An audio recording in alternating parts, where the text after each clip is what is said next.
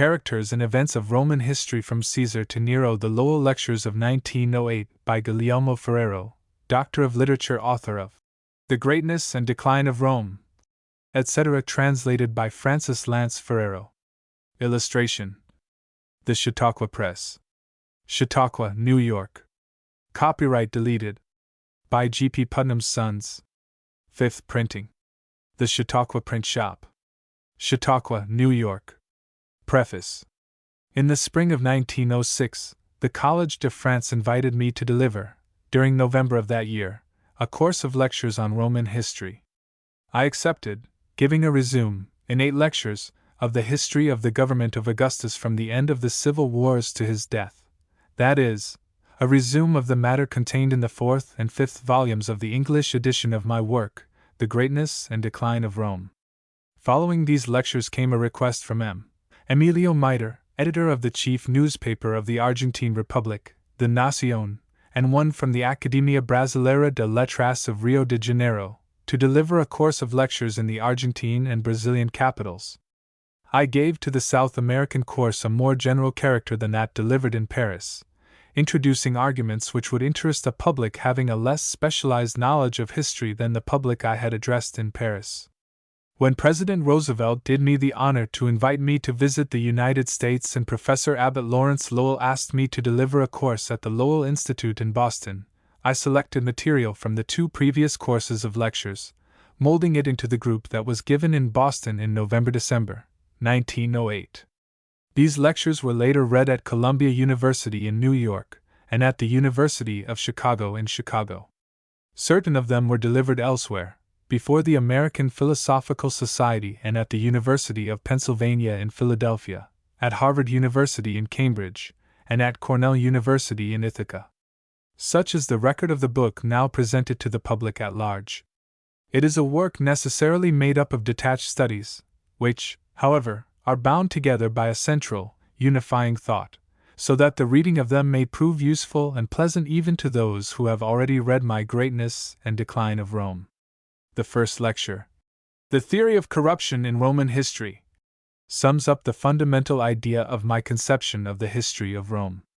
The essential phenomenon upon which all the political, social, and moral crises of Rome depend is the transformation of customs produced by the augmentation of wealth, of expenditure, and of needs, a phenomenon, therefore, of psychological order, and one common in contemporary life. This lecture should show that my work does not belong among those written after the method of economic materialism, for I hold that the fundamental force in history is psychologic and not economic. The 3 following lectures, The History and Legend of Antony and Cleopatra, The Development of Gaul, and Nero, seem to concern themselves with very different subjects. On the contrary, they present 3 different aspects of the one, identical problem, the struggle between the Occident and the Orient, a problem that Rome succeeded in solving as no European civilization has since been able to do, making the countries of the Mediterranean basin share a common life, in peace. How Rome succeeded in accomplishing this union of Orient and Occident is one of the points of greatest interest in its history. The first of these 3 lectures, Antony and Cleopatra, shows how Rome repulsed the last offensive movement of the Orient against the Occident. The second, The Development of Gaul, shows the establishing of equilibrium between the 2 parts of the empire. The third, Nero, shows how the Orient, beaten upon fields of battle and in diplomatic action, took its revenge in the domain of Roman ideas, morals, and social life. The 5th lecture, Julia and Tiberius, illustrates, by one of the most tragic episodes of Roman history, the terrible struggle between Roman ideals and habits and those of the Greco-Asiatic civilization. The 6th lecture, The Development of the Empire, summarizes in a few pages views to be developed in detail in that part of my work yet to be written. I have said that not all history can be explained by economic forces and factors, but this does not prevent me from regarding economic phenomena as also of high importance. The 7th lecture, Wine in Roman History, is an essay after the plan in accordance with which, it seems to me, economic phenomena should be treated. The last lecture deals with a subject that perhaps does not, properly speaking, belong to Roman history, but upon which an historian of Rome ought to touch sooner or later. I mean the role which Rome can still play in the education of the upper classes. It is a subject important not only to the historian of Rome, but to all those who are interested in the future of culture and civilization. The more specialization in technical labor increases, the greater becomes the necessity of giving the superior classes a general education, which can prepare specialists to understand each other and to act together in all matters of common interest. To imagine a society composed exclusively of doctors, engineers, chemists, merchants, manufacturers is impossible. Every one must also be a citizen and a man in sympathy with the common conscience. I have, therefore, endeavored to show in this 8th lecture what services Rome and its great intellectual tradition can render to modern civilization in the field of education. These lectures naturally cannot do more than make known ideas in general form. It would be too much to expect in them the precision of detail, the regard for method, and the use of frequent notes, citations, and references to authorities or documents that belong to my larger work on Rome, but they are published partly because I consider it useful to popularize Roman history, and partly because some of the pleasantest of memories attach to them. Their origin, the course on Augustus given at the College de France, which proved one of the happiest occasions of my life, and their development, leading to my travels in the 2 Americas, have given me experiences of the greatest interest and pleasure. I am glad of the opportunity here to thank all those who have contributed to make the sojourn of my wife and myself in the United States delightful. I must thank all my friends at once, for to name each one separately, I should need, as a Latin poet says, 100 mouths and 100 tongues. Guglielmo Ferrero. Turin, February 22, 1909. Corruption, in ancient Rome, and its counterpart in modern history. 1. The history and legend of Antony and Cleopatra. 37. The development of Gaul. 69. Nero. 101. Julia and Tiberius. 143. Wine in Roman history. 179. Social development of the Roman Empire. 207. Roman history in modern education. 239. Index. 265. Corruption, in ancient Rome and its counterpart in modern history. 2 years ago in Paris, while giving a course of lectures on Augustus at the College de France, I happened to say to an illustrious historian, a member of the French Academy, who was complimenting me, "But I have not remade Roman history, as many admirers think. On the contrary, it might be said, in a certain sense, that I have only returned to the old way. I have retaken the point of view of Livy, like Livy, gathering the events of the story of Rome around that phenomenon which the ancients called the corruption of customs, a novelty 20 centuries old." Spoken with a smile and in jest, these words nevertheless were more serious than the tone in which they were uttered. All those who know Latin history and literature, even superficially, remember with what insistence, and with how many diverse modulations of tone are reiterated the laments on the corruption of customs, on the luxury, the ambition, the avarice, that invaded Rome after the Second Punic War. Sallust, Cicero, Livy, Horace, Virgil, are full of affliction because Rome is destined to dissipate itself in an incurable corruption, whence we see, then in Rome, as today in France, wealth, power, culture, glory, draw in their train, grim but inseparable comrade, a pessimism that times poorer, cruder, more troubled, had not known. In the very moment in which the empire was ordering itself, civil wars ended. In that solemn Pax Romana which was to have endured so many ages, in the very moment in which the heart should have opened itself to hope and to joy, Horace describes, in 3 fine, terrible verses, for successive generations, each corrupting Rome, which grew ever the worse, ever the more perverse and evil disposed. Idus parentum, per avis, tulit nos nequiors, mox deturos progenium vitiosiorem. Our fathers were worse than our grandsires, we have deteriorated from our fathers, our sons will cause us to be lamented. This is the dark philosophy that a sovereign spirit like Horace derived from the incredible triumph of Rome in the world. At his side, Livy, the great writer who was to teach all future generations the story of the city, puts the same hopeless philosophy at the base of his wonderful work. Rome was originally, when it was poor and small, a unique example of austere virtue. Then it corrupted, it spoiled, it rotted itself by all the vices. So, little by little, we have been brought into the present condition in which we are able neither to tolerate the evils from which we suffer, nor the remedies we need to cure them. The same dark thought, expressed in 1,000 forms, is found in almost every one of the Latin writers.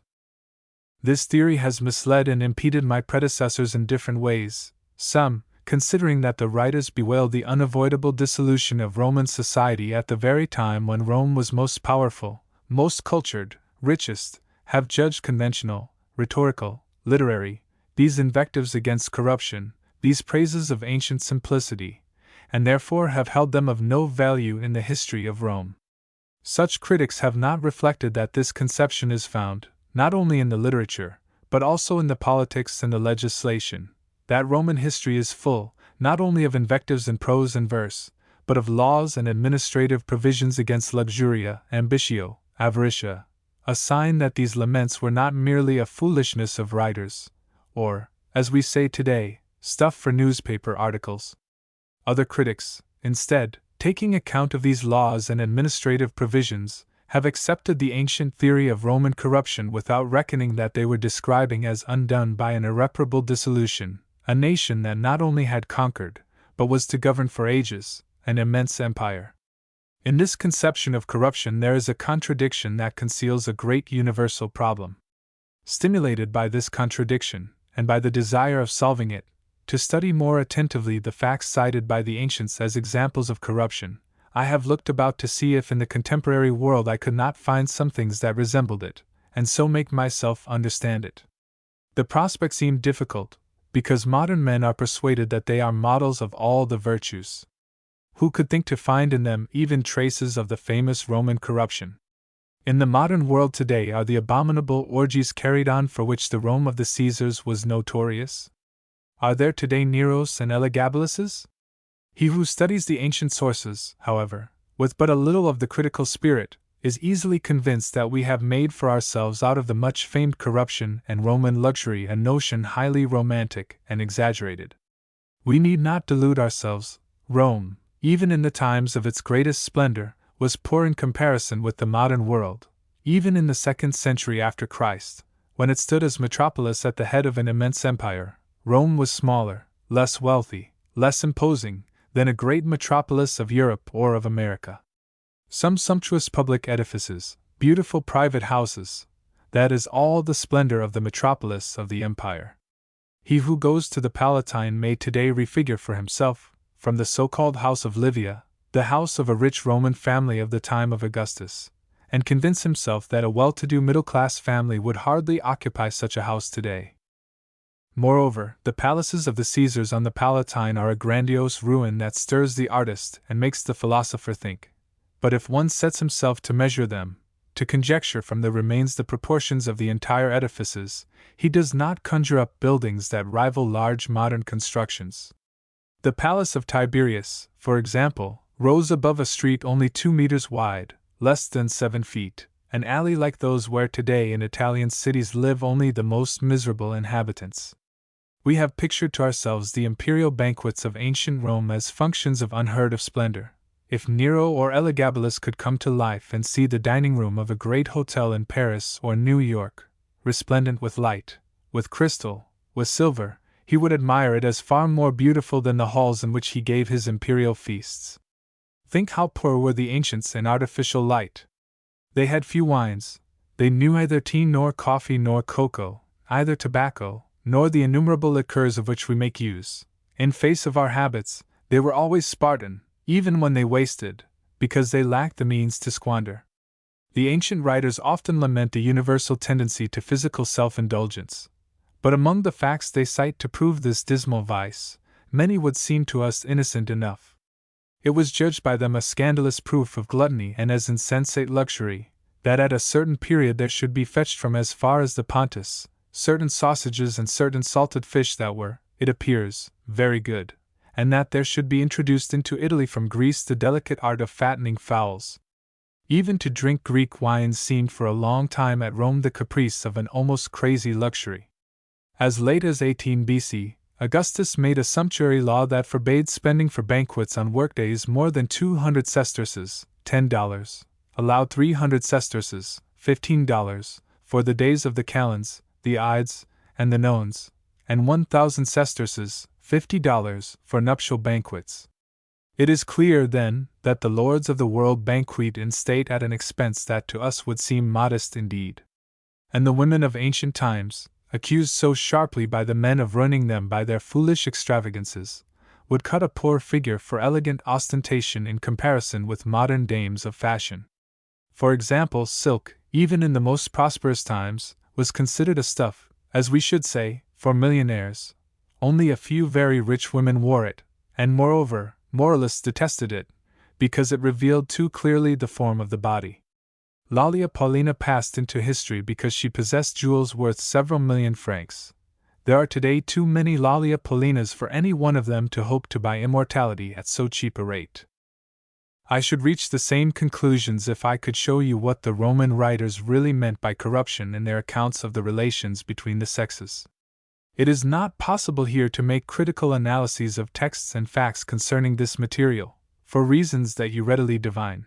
But it would be easy to prove that also in this respect posterity has seen the evil much larger than it was.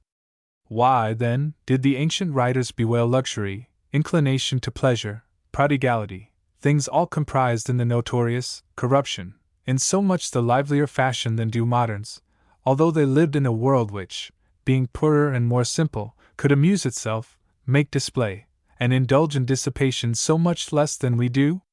This is one of the chief questions of Roman history, and I flatter myself not to have entirely wasted work in writing my book, above all, because I hope to have contributed a little, if not actually to solve this question, at least to illuminate it, because in so doing I believe I have found a kind of key that opens at the same time many mysteries in Roman history and in contemporary life. The ancient writers and moralists wrote so much of Roman corruption, because, nearer in this, as in so many other things, to the vivid actuality, they understood that wars, revolutions, the great spectacular events that are accomplished in sight of the world, do not form all the life of peoples, that these occurrences, on the contrary, are but the ultimate, exterior explanation, the external irradiation, or the final explosion of an internal force that is acting constantly in the family, in private habit, in the moral and intellectual disposition of the individual. They understood that all the changes, internal and external, in a nation, are bound together and in part depend on one very common fact, which is everlasting and universal, and which everybody may observe if he will but look about him, on the increase of wants, the enlargement of ideas, the shifting of habits, the advance of luxury, the increase of expense that is caused by every generation. Footnote 1. The Greatness and Decline of Rome. 5 volumes, New York and London. Look around you today. In every family you may easily observe the same phenomenon. A man has been born in a certain social condition and has succeeded during his youth and vigor in adding to his original fortune. Little by little, as he was growing rich, his needs and his luxuries increased. When a certain point was reached, he stopped. The men are few who can indefinitely augment their particular wants, or keep changing their habits throughout their lives, even after the disappearance of vigor and virile elasticity. The increase of wants and of luxury, the change of habits, continues, instead, in the new generation, in the children, who began to live in the ease which their fathers won after long effort and fatigue, and in mature age, who, in short, started where the previous generation left off, and therefore wished to gain yet new enjoyments, different from and greater than those that they obtained without trouble through the efforts of the preceding generation.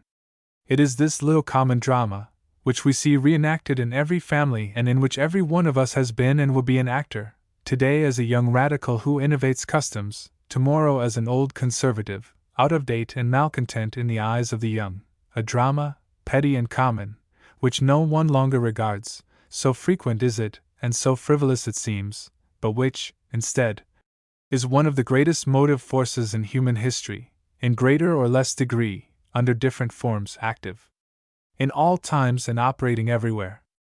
On account of it no generation can live quietly on the wealth gathered, with the ideas discovered by antecedent generations, but is constrained to create new ideas, to make new and greater wealth by all the means at its disposal, by war and conquest, by agriculture and industry, by religion and science.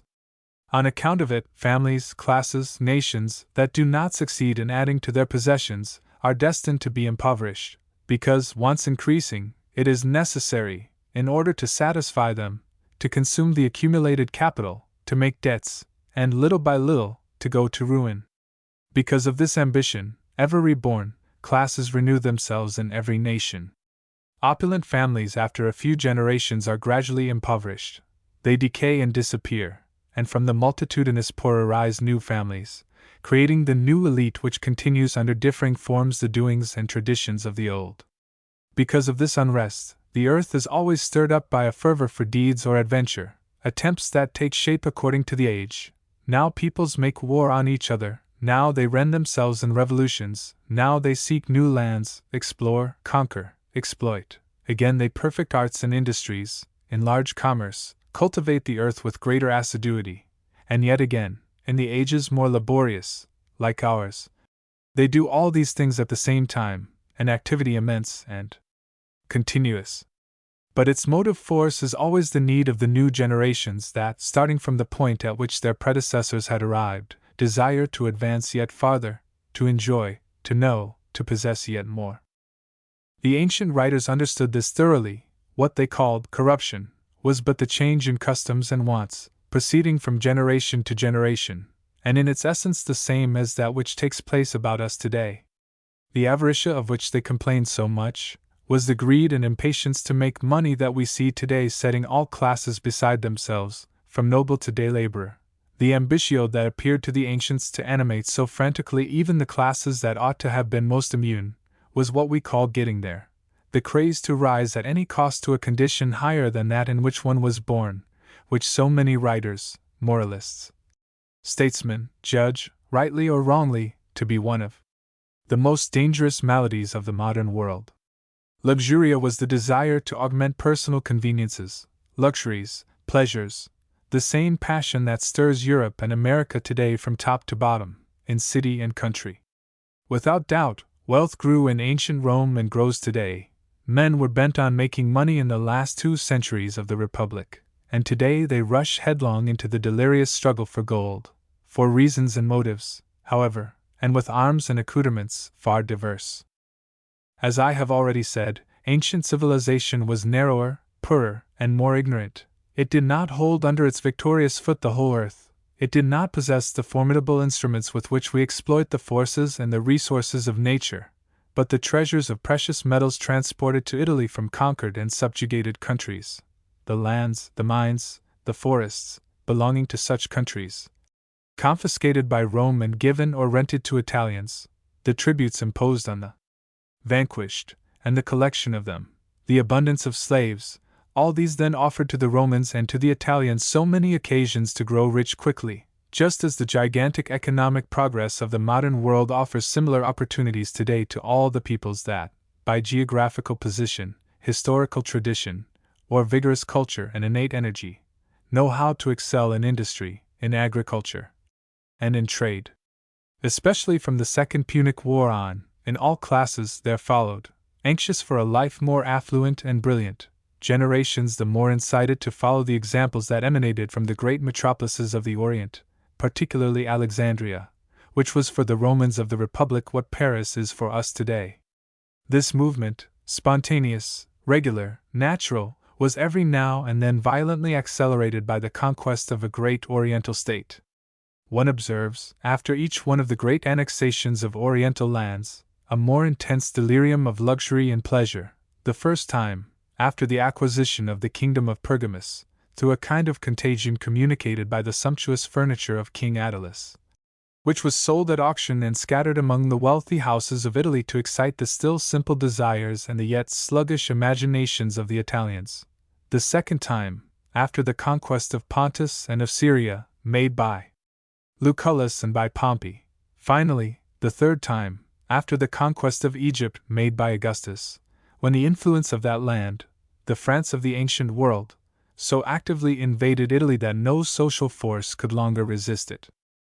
In this way, partly by natural, gradual, almost imperceptible diffusion, partly by violent crises, we see the mania for luxury and the appetite for pleasure beginning, growing, becoming aggravated from generation to generation in all Roman society, for 2 centuries, changing the mentality and morality of the people. We see the institutions and public policy being altered. All Roman history making under the action of this force, formidable and imminent in the whole nation.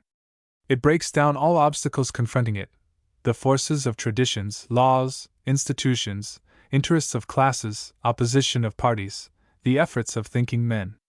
The historical aristocracy becomes impoverished and weak.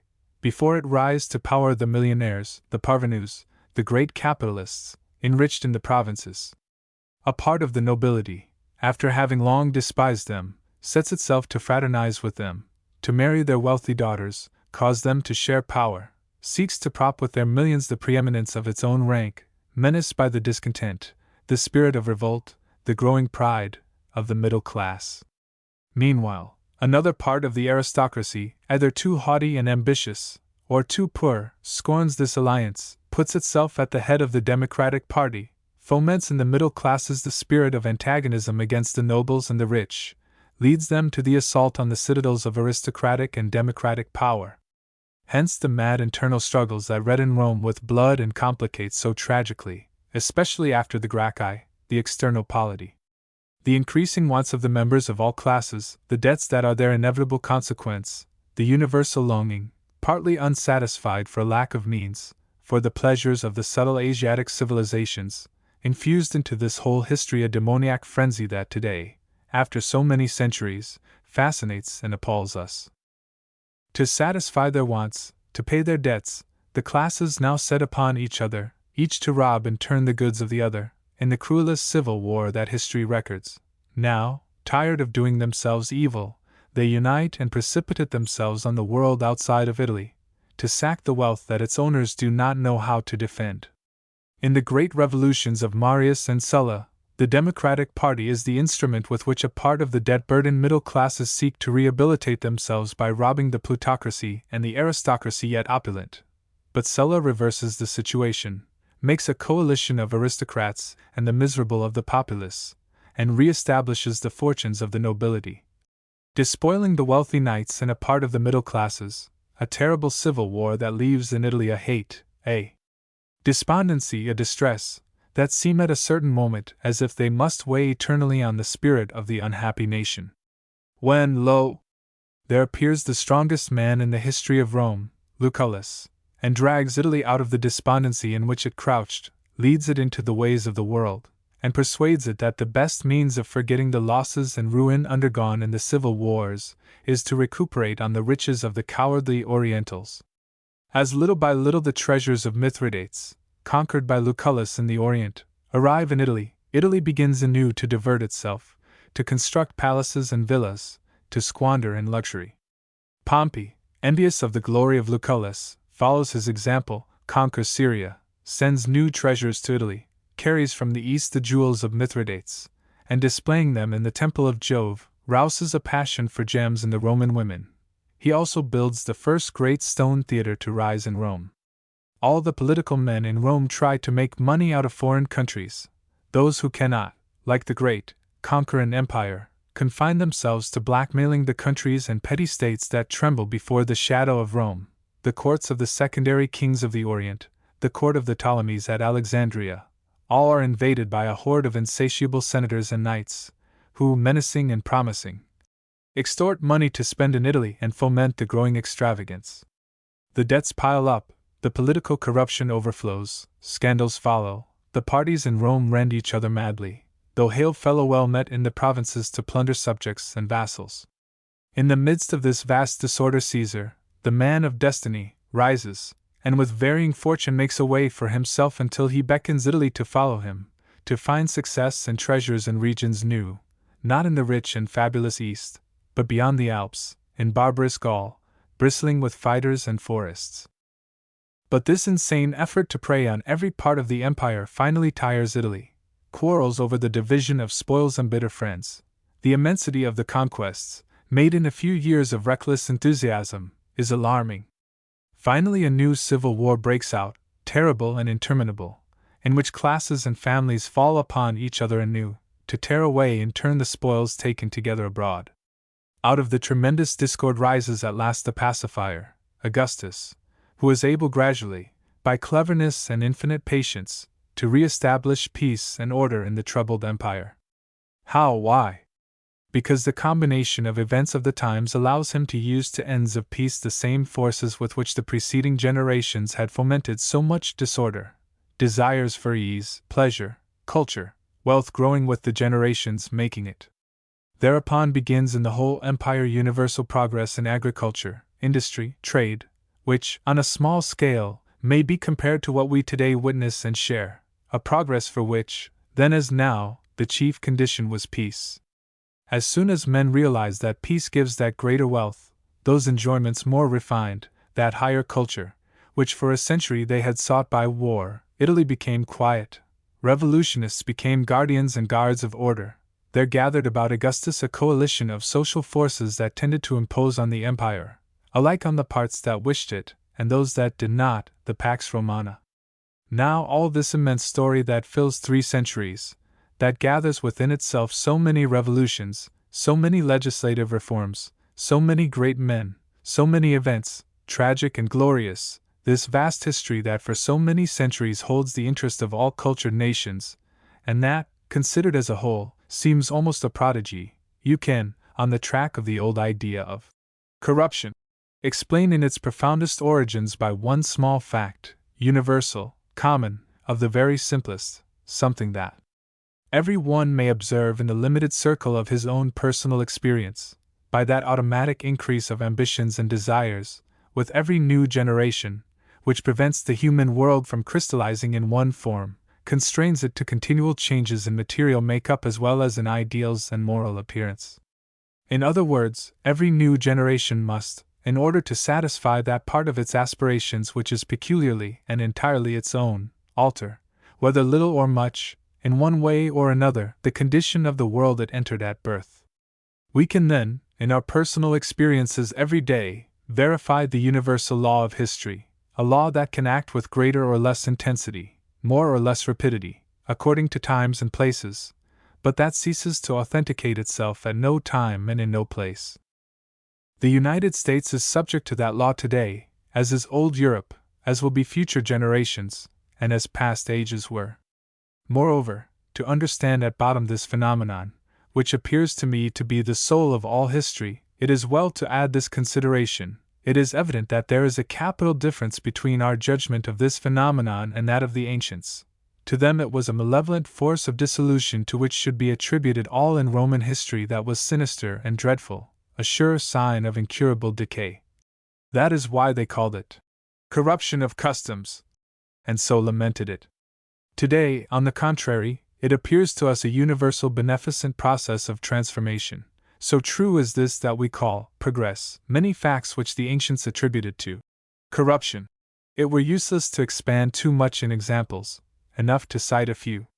In the 3rd ode of the 1st book, in which he so tenderly salutes the departing Virgil, Horace covers with invective, as an evildoer and the corrupter of the human race, that impious being who invented the ship, which causes man, created for the land, to walk across waters. Who would today dare repeat those maledictions against the bold builders who construct the magnificent transatlantic liners on which, in a dozen days from Genoa, one lands in Boston or New York? Colam ipsum petimus stultitia, exclaims Horace, that is to say, in anticipation he considered the Wright brothers crazy. Who, save some man of erudition, has knowledge today of sumptuary laws?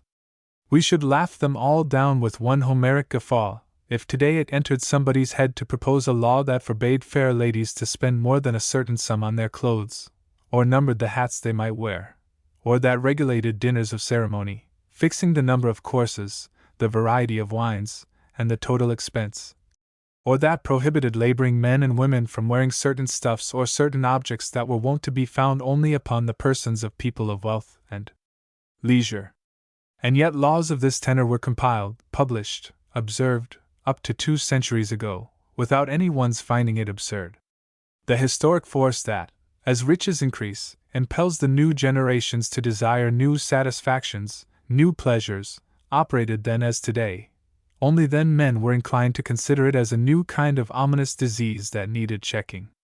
Today men regard that constant transformation either as beneficent, or at least as such a matter of course that almost no one heeds it, just as no one notices the alternations of day and night, or the change of seasons.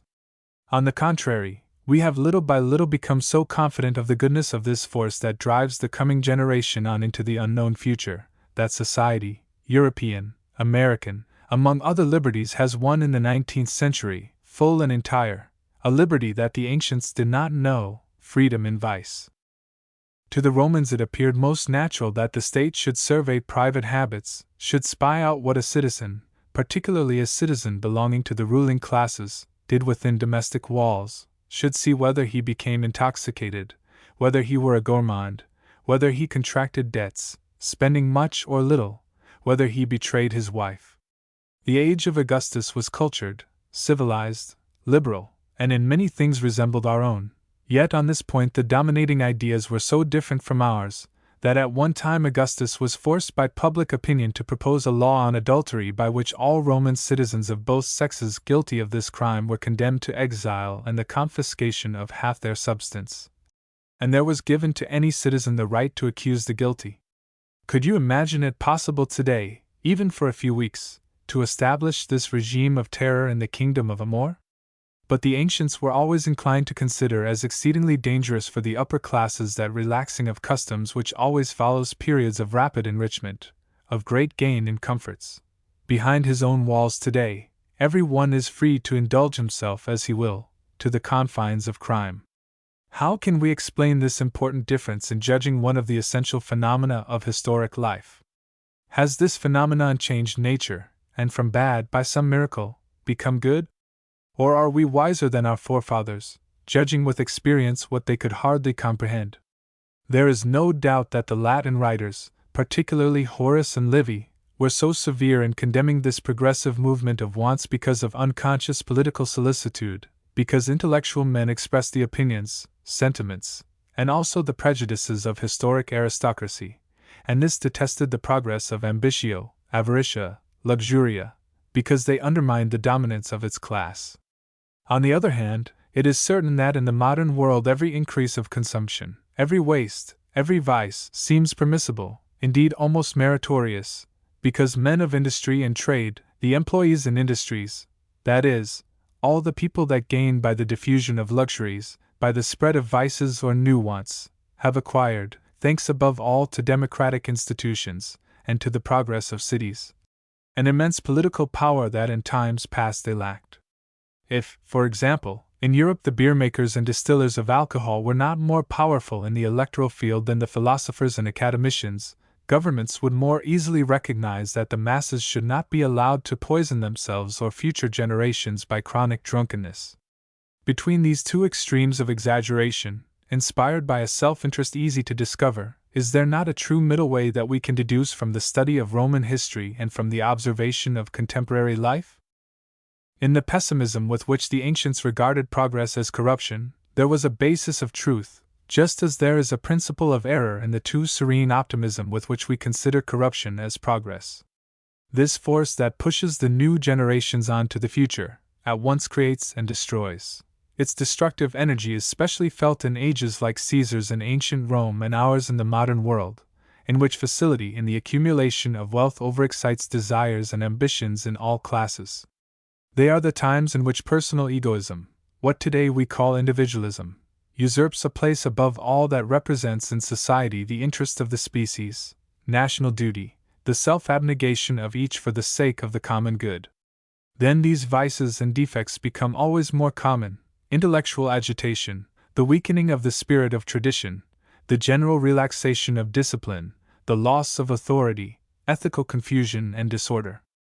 At the same time that certain moral sentiments refine themselves, certain individualisms grow fiercer. The government may no longer represent the ideas, the aspirations, the energetic will of a small oligarchy. It must make itself more yielding and gracious at the same time that it is becoming more contradictory and discordant. Family discipline is relaxed, The new generations shake off early the influence of the past. The sentiment of honor and the rigor of moral, religious, and political principles are weakened by a spirit of utility and expediency by which, more or less openly, confessing it or dissimulating, men always seek to do, not that which is right and decorous, but that which is utilitarian. The civic spirit tends to die out.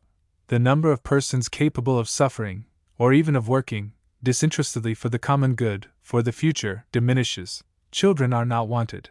Men prefer to live in accord with those in power, ignoring their vices, rather than openly opposing them.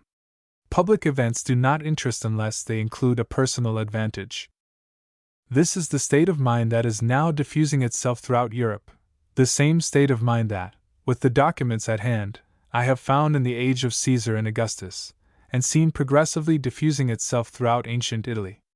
The likeness is so great that we re-find in those faraway times, especially in the upper classes, exactly that restless condition that we define by the word nervousness. Horace speaks of this state of mind, which we consider peculiar to ourselves, and describes it, by felicitous image, as strenuous inertia, agitation vain and ineffective, always wanting something new, but not really knowing what, desiring most ardently yet speedily tiring of a desire gratified. Now it is clear that if these vices spread too much, if they are not complemented by an increase of material resources, of knowledge, of sufficient population, they can lead a nation rapidly to ruin. We do not feel very keenly the fear of this danger. The European-American civilization is so rich, has at its disposal so much knowledge, so many men, so many instrumentalities, has cut off for itself such a measureless part of the globe, that it can afford to look unafraid into the future.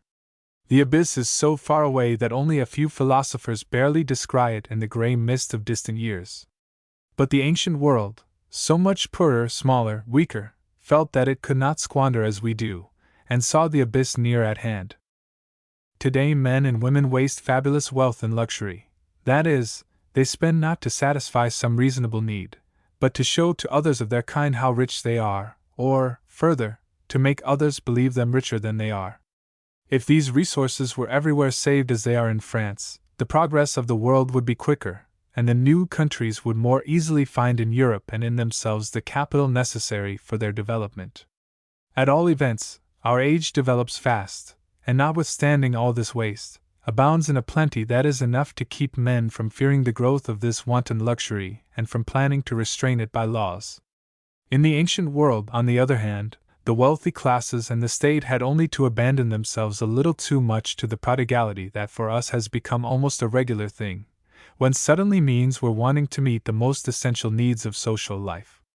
Tacitus has summarized an interesting discourse of Tiberius, in which the famous emperor censures the ladies of Rome in terms cold, incisive, and succinct, because they spend too much money on pearls and diamonds. "Our money," said Tiberius, "goes away to India, and we are in want of the precious metals to carry on the military administration. We have to give up the defense of the frontiers." According to the opinion of an administrator so sagacious and a general so valiant as Tiberius, in the richest period of the Roman Empire, a lady of Rome could not buy pearls and diamonds without directly weakening the defense of the frontiers. Indulgence in the luxury of jewels looked almost like high treason. Similar observations might be made on another grave question, the increase of population.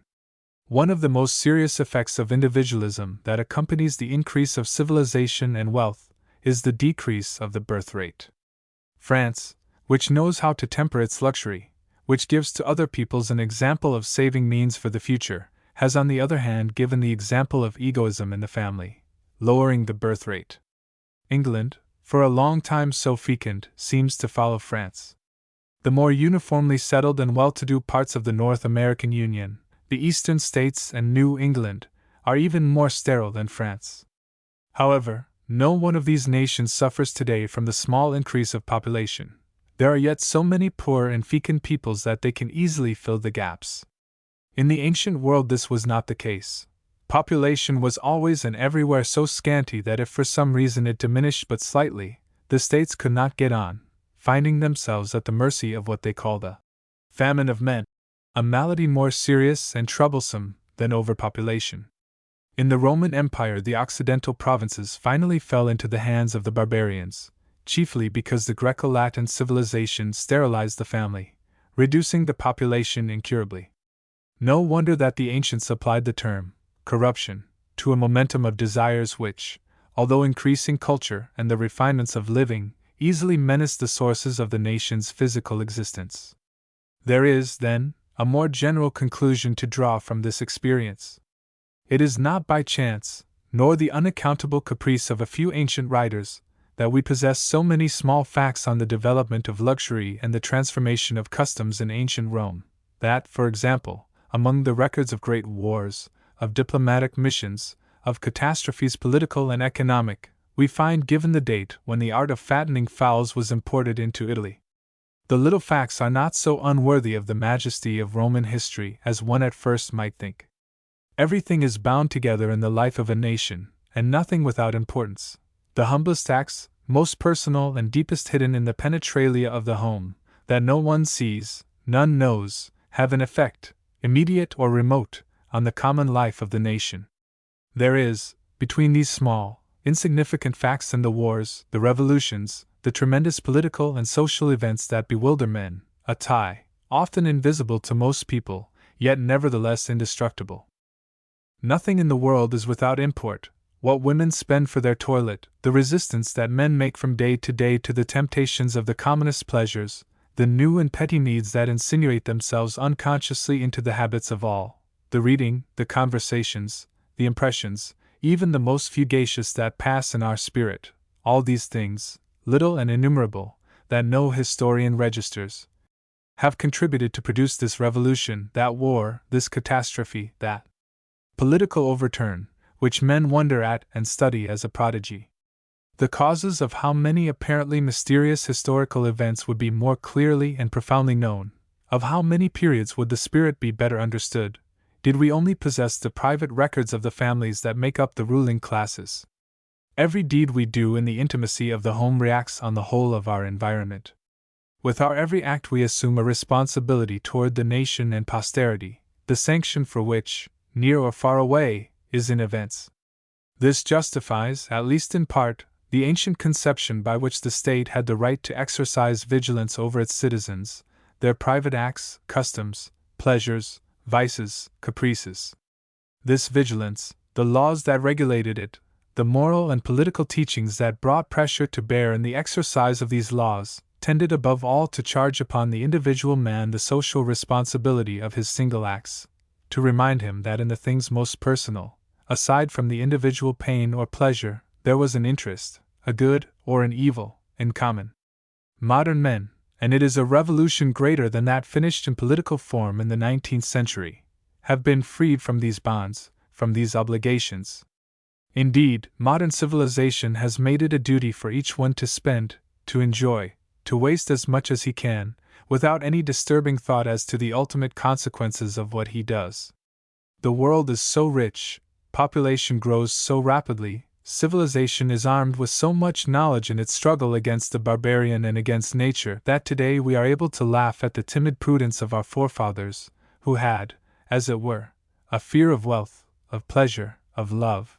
We can boast in the pride of triumph that we are the first who dare in the midst of a conquered world, to enjoy without scruple, without restriction, all the good things life offers to the strong. But who knows? Perhaps this felicitous moment will not last forever. Perhaps one day we'll see men, grown more numerous, feel the need of the ancient wisdom and prudence.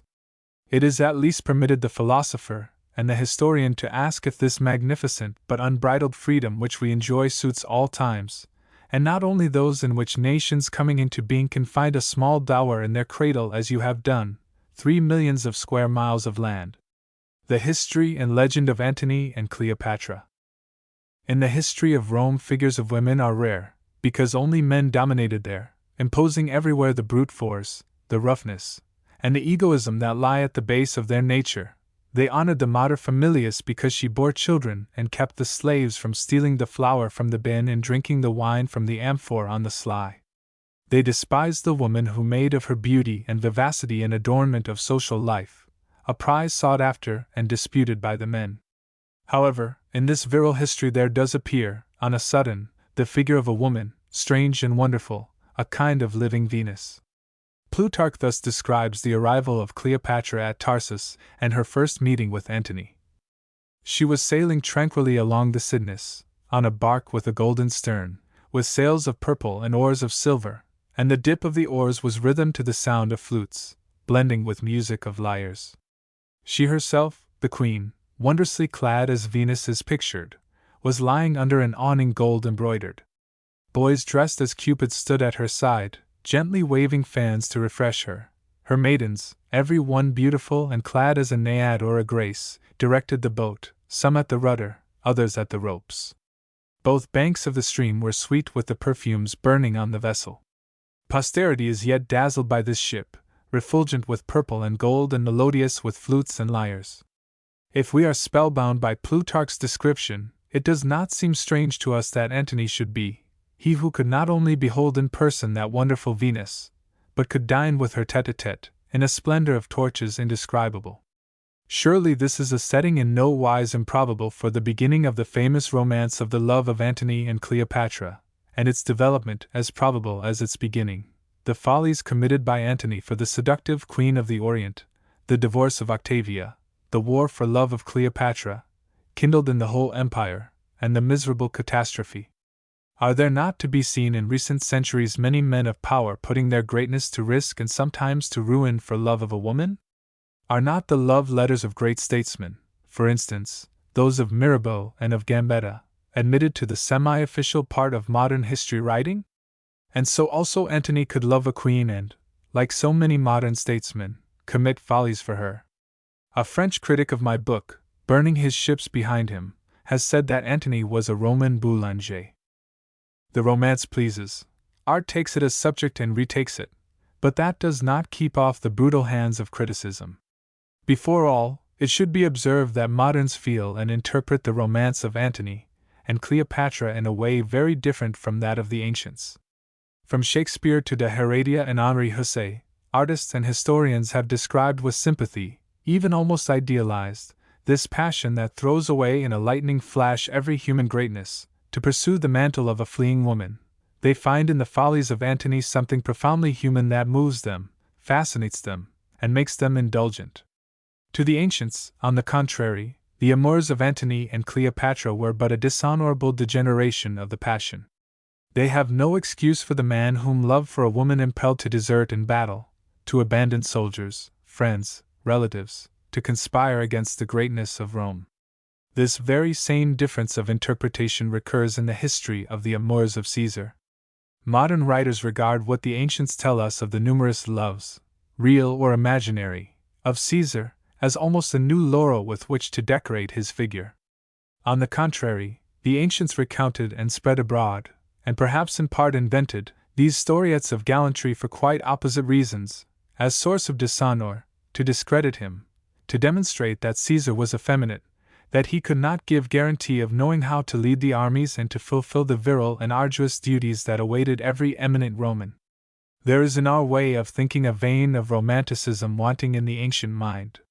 We see in love a certain forgetfulness of ourselves, a certain blindness of egoism and the more material passions, a kind of power of self-abnegation, which, inasmuch as it is unconscious, confers a certain nobility and dignity.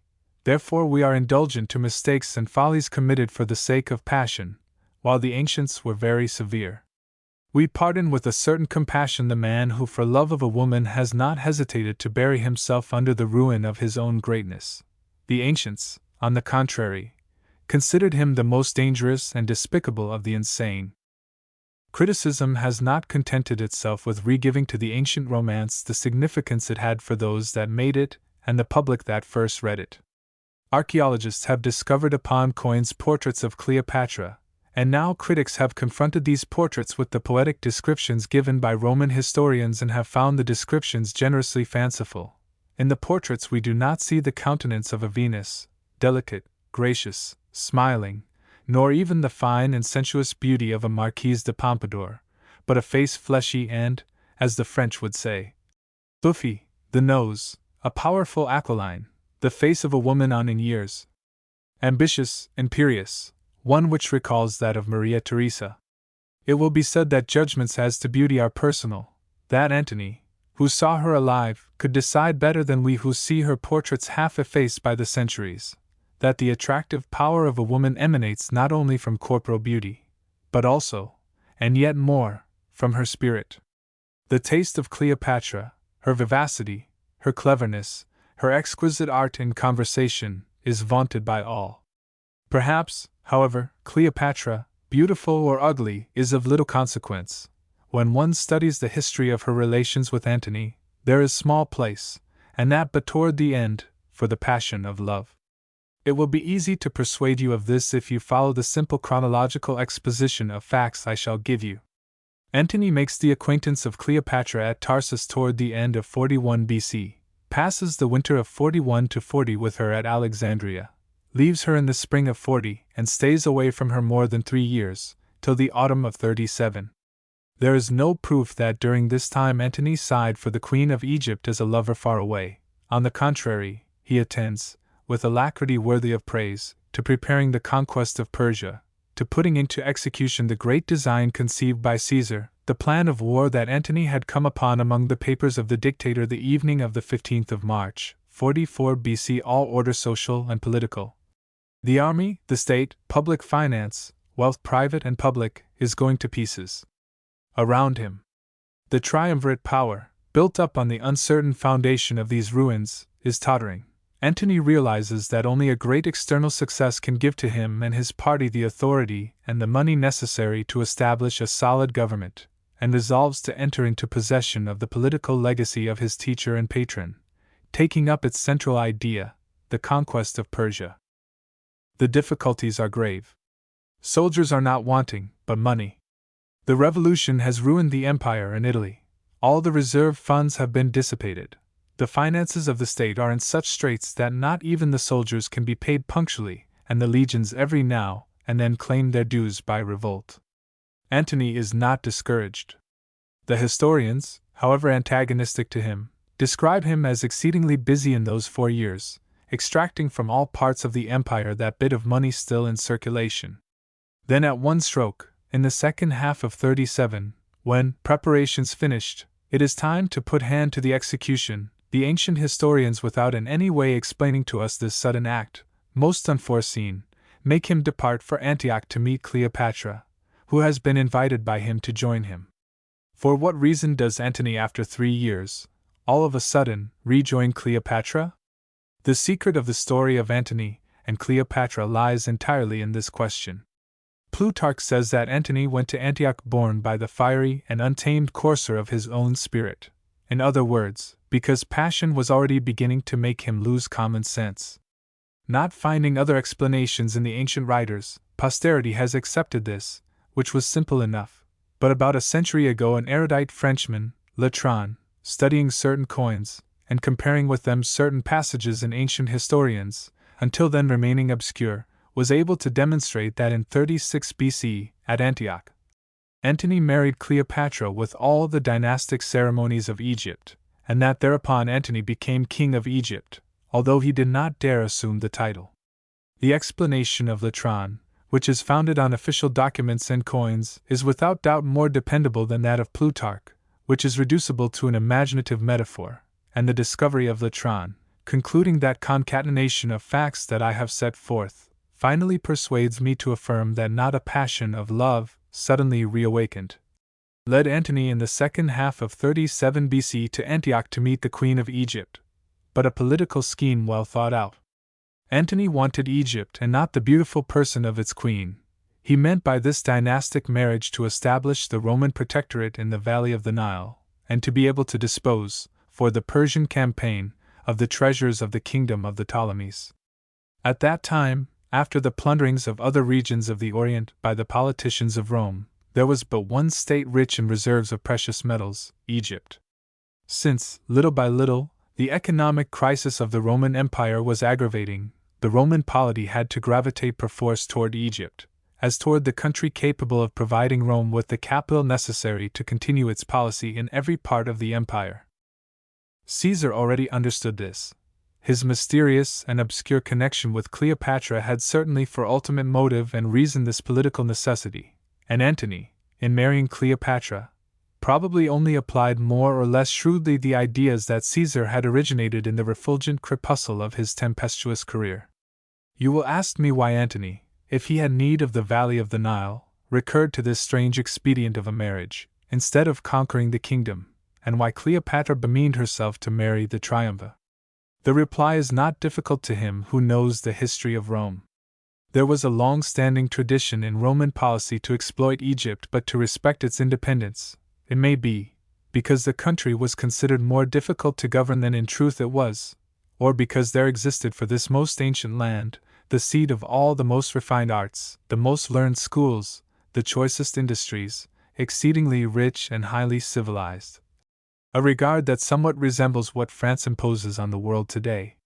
Finally, it may be because it was held that if Egypt were annexed, its influence on Italy would be too much in the ascendant, and the traditions of the old Roman life would be conclusively overwhelmed by the invasion of the customs, the ideas, the refinements, in a word, by the corruptions of Egypt. Antony, who was set in the idea of repeating in Persia the adventure of Alexander the Great, did not dare bring about an annexation which would have been severely judged in Italy and which he, like the others, thought more dangerous than in reality it was. On the other hand, with the dynastic marriage, he was able to secure for himself all the advantages of effective possession, without running the risks of annexation.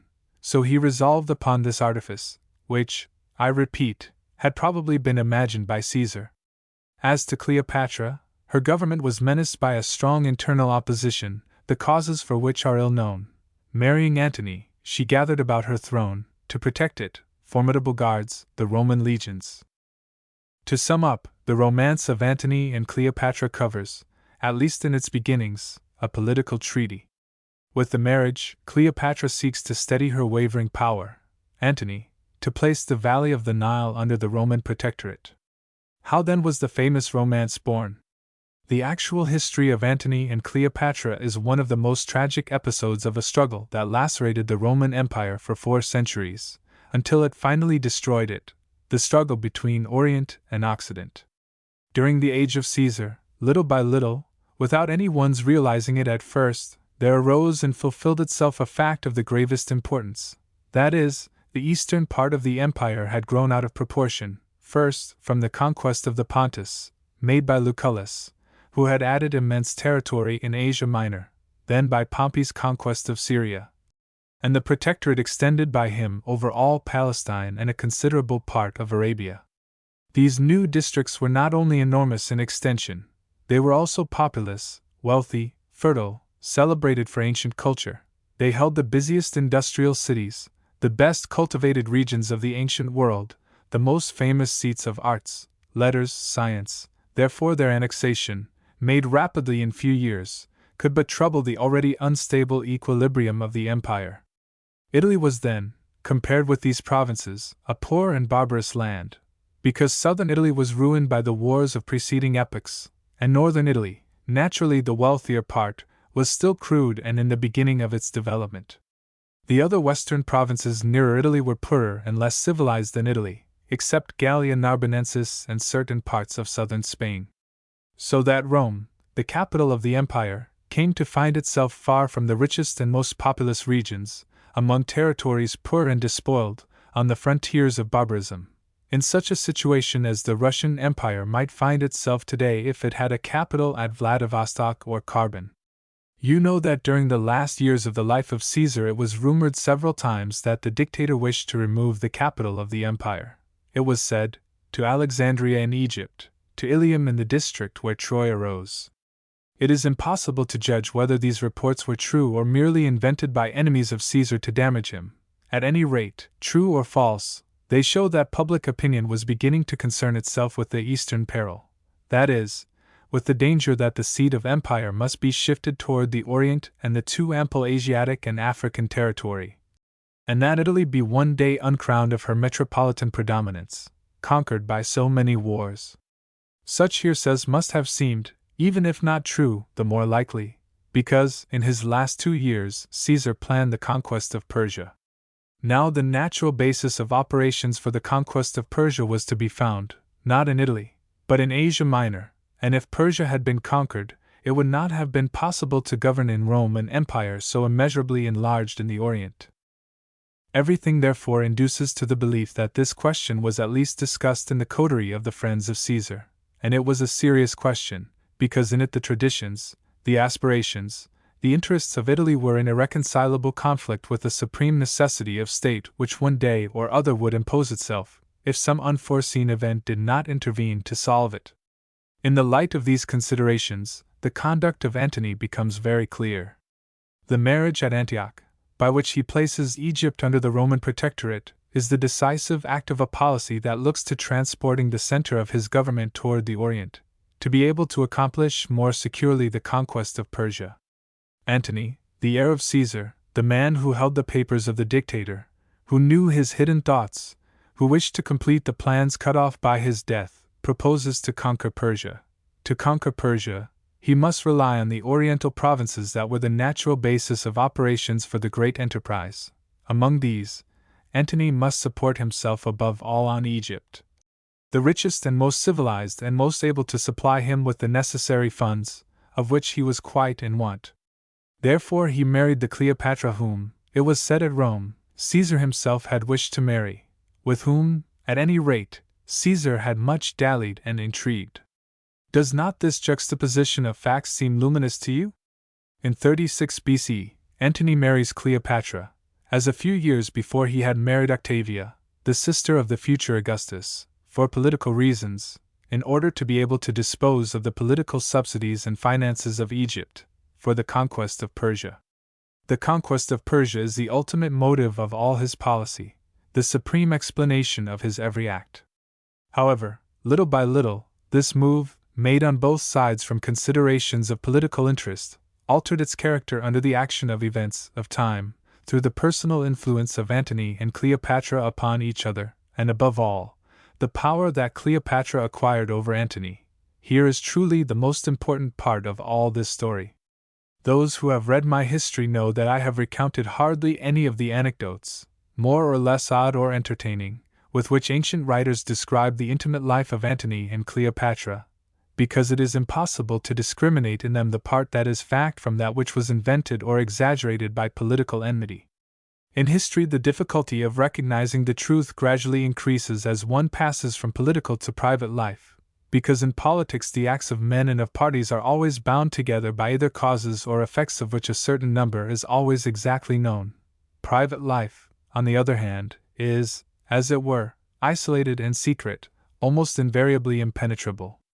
What a great man of state does in his own house, his valet knows better than the historians of later times. If for these reasons I have thought it prudent not to accept in my work the stories and anecdotes that the ancients recount of Antony and Cleopatra, without indeed risking to declare them false, it is, on the contrary, not possible to deny that Cleopatra gradually acquired great ascendancy over the mind of Antony. The circumstance is of itself highly probable. That Cleopatra was perhaps a Venus, as the ancients say, or that she was provided with but a mediocre beauty, as declare the portraits, matters little. It is, however, certain that she was a woman of great cleverness and culture. As woman and queen of the richest and most civilized realm of the ancient world, she was mistress of all those arts of pleasure, of luxury, of elegance, that are the most delicate and intoxicating fruit of all mature civilizations. Cleopatra might refigure, in the ancient world, the wealthiest, most elegant, and cultured Parisian lady in the world of today. Antony, on the other hand, was the descendant of a family of that Roman nobility which still preserved much rustic roughness in tastes, ideas, habits. He grew up in times in which the children were still given Spartan training. He came to Egypt from a nation which, notwithstanding its military and diplomatic triumphs, could be considered, compared with Egypt, only poor, rude, and barbarous. Upon this intelligent man, eager for enjoyment, who had, like other noble Romans, already begun to taste the charms of intellectual civilization, it was not Cleopatra alone that made the keenest of impressions, but all Egypt, the wonderful city of Alexandria, the sumptuous palace of the Ptolemies, all that refined, elegant splendor of which he found himself at one stroke the master. What was there at Rome to compare with Alexandria? Rome, in spite of its imperial power, abandoned to a fearful disorder by the disregard of factions, encumbered with ruin, its streets narrow and wretched, provided as yet with but a single forum, narrow and plain, the sole impressive monument of which was the theatre of Pompey. Rome, where the life was yet crude, and objects of luxury so rare that they had to be brought from the distant Orient. At Alexandria, instead, the Paris of the ancient world, were to be found all the best and most beautiful things of the earth. There was a sumptuosity of public edifices that the ancients never tire of extolling: the quay 7 stadia long, the lighthouse famous all over the Mediterranean, the marvelous zoological garden, the museum, the gymnasium, innumerable temples, the unending palace of the Ptolemies. There was an abundance, unheard of for those times, of objects of luxury: rugs, glass, stuffs, papyruses, jewels, artistic pottery, because they made all these things at Alexandria. There was an abundance, greater than elsewhere, of silk, of perfumes, of gems, of all the things imported from the extreme east, because through Alexandria passed one of the most frequented routes of Indo-Chinese commerce.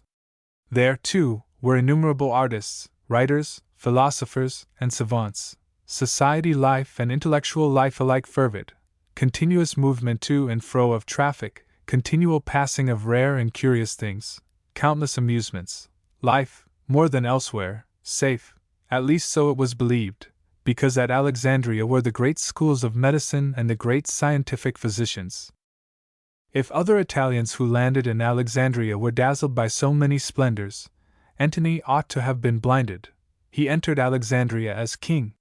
He who was born at Rome in the small and simple house of an impoverished noble family, who had been brought up with Latin parsimony to eat frugally, to drink wine only on festival occasions, to wear the same clothes a long time, to be served by a single slave, this man found himself lord of the immense palace of the Ptolemies, where the kitchens alone were 100 times larger than the house of his fathers at Rome, where there were gathered for his pleasure the most precious treasures and the most marvelous collections of works of art, where there were trains of servants at his command, and every wish could be immediately gratified. It is therefore not necessary to suppose that Antony was foolishly enamored of the Queen of Egypt, to understand the change that took place in him after their marriage, as he tasted the inimitable life of Alexandria, that elegance, that ease, that wealth, that pomp without equal.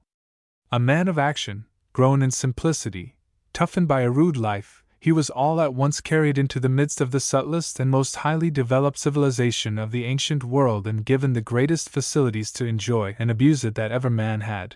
As might have been expected, he was intoxicated. He contracted an almost insane passion for such a life. He adored Egypt with such ardor as to forget for it the nation of his birth and the modest home of his boyhood. And then began the great tragedy of his life, a tragedy not love-inspired, but political. As the hold of Egypt strengthened on his mind, Cleopatra tried to persuade him not to conquer Persia, but to accept openly the kingdom of Egypt, to found with her and with their children a new dynasty, and to create a great new Egyptian empire, adding to Egypt the better part of the provinces that Rome possessed in Africa and in Asia, abandoning Italy and the provinces of the West forever to their destiny.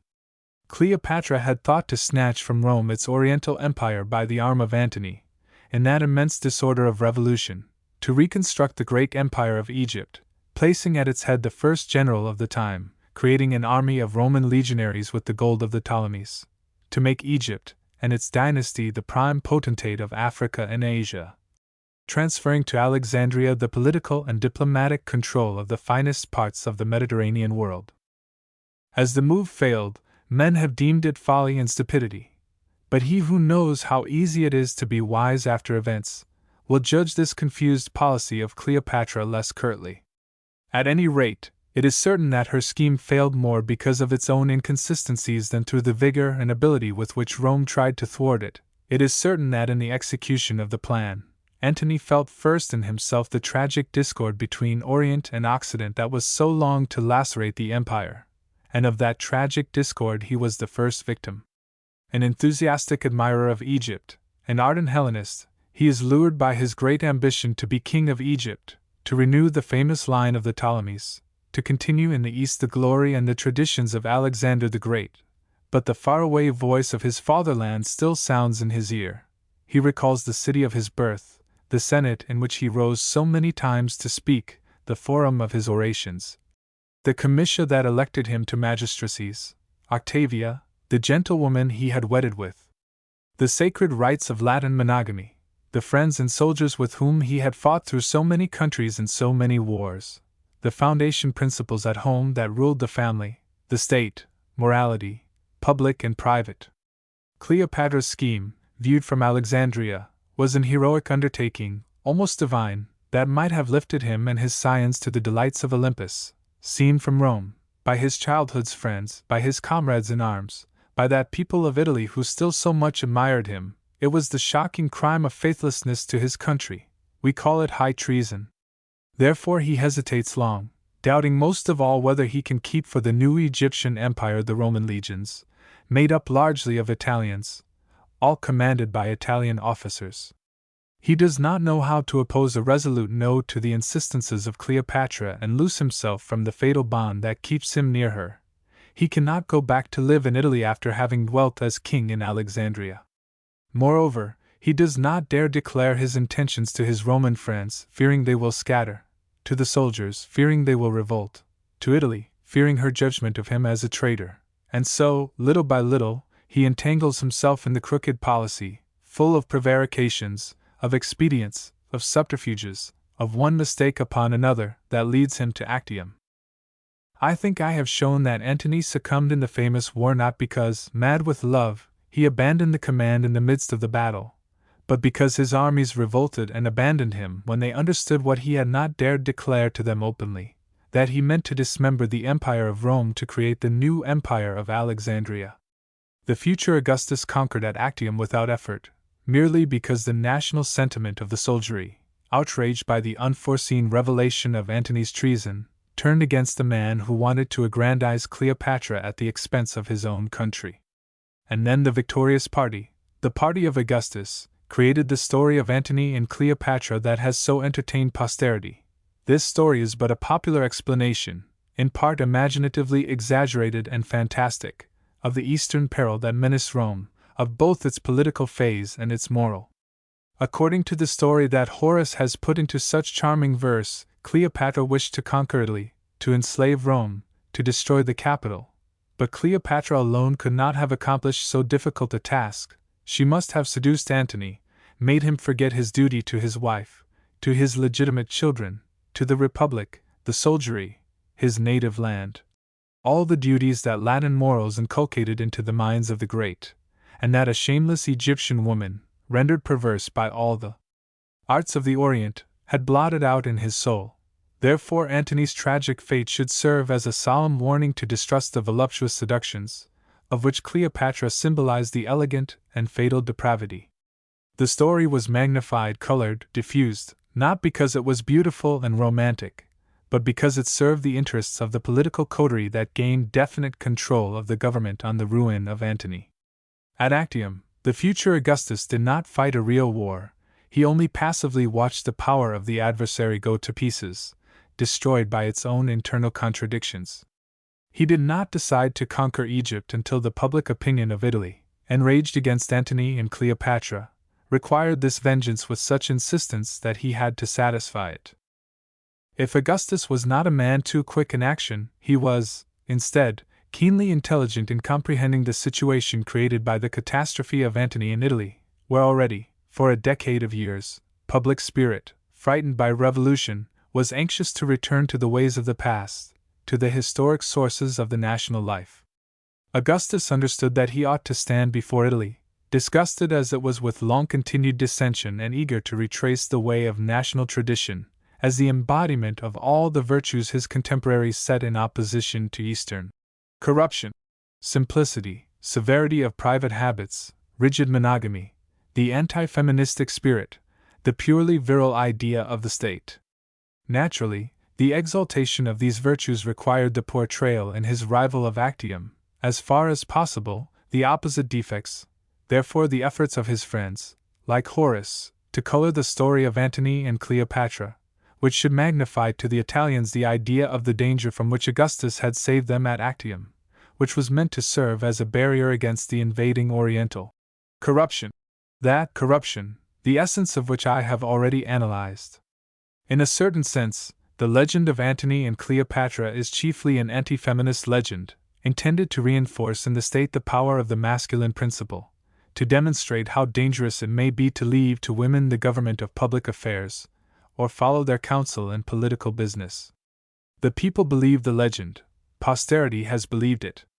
2 years ago, when I published in the Revue de Paris an article in which I demonstrated, by obvious arguments, the incongruities and absurdities of the legend, and tried to retrace through it the half-effaced lines of the truth, everybody was amazed. From one end of Europe to the other, the papers resumed the conclusions of my study as an astounding revelation. An illustrious French statesman, a man of the finest culture in historical study, Joseph Renac, said to me, "After your article I have reread Dion and Plutarch. It is indeed singular that for 20 centuries men have read and reread those pages without any one's realizing how confused and absurd their accounts are. It seems to be a law of human psychology that almost all historic personages, from Minos to Mazzini, from Judas to Charlotte Corday, from Xerxes to Napoleon, are imaginary personages, some transfigured into demigods, by admiration and success, the others debased by hate and failure.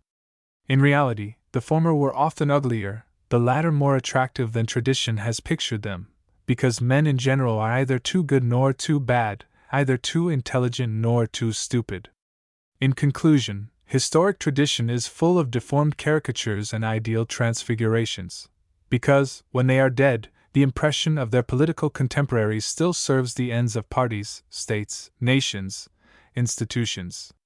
Can this man exalt in a people the consciousness of its own power, of its own energy, of its own value? Lo, then they make a god of him, as of Napoleon or Bismarck. Can this other serve to feed in the mass, odium and scorn of another party, of a government, of an order of things that it is desirable to injure? Then they make a monster of him, as happened in Rome to Tiberius, in France to Napoleon III, in Italy to all who for one motive or another opposed the unification of Italy. It is true that after a time the interests that have colored certain figures with certain hues and shades disappear, but then the reputation, good or bad, of a personage is already made. His name is stamped on the memory of posterity with an adjective, the great, the wise, the wicked, the cruel, the rapacious, and there is no human force that can dissever name from adjective. Some faraway historian, studying all the documents, examining the sequence of events, will confute the tradition in learned books, but his work not only will not succeed in persuading the ignorant multitude, but must also contend against the multiplied objections offered by the instinctive incredulity of people of culture. You will say to me, "What is the use of writing history? Why spend so much effort to correct the errors in which people will persist just as if the histories were never written?" I reply that I do not believe that the office of history is to give to men who have guided the great human events a posthumous justice. It is already work serious enough for every generation to give a little justice to the living, rather than occupy itself rendering it to the dead, who indeed, in contradistinction from the living, have no need of it. The study of history, the rectification of stories of the past, ought to serve another and practical end, that is, train the men who govern nations to discern more clearly than may be possible from their own environment the truth underlying the legends. As I have already said, passions, interests, present historic personages in 1,000 forms when they are alive, transfiguring not only the persons themselves, but events the most diverse, the character of institutions, the conditions of nations. It is generally believed that legends are found only at the dawn of history, in the poetic period. That is a great mistake. The legend that deceives, that deforms, that misdirects, is everywhere, in all ages, in the present as in the past, in the present even more than in the past, because it is the consequence of certain universal forms of thought and of sentiment. Today, just as 10 or 20 centuries ago, interests and passions dominate events, alter them and distort them, creating about them veritable romances, more or less probable. The present, which appears to all to be the same reality, is instead, for most people, only a huge legend, traversed by contemporaries stirred by the most widely differing sentiments. However, the mass may content itself with this legend, throbbing with hate and love, with hope and the fear of its own self-created phantoms, those who guide and govern the masses ought to try to divine the truth, as far as they can. A great man of state is distinguished from a mediocre by his greater ability to divine the real in his world of action beneath its superfice of confused legends, by his greater ability to discriminate in everything what is true from what is merely apparently true, in the prestige of states and institutions, in the forces of parties, in the energy attributed to certain men, in the purposes claimed by parties and men, often different from their real designs.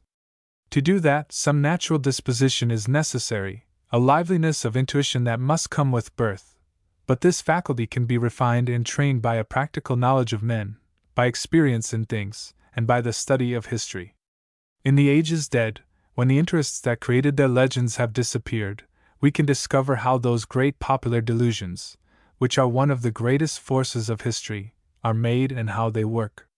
We may thus fortify the spirit to withstand the cheating illusions that surround us, coming from every part of the vast modern world, in which so many interests dispute dominion over thoughts and will. In this sense alone, I believe that history may teach, not the multitude, which will never learn anything from it, but impelled by the same passions, will always repeat the same errors and the same foolishnesses, but the chosen few, who, charged with directing the game of history, have concern in knowing as well as they can its inner law. Taken in this way, history may be a great teacher, in its every page, every line, and the study of the legend of Antony and Cleopatra may itself even serve to prepare the spirit of a diplomat, who must treat between state and state the complicated economic and political affairs of the modern world. And so, in conclusion, history and life interchange mutual services. Life teaches history, and history life. Observing the present, we help ourselves to know the past, and from the study of the past we can return to our present the better tempered and prepared to observe and comprehend it. In present and in past, history can form a kind of wisdom set apart, in a certain sense aristocratic, above what the masses know, at least as to the universal laws that govern the life of nations. The development of Gaul. In estimating distant historical events, one is often the victim of an error of perspective. That is, one is disposed to consider as the outcome of a pre-established plan of human wisdom what is the final result, quite unforeseen, of causes that acted beyond the foresight of contemporaries. At the distance of centuries, turning back to consider the past, we can easily find out that the efforts of one or two generations have produced certain effects on the actual condition of the world, and then we conclude that those generations meant to reach that result. On the contrary, men almost always face the future proposing to themselves impossible ends, notwithstanding which, their efforts, accumulating, destroying, interweaving, bring into being consequences that no one had foreseen or planned, the novelty or importance of which often only future generations realize. Columbus, who fixed in the idea of reaching India by sailing west, finds America on his way and does not recognize it at once but is persuaded that he has landed in India, symbolizes the lot of man in history. Of this phenomenon, which is to me a fundamental law of history, there is a classic example in the story of Rome, the conquest of Gaul. Without doubt, one of the greatest works of Rome was the conquest and romanization of Gaul. Indeed, that conquest and romanization of Gaul is the beginning of European civilization, for before the Greco-Latin civilization reached the Rhine over the ways opened by the Roman sword, the continent of Europe had centers of civilization on the coast or in its projecting extremities, like Italy, Baetica, Narbonensis, but the interior was still entirely in the power of a turbulent and restless barbarism, like the African continent today. Moreover, what Rome created in Asia and Africa was almost entirely destroyed by ages following. On the contrary, Rome yet lives in France, to which it gave its language, its spirit, and the traditions of its thought. Exactly for this reason it is particularly important to explain how such an outcome was brought about, and by what historic forces. From the propensity to consider every great historical event as wholly a masterpiece of human genius, many historians have attributed also this accomplishment to a prodigious, well-nigh divine wisdom on the part of the Romans, and Julius Caesar is regarded as a demigod who had fixed his gaze upon the far, far distant future. However, it is not difficult, studying the ancient documents with critical spirit, to persuade oneself that even if Caesar was a man of genius, he was not a god, that from beginning to end, the real story of the conquest of Gaul is very different from the commonly accepted version. I hope to demonstrate that Caesar threw himself into the midst of Gallic affairs, impelled by slight incidents of internal politics, not only without giving any thought whatever to the future destiny of Gaul, but without even knowing well the conditions existing there. Gaul was then for all Romans a barbarous region, poor, gloomy, full of swamps and forests in which there would be much fighting and little booty. No one was thinking then of having Roman territory cross the Alps. Everyone was infatuated by the story of Alexander the Great, dreaming only of conquering like him all the rich and civilized Orient. Everyone, even Caesar. Only a sequence of political accidents pushed him in spite of himself into Gaul. In 62 BC, Pompey had returned from the Orient, where he had finished the conquest of Pontus, begun by Lucullus, and annexed Syria. On his return, the conservative party, irritated against him because he had gone over to the opposite side, and having been given something to think of by the prestige that the policy of expansion was winning for the popular party, had succeeded by many intrigues in keeping the Senate from ratifying what he had done in the East. This internal struggle closed the Orient for several years to the adventurous initiatives of the political imperialists. For as long as the administration of Pompey remained unapproved, it was impossible to think of undertaking new enterprises or conquests in Asia and Africa, and therefore, of necessity, Roman politics, burning for conquest and adventure, had to turn to another part of Europe. The letters of Cicero prove to us that Caesar was not the first to think that Rome, having its hands tied for the moment in the East, ought to interfere in the affairs of Gaul. The man who first had the idea of a Gallic policy was Quintus Metellus Celerus, husband of the famous Clodia, and consul the year before Caesar. Taking advantage of certain disturbances arisen in Gaul from the constant wars between the differing parts, Metellus had persuaded the Senate to authorize him to make war on the Helvetians. At the beginning of the year 59, that is, the year in which Caesar was consul, Metellus was already preparing to depart for the war in Gaul, when suddenly he died, and then Caesar, profiting by the interest in Rome for Gallic affairs, had the mission previously entrusted to Metellus given to himself and took up both Metellus's office and his plan. Here you see at the beginning of this story the first accident, the death of Metellus. An historian curious of nice and unanswerable questions might ask himself what would have been the history of the world if Metellus had not died. Certainly Rome would have been occupied with Gallic concerns a year sooner and by a different man. Caesar would probably have had to seek elsewhere a brilliant proconsulship, and things Gallic would have forever escaped his energy. However it be, charged with the affairs of Gaul accidentally and unexpectedly, Caesar went there without well knowing the condition of it, and in fact, as I think I proved in a long appendix published in the French and English editions of my work, he began his Gallic policy with a serious mistake, that is, attacking the Helvetians. A superior mind, Caesar was not long in finding his bearings in the midst of the tremendous confusion he found in Gaul. But for this, there is no need to think that he carried out in the Gallic policy vast schemes, long meditated. He worked, instead, as the uncertain changes of Roman politics imposed. I believe that there is but one way to understand and reasonably explain the policy pursued by Caesar in Gaul: his sudden moves, his zigzags, his audacities, his mistakes. That is, to study it from Rome, to keep always in mind the internal changes, the party struggle, in which he was involved at Rome.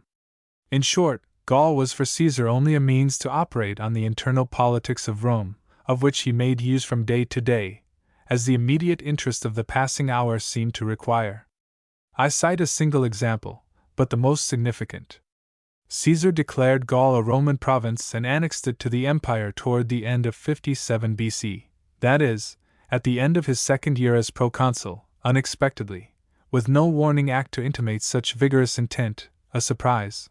And why? Look to Rome and you will understand. In 57 BC, the Democratic Party, demoralized by discords, upset by the popular agitation to recall Cicero from unjust exile, discredited by scandals, especially the Egyptian scandals, seemed on the point of going to pieces. Caesar understood that there was but one way to stop this ruin: to stun public opinion in all Italy with some highly audacious surprise. The surprise was the annexation of Gaul. Declaring Gaul a Roman province after the victory over the Belgae, he convinced Rome that he had in 2 years overcome all Gallic adversaries. And so, the conquest of Gaul, this event that was to open a new era, this event, the effects of which still endure, was, at the beginning in the mind that conceived and executed it, nothing but a bold political expedient in behalf of a party, to solve a situation compromised by manifold errors. But you will ask me, how from so tiny a seed could ever grow so mighty a tree, covering with its branches so much of the earth? You know that at the close of the proconsulship in Gaul, there breaks out a great civil war. This lasts, with brief interruptions and pauses, until the Battle of Actium. Only toward 30 BC is the tempest lulled, and during this time Gaul seems almost to disappear. The ancient writers hardly mention it, except from time to time for a moment to let us know that some unimportant revolt broke out, now here, now there, in the vast territory, that this or that general was sent to repress it. The civil wars ended, the government of Rome turns its attention to the provinces anew, but for another reason. Saint Jerome tells us that in 25 BC, Augustus increased the tribute from the Gauls. We find no difficulty in getting at the reason of this fact. The thing most urgent after the re-establishment of peace was the rearrangement of finance. That signified then, as always, an increase of imposts. But more could not be extorted from the Oriental provinces, already exhausted by so many wars and plunderings. Therefore the idea to draw greater revenues from the European provinces of recent conquest, particularly from Gaul, which until then had paid so little. So you see forging one link after another in the chain. Caesar for a political interest conquers Gaul. 30 years afterward Augustus goes there to seek new revenues for his balance sheet. Thenceforward there are always immediate needs that urge Roman politics into Gallic affairs, and so it is that little by little Roman politics become permanently involved, by a kind of concatenation, not by deliberate plan. We can easily follow the process. Augustus had left in Gaul to exact the new tribute, a former slave of Caesar's, afterward liberated, a Gaul or German whom Caesar had captured as a child in one of his expeditions and later freed, because of his consummate administrative ability. It appears, however, that, for the Gauls at least, this ability was even too great. In a curious chapter Dion tells us that Licinius, this freedman, uniting the avarice of a barbarian to the pretenses of a Roman, beat down everyone that seemed greater than he, oppressed all those who seemed to have more power, extorted enormous sums from all, were they to fill out the dues of his office, or to enrich himself and his family. His rascality was so stupendous that since the Gauls paid certain taxes every month, he increased to 14 the number of the months, declaring that December, the last, was only the 10th. Consequently it was necessary to count 2 more, one called Undecember and another, Duodecember. I would not guarantee this story true, since, when there is introduced into a nation a new and more burdensome system of taxes, there are always set in circulation tales of this kind about the rapacity of the persons charged with collecting them. But true or false, the tale shows that the Gauls were much irritated by the new tribute. Indeed, this irritation increased so much that in the winter from the year 15 till the year 14 BC, Augustus, having to remain in Gaul on account of certain serious complications arisen in Germany, was obliged to give his attention to it during his stay.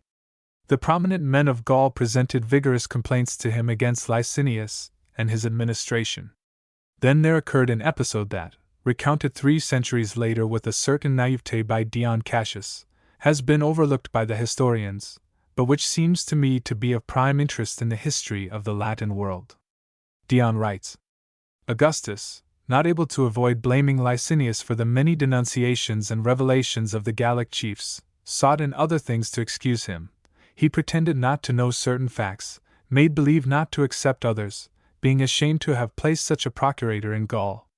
Licinius, however, extricated himself from the danger by a decidedly original expedient.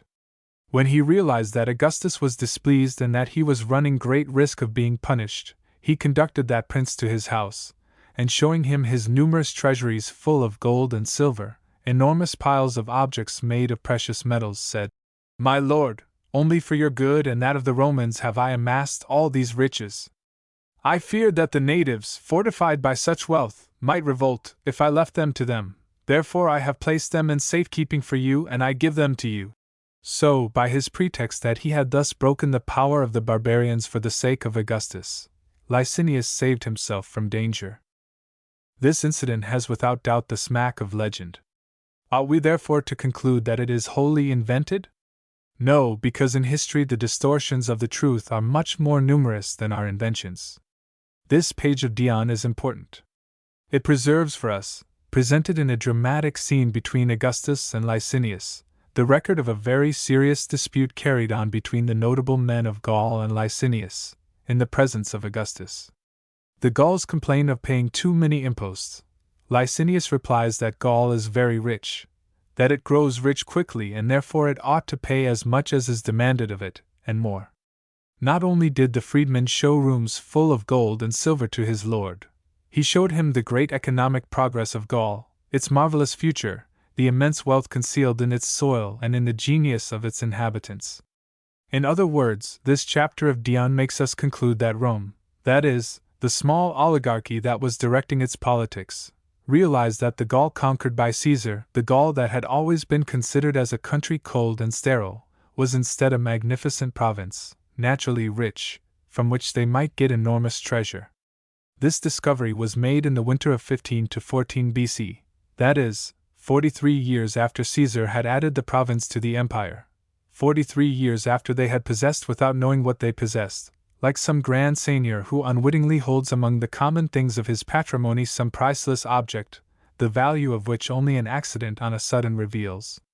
This chapter of Dion allows us also to affirm that he who first realized the value of Gaul and opened the eyes of Augustus was no great personage of the Roman aristocracy whose names are written in such lofty characters on the pages of history, whose images are yet found in marble and bronze among the museums of Europe. No one of those who ruled the empire and therefore according to reason and justice had the responsibility of governing it well. It was, instead, an obscure freedman, whose ability the masters of the empire scorned to exploit except as today a peasant uses the forces of his ox, hardly deigning to look at him, and yet deeming all his labor but the owner's natural right. So stands the story. The Gallic freedman observed, and understood, and was forgotten. Posterity, instead, has had to wonder over the profound wisdom of the Roman aristocrat, who understood nothing.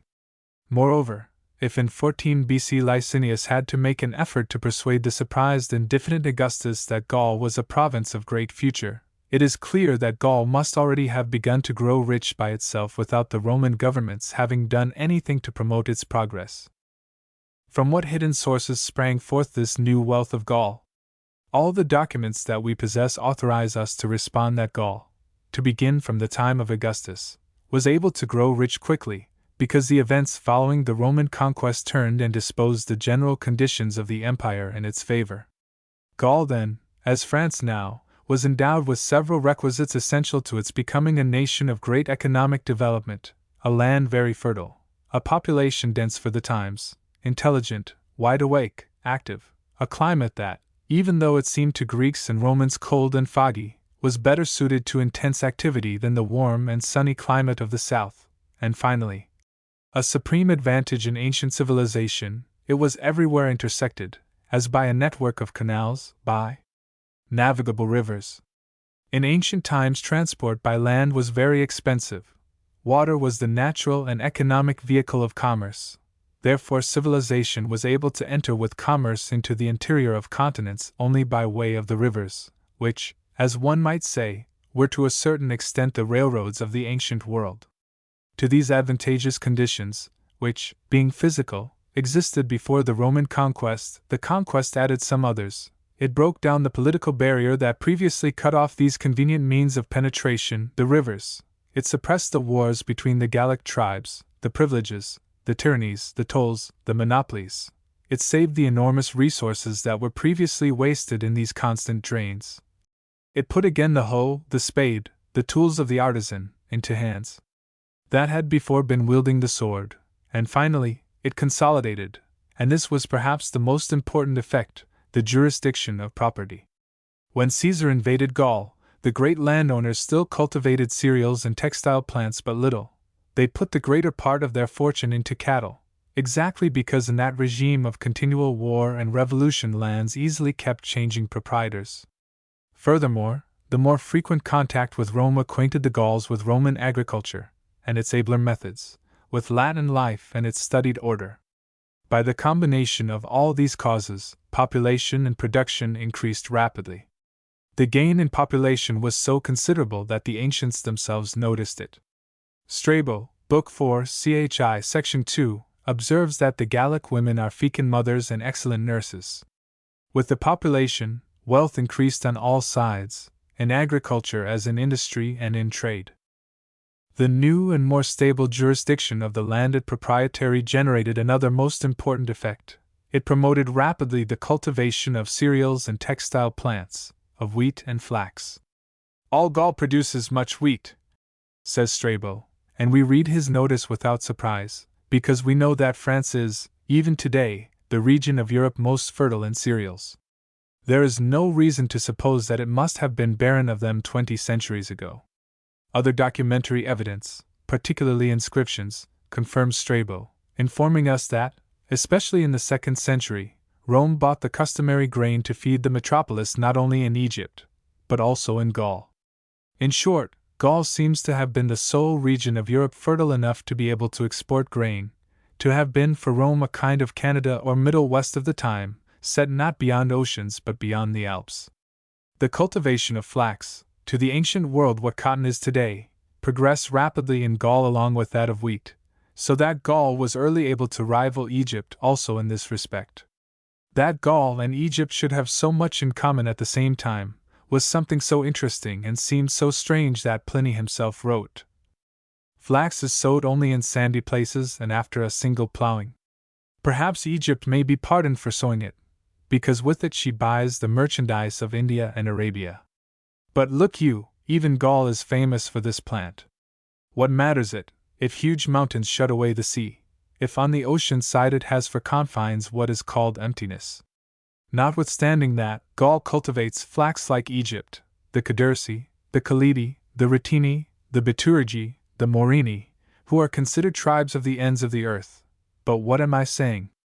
All Gaul makes sails, till the enemies beyond the Rhine imitate them, and the linen is more beautiful to the eyes than are their women.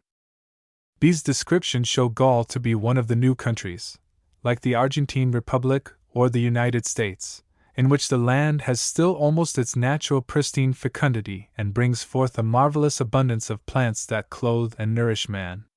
We know that in Gaul under the Empire there were immense fortunes in land in face of which the fortunes of wealthy Italian proprietors shrink like the fortunes of Europe when compared with the great ranch fortunes of the Argentine Republic or the United States. 20 years ago they began to excavate in France the ruins of the great Gallo-Roman villas. These are constructed on the plan of the Italian villa, decorated in the same way, but are much larger, more sumptuous, more sightly. One feels in them the pride of a new people which has adopted the Latin civilization, but has infused into that derived from the wealth of their land a spirit of grandeur and of luxury that poorer and older Latins did not know, exactly as today the Americans infuse a spirit of greater magnitude and boldness into so many things that they take from timid, old Europe. Perhaps there was also in this Gallic luxury, as in the American, a bit of ostentation, intended to humiliate the masters remaining poorer and more modest. But Gaul was a nation not only rich in fertilist agriculture, side by side with that, progressed its industry. This, according to my notion, is one of the vital points in ancient history. Under the Roman domination, Gaul was not restricted to the better cultivation of its productive soil, but alone among the peoples of the Occident, became, as we might now say, an industrial nation that manufactured not only by and for itself, but like Asia Minor, Egypt, Syria, sold also to other peoples of the empire and outside of its own boundaries, in a word, exported. The more frequent contact with the Orient better acquainted the Gauls with the beautiful objects made by the artisans of Laodicea, of Tyre, of Sidon, and the clever genius of the Celt, always apt in industry, drew from them incentive to create a Gallic industry, partly imitative, partly original, and to seek a large clientele for these industries in Italy, in Spain, beyond the Rhine, among the Germans. in the Danube provinces. This is proved by a number of important passages in Pliny, confirmed by inscriptions and archaeological discoveries. Pliny has already told us that the Gauls manufactured many linen sails. We know also that they made not only rough sails, but also fine linen for clothing, which had a wide market. There have been found in the Orient numerous fragments of an inscription containing the famous Edict of Diocletian on maximum sale prices allowed, an inscription of value to us for its nomenclature of ancient fabrics. In this nomenclature is mentioned the Birus of Laodicea, an imitation of the Birus of the Nervii, which was a very fine linen cloth, worn by ladies of fashion. Laodicea was one of the most ancient centers of Oriental textile fabrics. The Nervii were one of the most remote of the Gallic peoples, living, the coincidence is noteworthy, about where Flanders is now. If at Laodicea they made at the end of the 3rd century an imitation of Nervian linen, that means that the Nervii had succeeded in manufacturing and finding market for cloth so desirable as to rouse the Laodiceans, competing for trade, to imitate it. What proof more persuasive that during the early centuries of the empire the Gauls greatly improved their industries and widened their markets? They had mastered weaving, but they did not stop there. They invented new methods of dyeing, using vegetable dyes instead of the customary animal colors of the Orient. Pliny says, "The Gaul imitates with herbs all colors, including Tyrian purple. They do not seek the mollusk on the sea bottom. They run no risk of being devoured by sea monsters. They do not exploit the anchorless deep to multiply the attractions of the courtesan, or to increase the powers of the seducer of another's wife. They gather the herbs like cereals, standing on the dry ground, although the color that they derive does not bear washing." Luxury could thus be gratified with greater show at the cost of fewer dangers. It is clear, then, according to Pliny, at one time, it was believed that the competition of Gallic dyers might have ruined the Oriental, and would have done so, had the tenacity of their vegetable coloring equaled its beauty. In another passage Pliny tells us that these Gallic stuffs were used especially by the slaves and the populace. The wool industry made no less progress in Gaul than weaving and dyeing. From numerous passages in Juvenal and Martial it appears that the woolen clothing worn by the populace of Rome in the 2nd century was woven in Gaul, particularly in the districts today known as Arras, Langres, Saintonge. Pliny attributes to the Gauls the invention of a wool that, soaked in acid, became incombustible, and was used to make mattresses. Glassmaking was another art carried from the east across the Mediterranean into Gaul. Still another industry, metallurgy, after weaving, contributed greatly to enrich Gaul. Undoubtedly, even before the Roman conquest, Gaul worked gold mines. It seems, however, that silver mines remained untouched until about the time of Augustus. At any rate, the discovery of some deposits of gold and silver then gave a spur to several flourishing industries, jewelry making, and an original Gallic industry of much importance, silver plating and tinning. Here is another extract from Pliny, from which you will see that in those times they already made in France, Christoffel, silver plate. They cover, writes Pliny, the copper with tin in such a way that it is difficult to distinguish it from silver. It is a Gallic invention. Later they began to do the same thing with silver plating especially the ornaments of horses and carriages. The merit of the invention belongs to the Bitturgi, and the industry was developed in the city of Alesia. After the same fashion there has been spread everywhere a foolish profusion of objects not only silver but gold-plated. All that is called cultus, elegance. We might almost say that Gallic industry did to the old industries of the ancient world what German wares have done compared with older and more aristocratic products of France, of England, popularizing objects of luxury for the many and the merely well-to-do. Finally, if any one hesitated to trust fully these very important passages in Pliny, he would be quite convinced by reading the great work of Deschillet. This author, studying with Carthusian patience and the ablest critical acumen the Gallic ceramics to be found scattered among the museums, has demonstrated most commendably that in the 1st century of the empire many manufactories of ceramics were opened and flourished in Gaul, especially in the valley of the Allier, and that they sold their vases in Spain, in the Danube regions, to the Germans, and in Italy.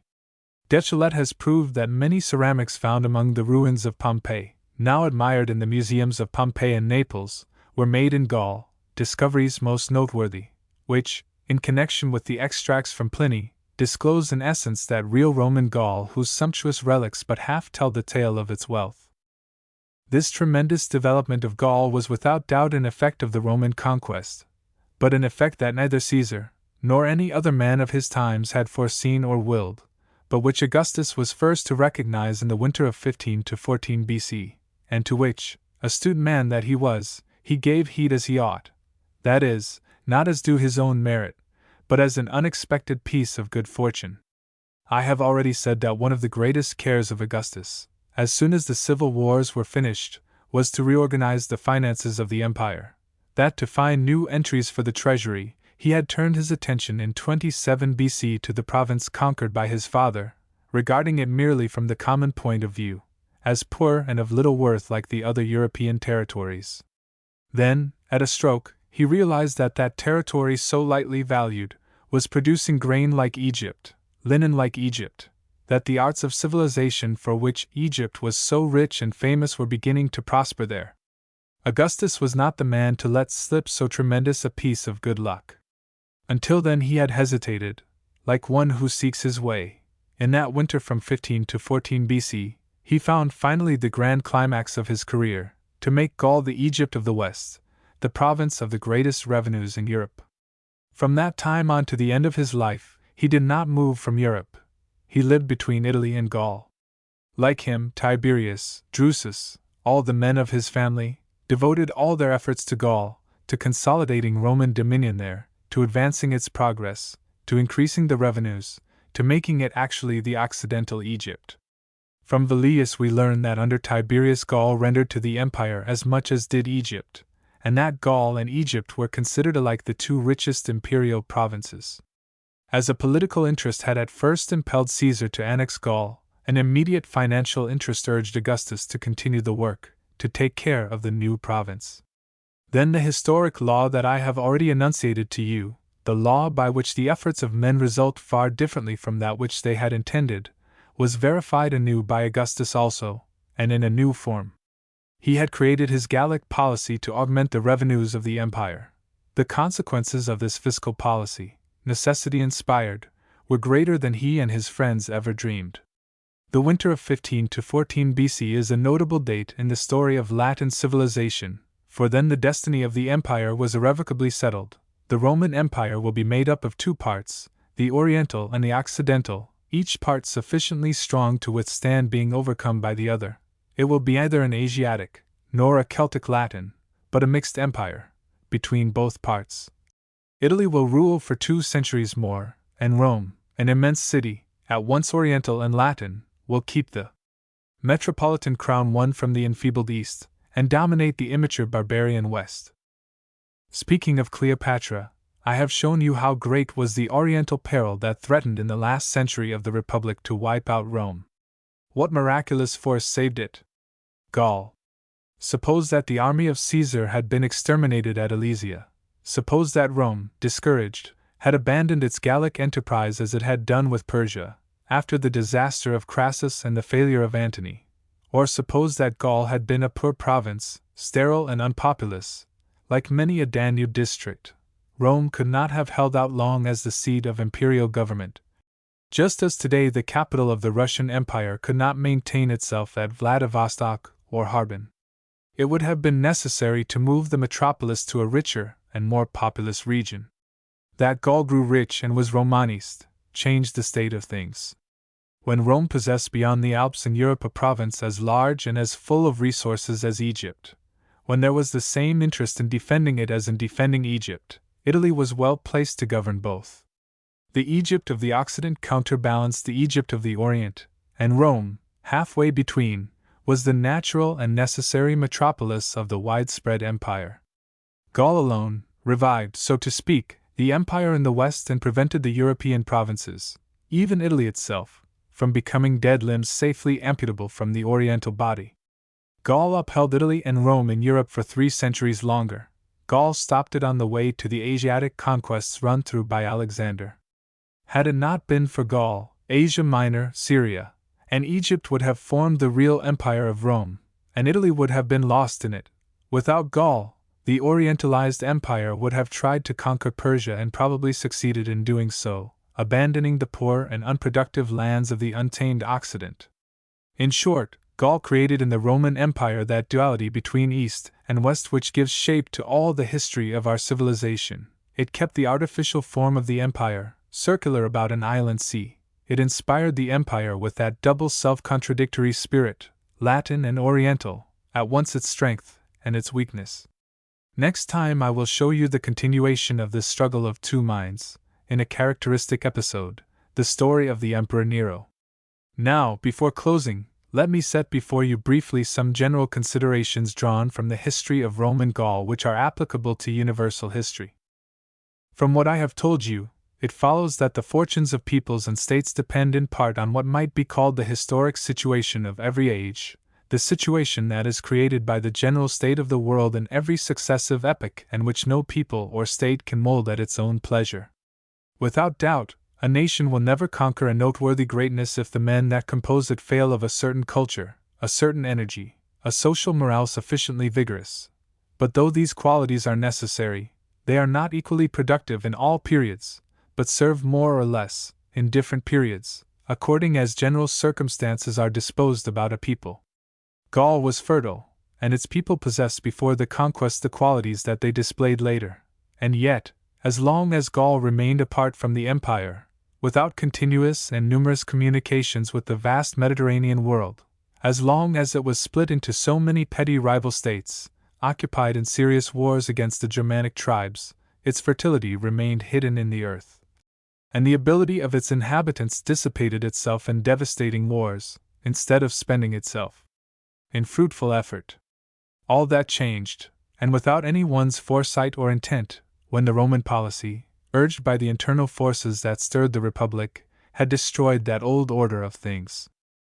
The ancients understood that peoples, like individual men, can regulate their destiny only in part, that about us, above us, are forces complex and obscure, which we can hardly comprehend, which invest us, seize us, impel us whither we had not thought to go, now to shipwreck on the rocks of misadventure, now to the discovery of islands of happiness, or to find, like Columbus, an America on the way to India. The Greeks called this power, the Latins, fortuna, and deified it, erected temples and made sacrifices to it, dedicated to it a cult, of which Augustus was a devotee, and which contained more secret wisdom of life than all the superb theories on human destiny conceived by European genius in the delirium of this quarter hour of measureless might in which we are living. No, man is not the voluntary artificer of his whole destiny. Fortune and misfortune, triumph and catastrophe, are never entirely proportioned to personal merit or blame. Every generation finds the world organized in a certain order of interests, forces, traditions, relations, and as it enjoys the good that preceding generations have accomplished, so in part it expiates the errors they have committed. As it draws advantage from beneficent forces acting outside of it and independent of its merit, so it suffers from the sinister forces that it finds, even though blameless itself, acting through the great mass of the world, among men and their works.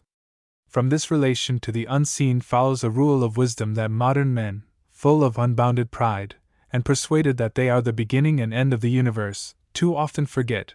We must indeed press on with all our powers to the accomplishment of a great task, for although our destiny is never entirely made by our own hands, there is no destiny on the earth for the lazy. But, since a part of what we are depends not on ourselves, but upon what the ancients called fortune, we dare never be too much elated over success, nor abased by failure. The wheel of destiny turns by a mysterious law, alike for families and for peoples. Those in high position may fall, those in low may rise. Certainly Caesar never suspected when he was fighting the Gauls that the great-grandsons of the vanquished would live in villas modeled on the Roman, but more sumptuous, that the great Gallic nobles would have the satisfaction of parading before the people that conquered them a Latinity more impressive and magnificent, and that some day the Gaul put by him to fire and sword would get the better, in empire, in wealth, in culture, of even Italy. Nero. On the 13th of October of 54 AD, when Emperor Claudius died, the Senate chose as his successor his adopted son, Nero, a young man of 17, fat and short-sighted, who had until then studied only music, singing, and drawing. This choice of a child emperor, who lacked imperial qualities and suggested the child kings of Oriental monarchies, was a scandalous novelty in the constitutional history of Rome. The ancient historians, especially Tacitus, considered the event as the result of an intrigue, cleverly arranged by Nero's mother, Agrippina, a daughter of Germanicus and granddaughter of Agrippa, the builder of the Pantheon. According to these historians, Agrippina, a highly ambitious woman, induced Claudius to marry her after Messalina's death, although she was a widow and had a child, and as soon as she entered the emperor's mansion she began to open the way for the election of her son. In order to exclude Britannicus, the son of Messalina, from succession, she persuaded Claudius to adopt Nero. Then, with the help of the two tutors of the young man, Seneca and Burrhus, created in the Senate and among the Praetorians a party favorable to her son. No sooner did she feel that she could rely on the Senate and the Praetorians than she poisoned Claudius. Too many difficulties prevent our accepting this version. To cite one of them will suffice. If Agrippina wished, as she surely did, that her son should succeed Claudius, she must also have wished that Claudius would live at least 8 or 10 years longer.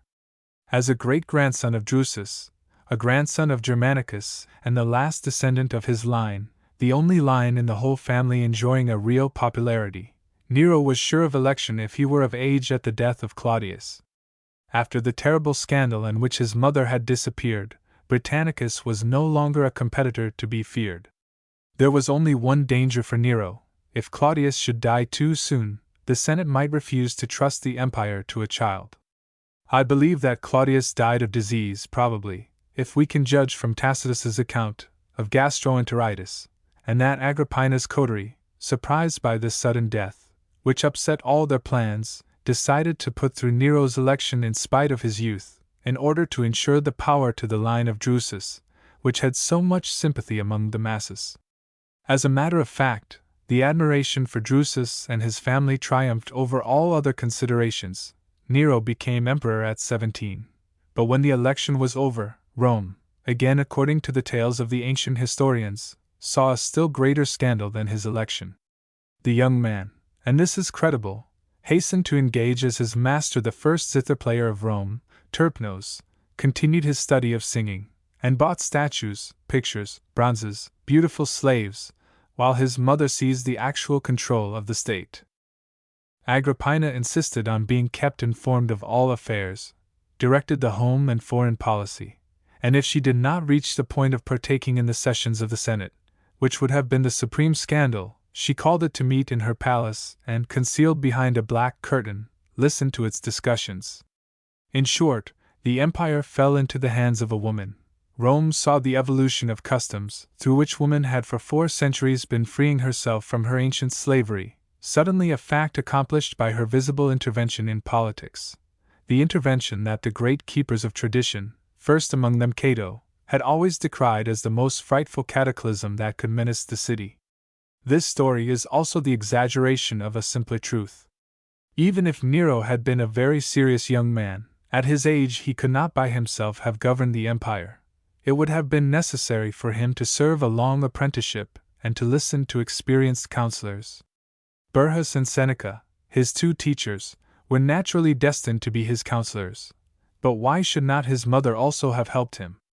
Like all the women of her family, Agrippina was of superior mind, of high culture, and, as Tacitus himself admits, led a most respectable life, at least to the time of her marriage with Claudius.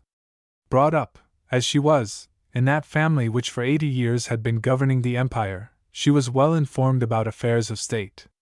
Is it possible to suppose that such a woman would shut herself up in her home to weave wool, when, with her talent, her energy, her experience, she could be of so much service to her son and to the state?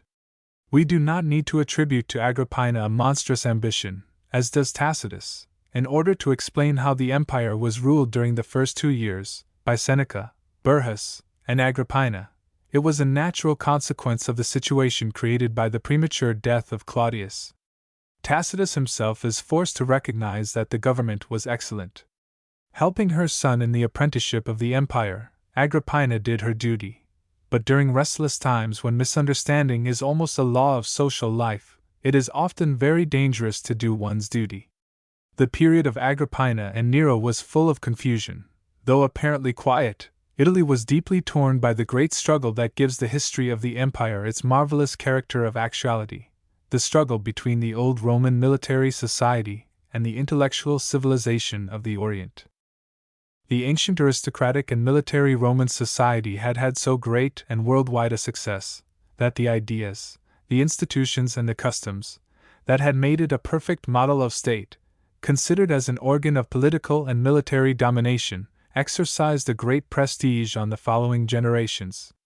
Even during the time of which we speak, every one was forced after 8 years of peace to admit that the empire had been created by those ideas, those institutions, and those customs, that for the sake of the empire they must be maintained, and alike in family as in state, must be opposed all that forms the essence of intellectual civilization, that is to say, all that develops personal selfishness at the expense of collective interest, luxury, idleness, pleasure, celibacy, feminism, and at the same time, all that develops personality and intelligence at the expense of tradition, liberty of women, independence of children, variety of personal tendencies, and the critical spirit in all forms.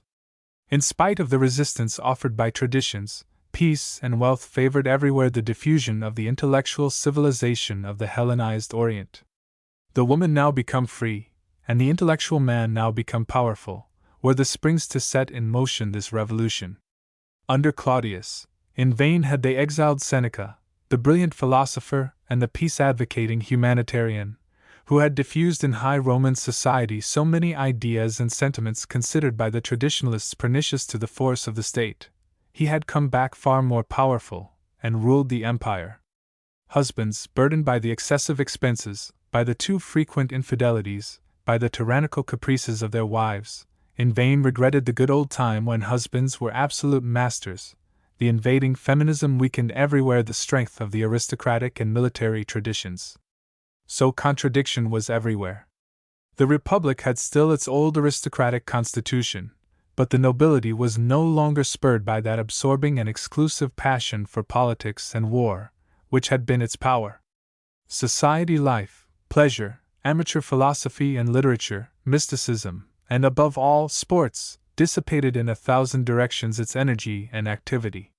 Too many young men were to be found in the nobility who, like Nero, preferred singing, dancing, and driving, to caring for their clients or enduring the troubles of public office.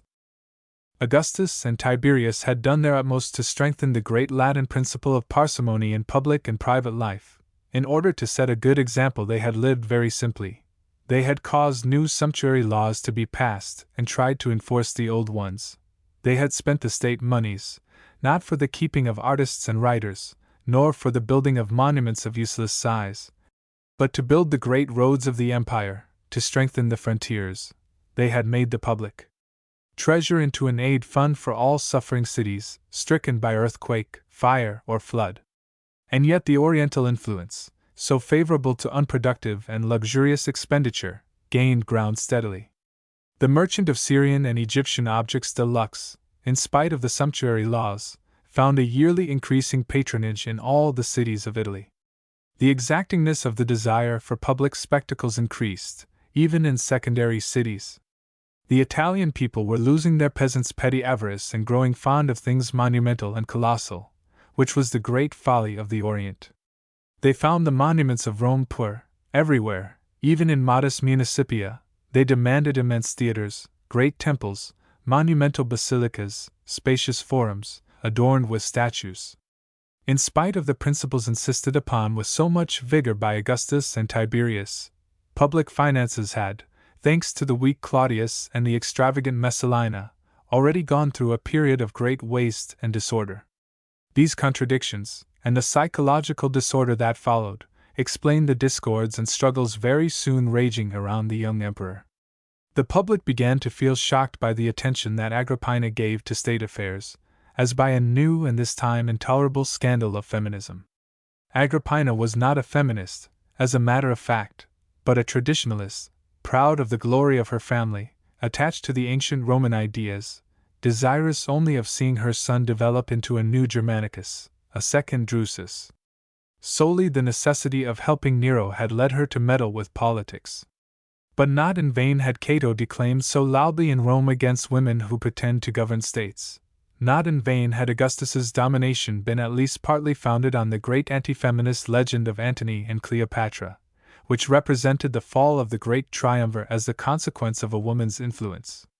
The public, although willing to give all possible freedom to women in other things, still remained quite firm on this point: politics must remain the monopoly of man. So to the popular imagination, Agrippina soon became a sort of Roman Cleopatra. Many interests gathered quickly to reinforce this anti-feminist reaction, which, although exaggerated, had its origin in sincere feeling. Agrippina, as a true descendant of Drusus, meant to prepare her son to rule the empire according to the principles held by his great ancestors. Among these principles was to be counted not only the defense of Romanism and the maintenance of the aristocratic constitution, but also a wise economy in the management of finances. Agrippina is a good instance of that well-known fact. The British have noticed it more than once in India, that in public administration discreet and capable women keep, as a rule, the spirit of economy with which they manage the home. This is why, especially in despotic states, they rule better than men. Even before Claudius's death, Agrippina had vigorously opposed waste and plunder. It also appears that the reorganization of finances after Messalina's death was due chiefly to her. The continuation under Nero of this severe regime displeased a great number of persons, who dreamed of seeing again the easy sway of Messalina. From the moment they were satisfied that Agrippina, like Augustus and Tiberius, would not allow the public money to be stolen, many people found her insistent interference in public affairs unbearable. In short, Agrippina became unpopular, and, as always happens, because of faults she did not have. A noble deed, which she was trying to accomplish in defense of tradition, definitively compromised her situation. Her son resembled neither Agrippina nor the great men of her family. He had a most indocile temperament, rebellious to tradition, in no sense Roman. Little by little, Agrippina saw the young emperor develop into a precocious debauch, frightfully selfish, erratically vain, full of extravagant ideas, who, instead of setting the example of respect towards sumptuary laws, openly violated them all, and across whose mind from time to time flashed sinister lightnings of cruelty. Nero's youth, the fact is not surprising, did not resist the mortal seductions of immense power and immense riches, but Agrippina, the proud granddaughter of the conqueror of Germany, must have chafed at the idea of her sons preferring musical entertainments to the sessions of the Senate, singing lessons to the study of tactics and strategy. She applied herself, therefore, with all her energy to the work of tearing her son from his pleasures, and bringing about his return to the great traditions of his family. Nero resisted. The struggle between mother and son grew complicated. It excited the passion of the public, which felt that this conflict had a greater importance than any other family quarrel, that it was actually a struggle between traditional Romanism and Oriental customs. Unfortunately, every one sided with Nero, the sincere friends of tradition, because they did not want the rule of a woman, whoever she might be, those that longed for Messalina's times, because they saw personified in Agrippina the austere and inflexible spirit of the gens Claudia. The situation was soon without an issue. The accord of Agrippina with Seneca and Burrhus was troubled, because the two teachers of the young emperor, under the impression of public malcontent, had somewhat withdrawn from her. Nero, who was sullen, cynical, and lazy, feared his mother too much to have the courage to oppose her openly, but he did not fear her enough to mend his ways. The mother, on her side, was set to do her duty to the end. Like all situations without an issue, this one was suddenly solved by an unexpected event. Insisting on wanting to make a Roman of this young debauch, Agrippina made him into a murderer. Nero, progressing from one caprice to another, finally imagined a great folly: to divorce Octavia and to raise to her place a beautiful freedwoman called Act. According to one of the fundamental laws of the state, the great law of Augustus on marriage, which forbade marriages between senators and free women, the union of Nero and Act could be only a concubinage. Agrippina wanted to avoid this scandal, and, as Nero persisted in his idea, It seems that she actually thought of having him deposed and of securing the choice of Britannicus, a very serious young man, as his successor. A true Roman, Agrippina was ready to sacrifice her son for the sake of the Republic. The threat was, or appeared to be, so serious to Nero that it made him step over the threshold of crime. One day during a great dinner to which he had been invited by Nero, Britannicus was suddenly seized with violent convulsions. "It is an attack of epilepsy," said Nero calmly, giving orders to his slaves to remove Britannicus and care for him. The young man died in a few hours, and every one believed that Nero had poisoned him. This dastardly crime aroused at first a sense of horror and fright among the people, but the impression did not last long. In spite of all his faults, Nero was liked.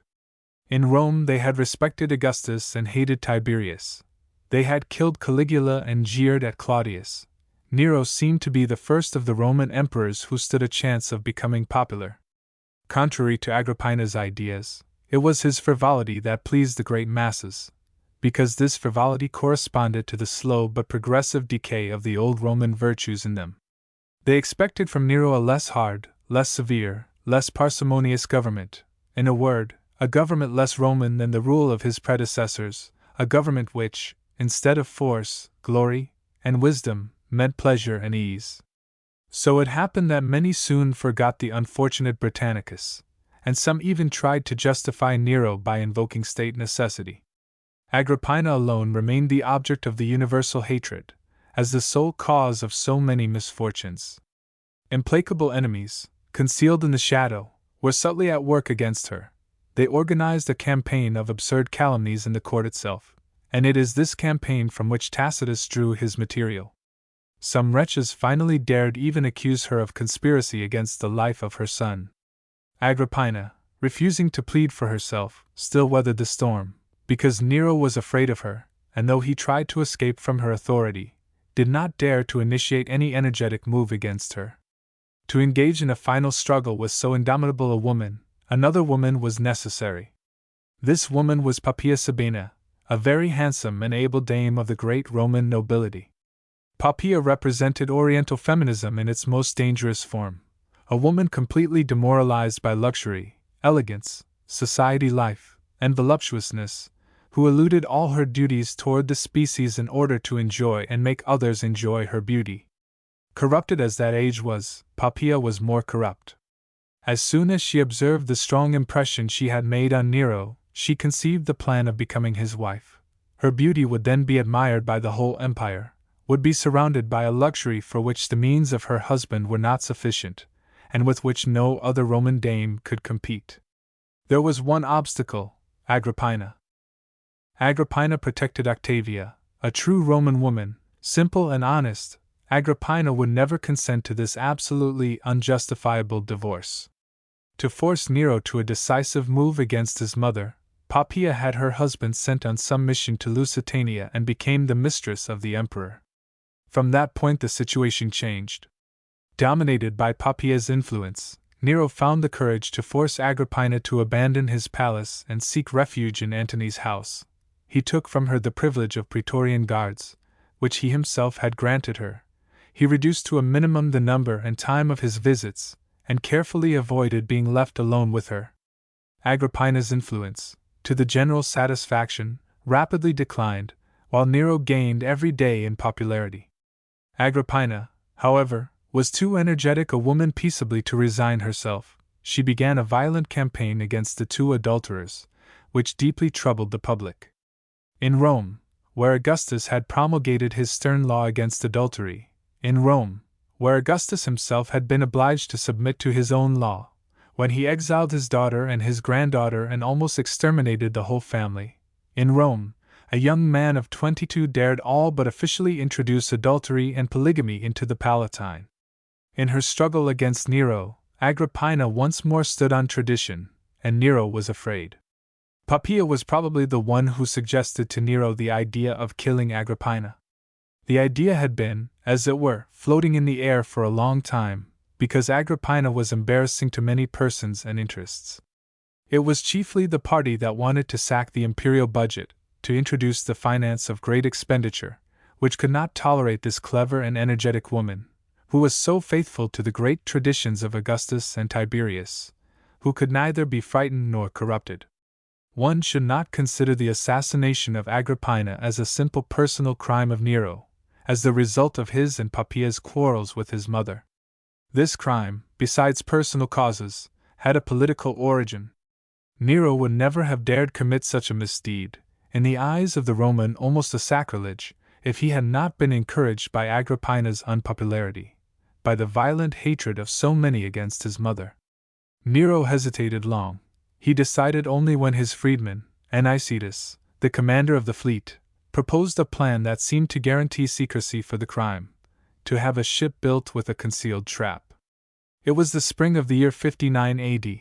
The court had moved to Baiae, on the Gulf of Naples. If Nero succeeded in getting his mother on board the vessel, Anicetus would take upon himself the task of burying quickly below the waves the secret of her death. The people who hated Agrippina would easily be satisfied with the explanations to be given them. Nero executed his part of the plan in perfect cold blood. He made believe he had repented and was anxious for a reconciliation with his mother. He invited her to Baiae and so profusely lavished kindnesses and amiabilities upon her, that Agrippina finally believed in his sincerity. After spending a few days at Baiae, Agrippina decided to return to Antium. In a very happy frame of mind and full of hopes that her son would soon show himself to the world the man she had dreamed, the descendant of Drusus, she boarded one evening the fatal ship. Nero had escorted her thither and pressed her to his heart with the most demonstrative tenderness. A calm night diffused its starry shadows over the quiet sea, which with subdued murmur lulled in their sleep the great summer homes along the shore. The ship departed, carrying toward her somber destiny Agrippina, absorbed in her smiling dreams. When the moment came and the wrecking machine was set to work, the vessel did not sink as fast as they had hoped. It listed, overturning people and things. Agrippina had time to understand the danger.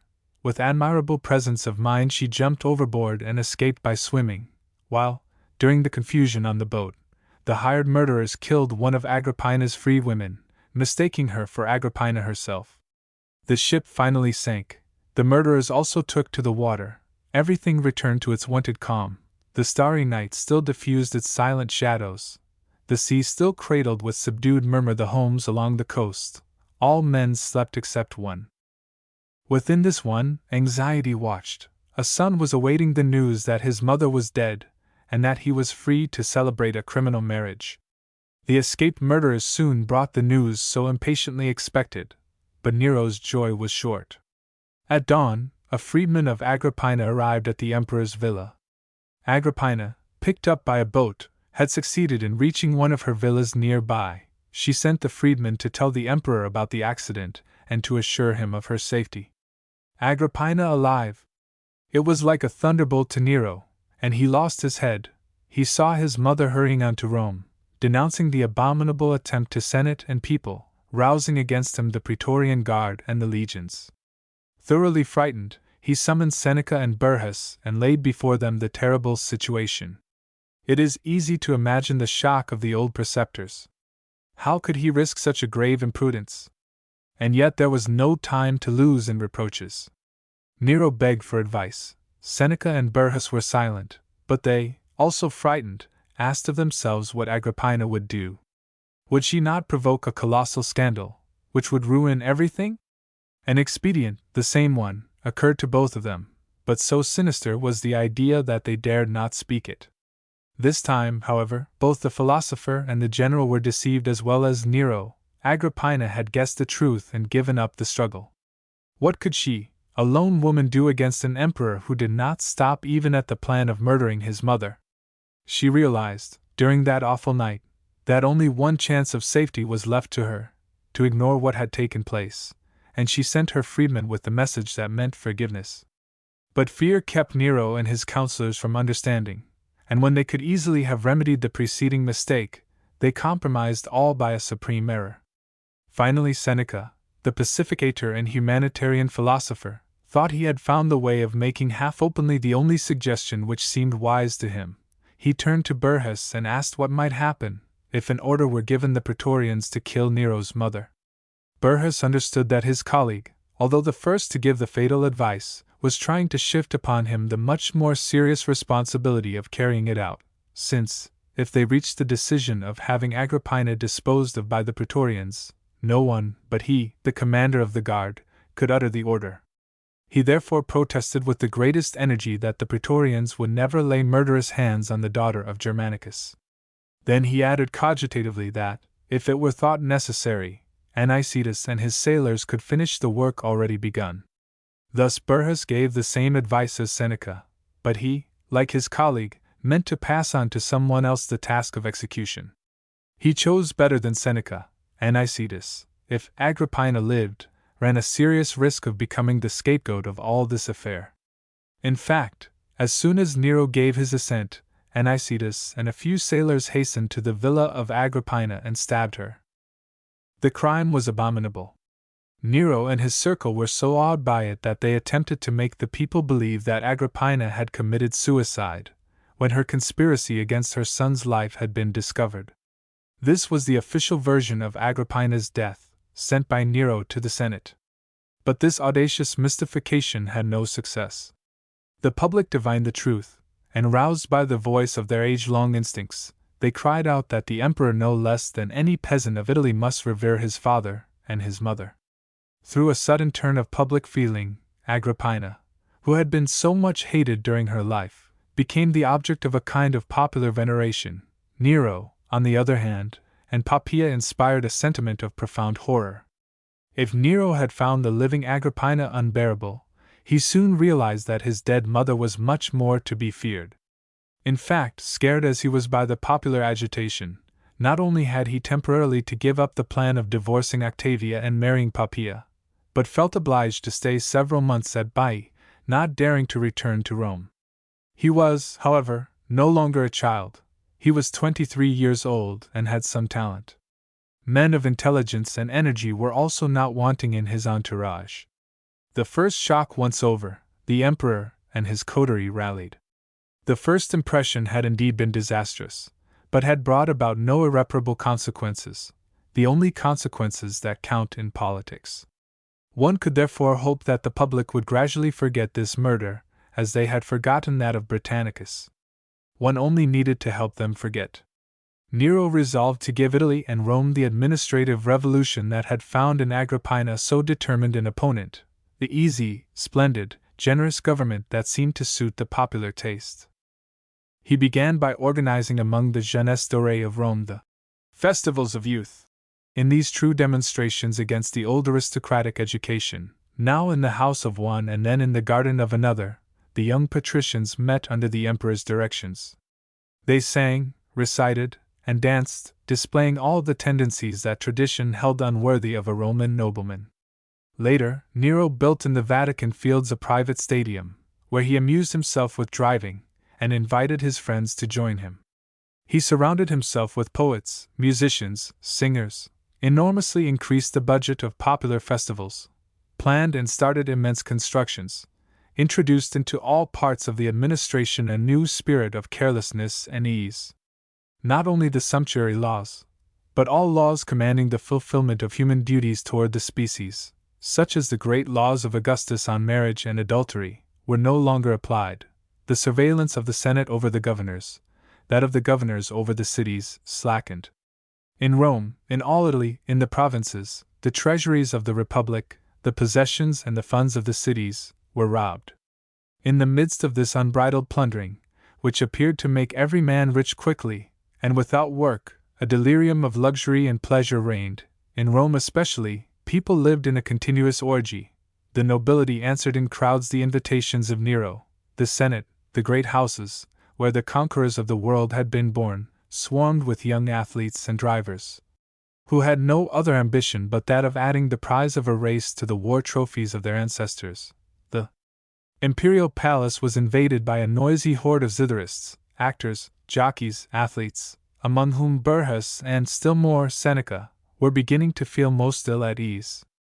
Agrippina's death, even though it had yet deferred Nero's marrying Poppaea, had made possible the change in the government that a part of the people wished. We owed to this new principle the immense ruins of ancient Rome, But this fact does not authorize us to consider it a Roman principle. It was, instead, a principle of Oriental civilization which had forced itself upon the Roman traditions after a long and painful effort.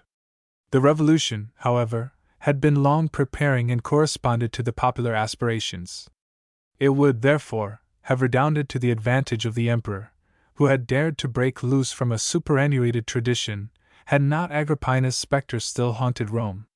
To their honor be it said, the people of Rome and Italy had not yet become so corrupted by Oriental civilization as to forget parricide in a few festivals. The party of tradition, though weakened, existed. They began a brave fight against Nero, using the assassination of Agrippina as the adverse party had exploited the anti-feminist prejudices of the masses against Agrippina herself. They denounced the parricide to the people, in order to attack the champion of Orientalism and irritate against him the indifferent mass, which, not understanding the great struggle between the Orient and Rome, remained unstirred.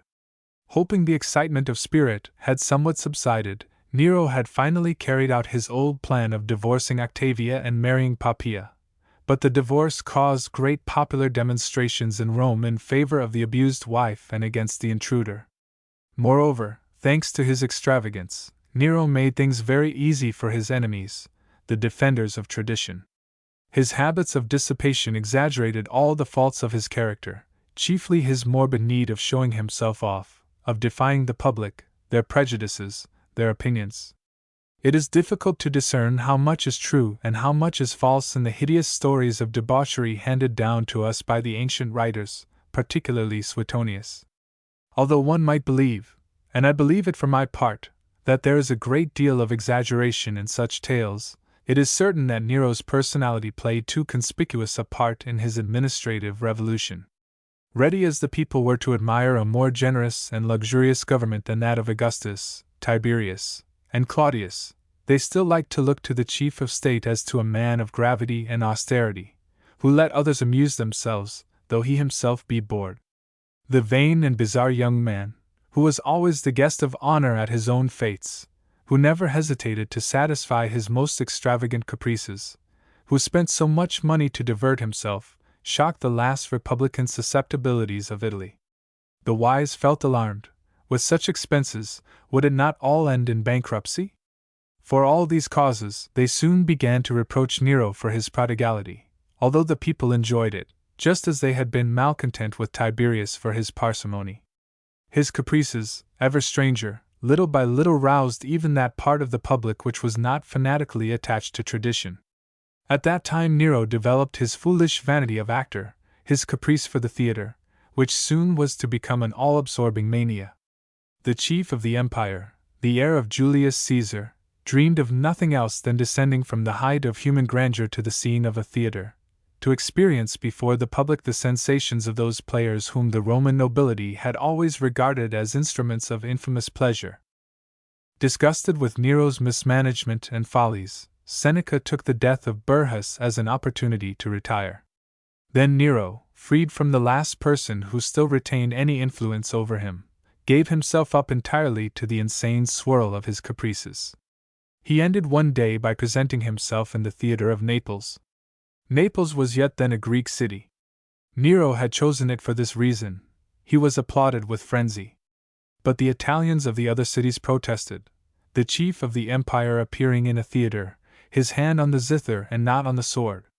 Imagine what would be the impression if some day a sovereign went on the stage of the Folies Bergeraes as a number, for a sleight of hand performance. Public attention, however, was turned from this immense scandal by a frightful calamity, the famous conflagration of Rome, which began the 19th of July of the year 64 and devastated almost all quarters of the city for 10 days. What was the cause of the great disaster? This very obscure point has much interested historians, who have tried in vain to throw light on the subject. As far as I am concerned, I by no means exclude the hypothesis that the fire might have been accidental. But when they are crushed under the weight of a great misfortune, men always feel sure that they are the victims of human wickedness, a sad proof of their distrust in their fellow men. The plebs, reduced to utter misery by the disaster, began to murmur that mysterious people had been seen hurrying through the different quarters, kindling the fire and cumbering the work of help, these incendiaries must have been sent by someone in power. By whom? A strange rumor circulated. Nero himself had ordered the city to be burned, in order to enjoy a unique sight, to get an idea of the fire of Troy, to have the glory of rebuilding Rome on a more magnificent scale. The accusation seems to me absurd. Nero was a criminal, but he was not a fool to the point of provoking the wrath of the whole people for so light a motive, especially after Agrippina's death. Tacitus himself, in spite of his hatred of all Caesar's family and his readiness to make them responsible for the most serious crimes, does not venture to express belief in this story, sufficient proof that he considers it absurd and unlikely.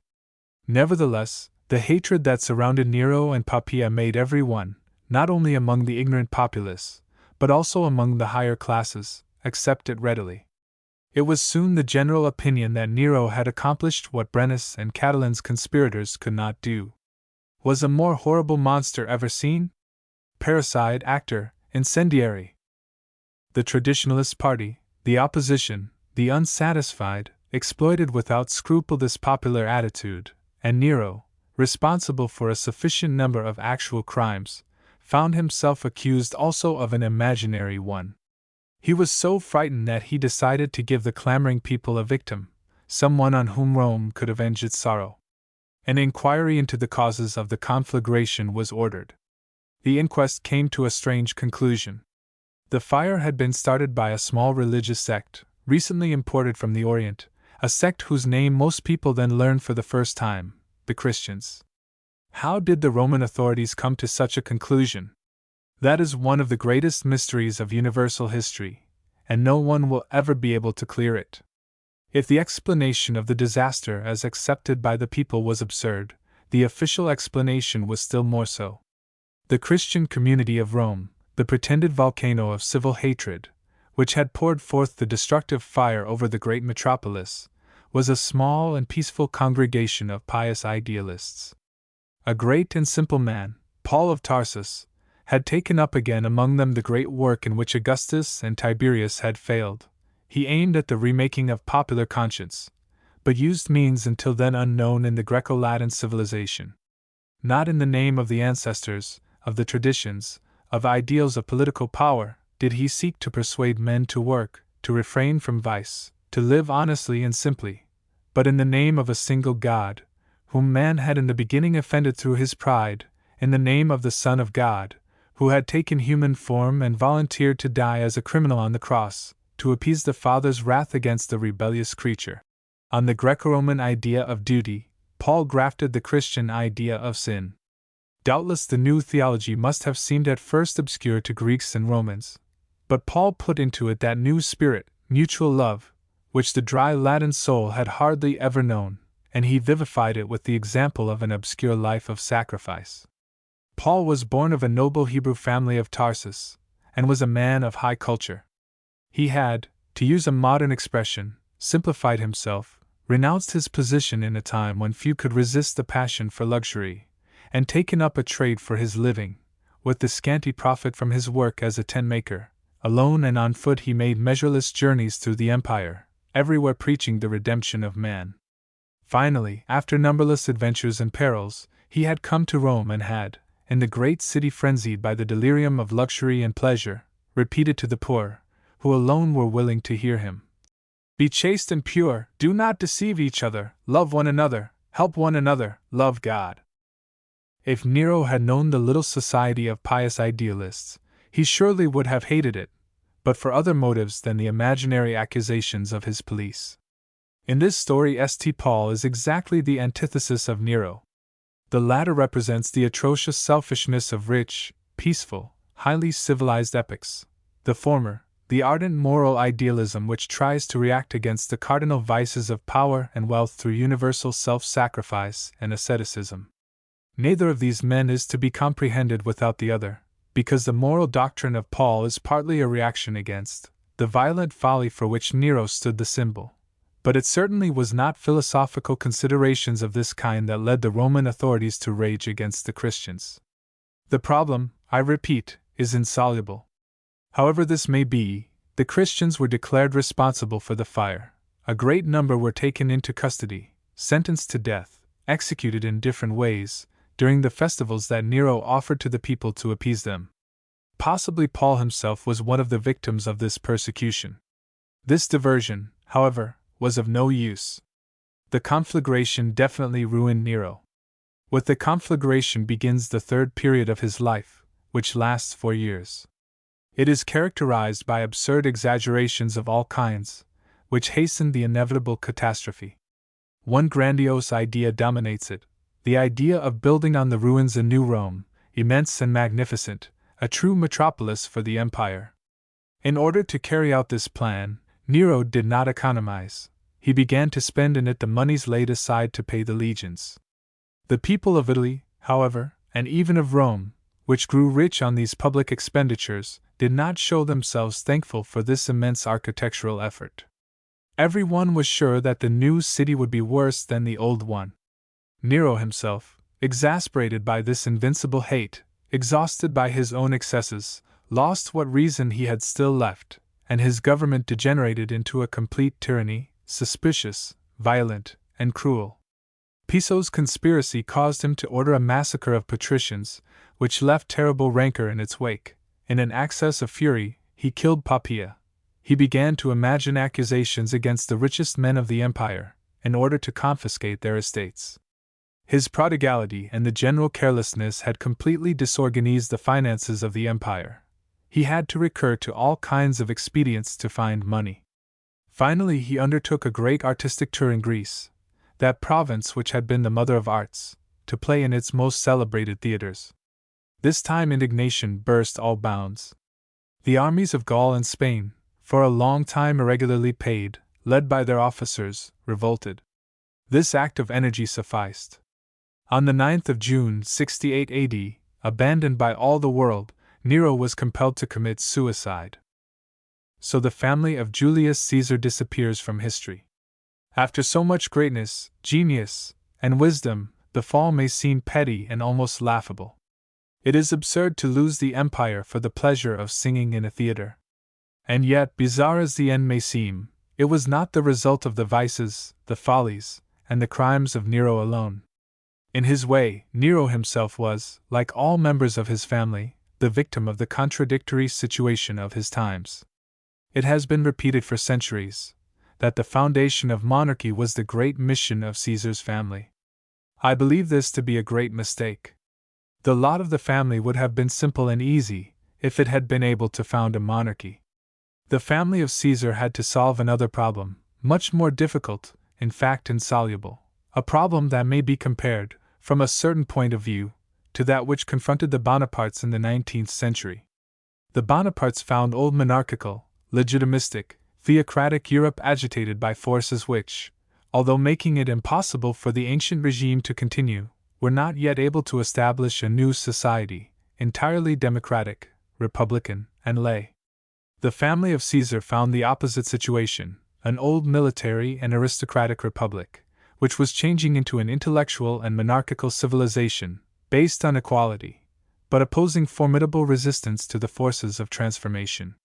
In these situations, the two families tried in all ways to reconcile things not to be conciliated, to realize the impossible: one, the popular monarchy and imperial democracy; the other, the monarchical republic and orientalized Latinity.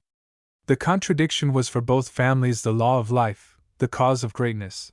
This explains why neither was ever willing to extricate itself from it, in spite of the advice of philosophers, the malcontent of the masses, the pressure of parties, and the evident dangers. This contradiction was also the fatality of both families, the cause of their ruin. It explains the shortness of their power, their restless existence, and the continuous catastrophes that opened the way to the final crash. Waterloo and Sedan, the exile of Julia and the tragic failure of Tiberius's government, all the misfortunes great and small which struck the two families, were always consequences of the insoluble contradiction they tried to solve. You have had a perfectly characteristic example of it in the brief story I have been telling you. Agrippina becomes an object of universal hatred and dies by assassination because she defends tradition. Her son disregards tradition, and chiefly for this very reason, is finally forced to kill himself. Doubtless the fate of the Bonapartes is less tragic, because they, at least, escape the infamous legend created by contemporary hatred against Caesar's family, and artfully developed by the historians of successive generations. I hope to be able to prove in the continuation of my Greatness and Decline of Rome that the history of Caesar's family, as it has been told by Tacitus and Suetonius, is a sensational novel, a legend containing not much more truth than the legend of Atrides. The family of Caesar, placed in the center of the great struggle going on in Rome between the old Roman militarism and the intellectual civilization of the Orient, between nationalism and cosmopolitism, between Asiatic mysticism and traditional religion, between egoism overexcited by culture and wealth, and the supreme interests of the species, had to injure too many interests, to offend too many susceptibilities. The injured interests, the offended susceptibilities, revenged themselves through defaming legends. The case of Nero is particularly instructive. He was half insane and a veritable criminal. It would be absurd to attempt in his favor the historical rehabilitation to which other members of the family, Tiberius for instance, have a right. And yet it has not been enough for succeeding generations that he atoned for his follies and crimes by death and infamy. They have fallen upon his memory, they have overlooked that extenuating circumstance of considerable importance, his age when elected. They have gone so far as to make him into a unique monster, no longer human and even the Antichrist. Surely he first shed Christian blood, but if we consider the tendency he represented in Roman history, we can hardly classify him among the great enemies of Christianity. Unwittingly, Augustus and Tiberius were two great enemies of the Christian teachings, because they sought by all means to reinforce Roman tradition, and struggled against everything that would one day form the essence of Christianity: cosmopolitism, mysticism, the domination of intellectual people, the influence of the philosophical and metaphysical spirit on life. Nero, on the contrary, with his repeated efforts to spread Orientalism in Rome, and chiefly with his taste for art, was unconsciously a powerful collaborator of future Christian propaganda. We must not forget this. The masses in the empire became Christian only because they had first been imbued with the Oriental spirit. Nero and St. Paul, the man that wished to enjoy all, and the man that suffered all, are in their time two extreme antitheses. With the passing of centuries, they become two collaborators. While one suffered hunger and persecution to preach the doctrine of redemption, the other called to Italy and to Rome, to amuse himself, the goldsmiths, weavers, sculptors, painters, architects, musicians, whom Rome had always rebuffed. Both disappeared, cut off by the violent current of their epoch. Centuries went by, the name of the emperor grew infamous, while that of the tent-maker radiated glory.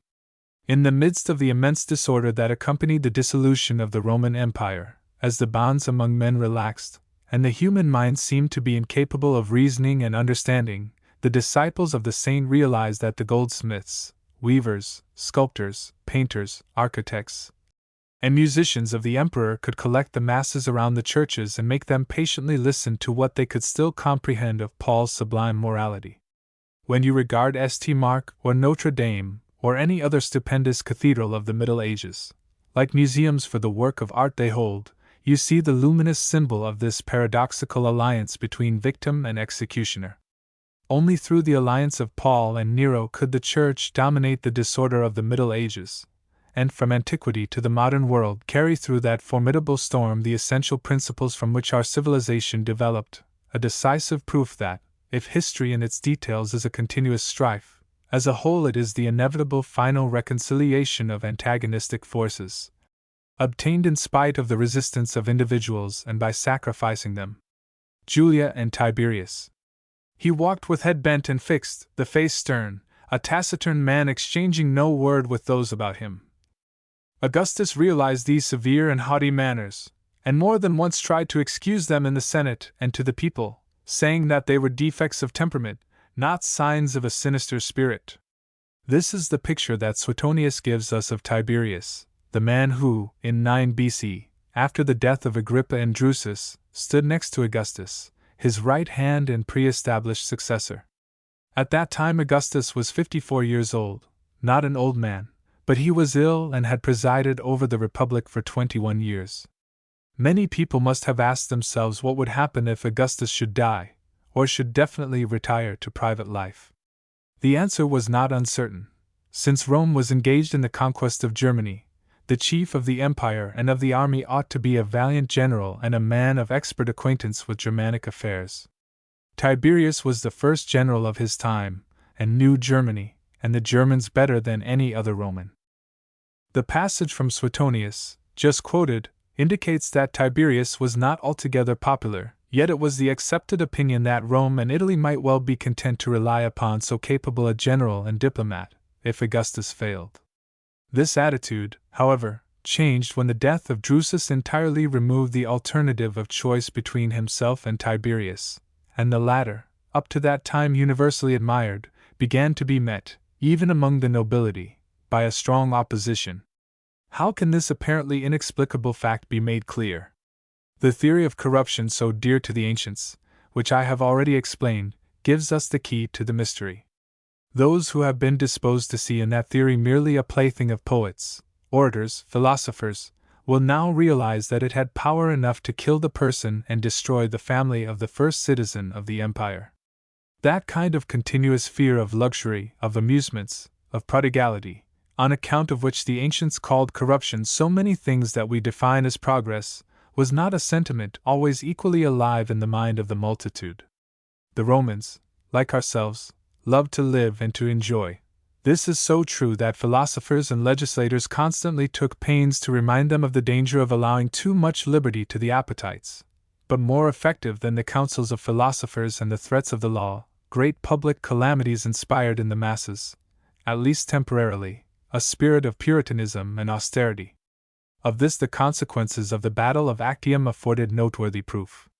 Those who have read the 4th volume of The Greatness and Decline of Rome may perhaps remember how I have described the conservative and traditionalist movement of the first decade of the government of Augustus. Frightened by the revolution, men's minds had reverted precipitously to the past. A new party, which one might call the traditionalist, had sought to re-establish the old-time order, in the state, in customs, in ideas, to combat the corruption of customs, and of this party Augustus had been the right arm. Indeed, to so great an extent had this party stirred up public spirit and prevailed upon those in power that in 18 BC it succeeded in passing some great social laws on luxury, on matrimony, on dress. With these laws, Rome proposed to remake, by terrible measures, the old, prolific, austere nobility of the aristocratic era. The Lex de Maritandis Ordinibus aimed with 1,000 vexatious restrictions to constrain the nobility to marry and have children. The Lex Sumptuarius studied to restrain extravagance.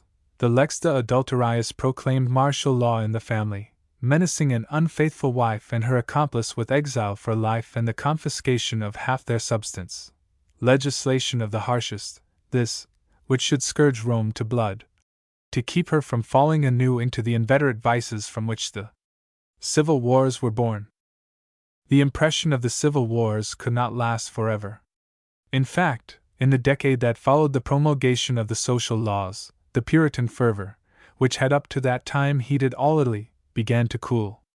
Wealth increased. The confidence that order and peace were actually re-established spread everywhere. The generation that had seen the civil wars disappeared. Peace and growing prosperity stirred in the next generation a desire for freedom and pleasure that would not endure the narrow traditionalism and the Puritanism of the preceding generation. Consequently, also the laws of 18 BC became intolerable. To understand this change in public spirit which had such serious consequences, there is no better way than by studying the most celebrated writer of this new generation, Ovid, who represents it most admirably both in life and works. Ovid was born at Sulmona in 43 BC. He was about the same age as Tiberius, of the knight's family, that is, of the wealthy middle class. He was destined by his father to the study of oratory and jurisprudence, evidently to make a political man of him, a senator, a future consul or proconsul, and to contribute to the great national restoration that his generation proposed to itself and of which Augustus was architect, preparing a new family for the political aristocracy that was governing the empire. Ovid's father had all the requirements demanded by law and custom, a considerable fortune, the half-nobility of the equestrian order, an intelligent son, the means to give him the necessary culture, a favorable combination of circumstances which was wholly undone by a bit of unforeseen contrariety, the son's invincible inclination for what his father called, with little respect, a useless study, literature. The young man had indifferently studied oratory and law, gone to Rome, married, made friendships in the high society of the capital, been elected to the offices preceding the quaestorship.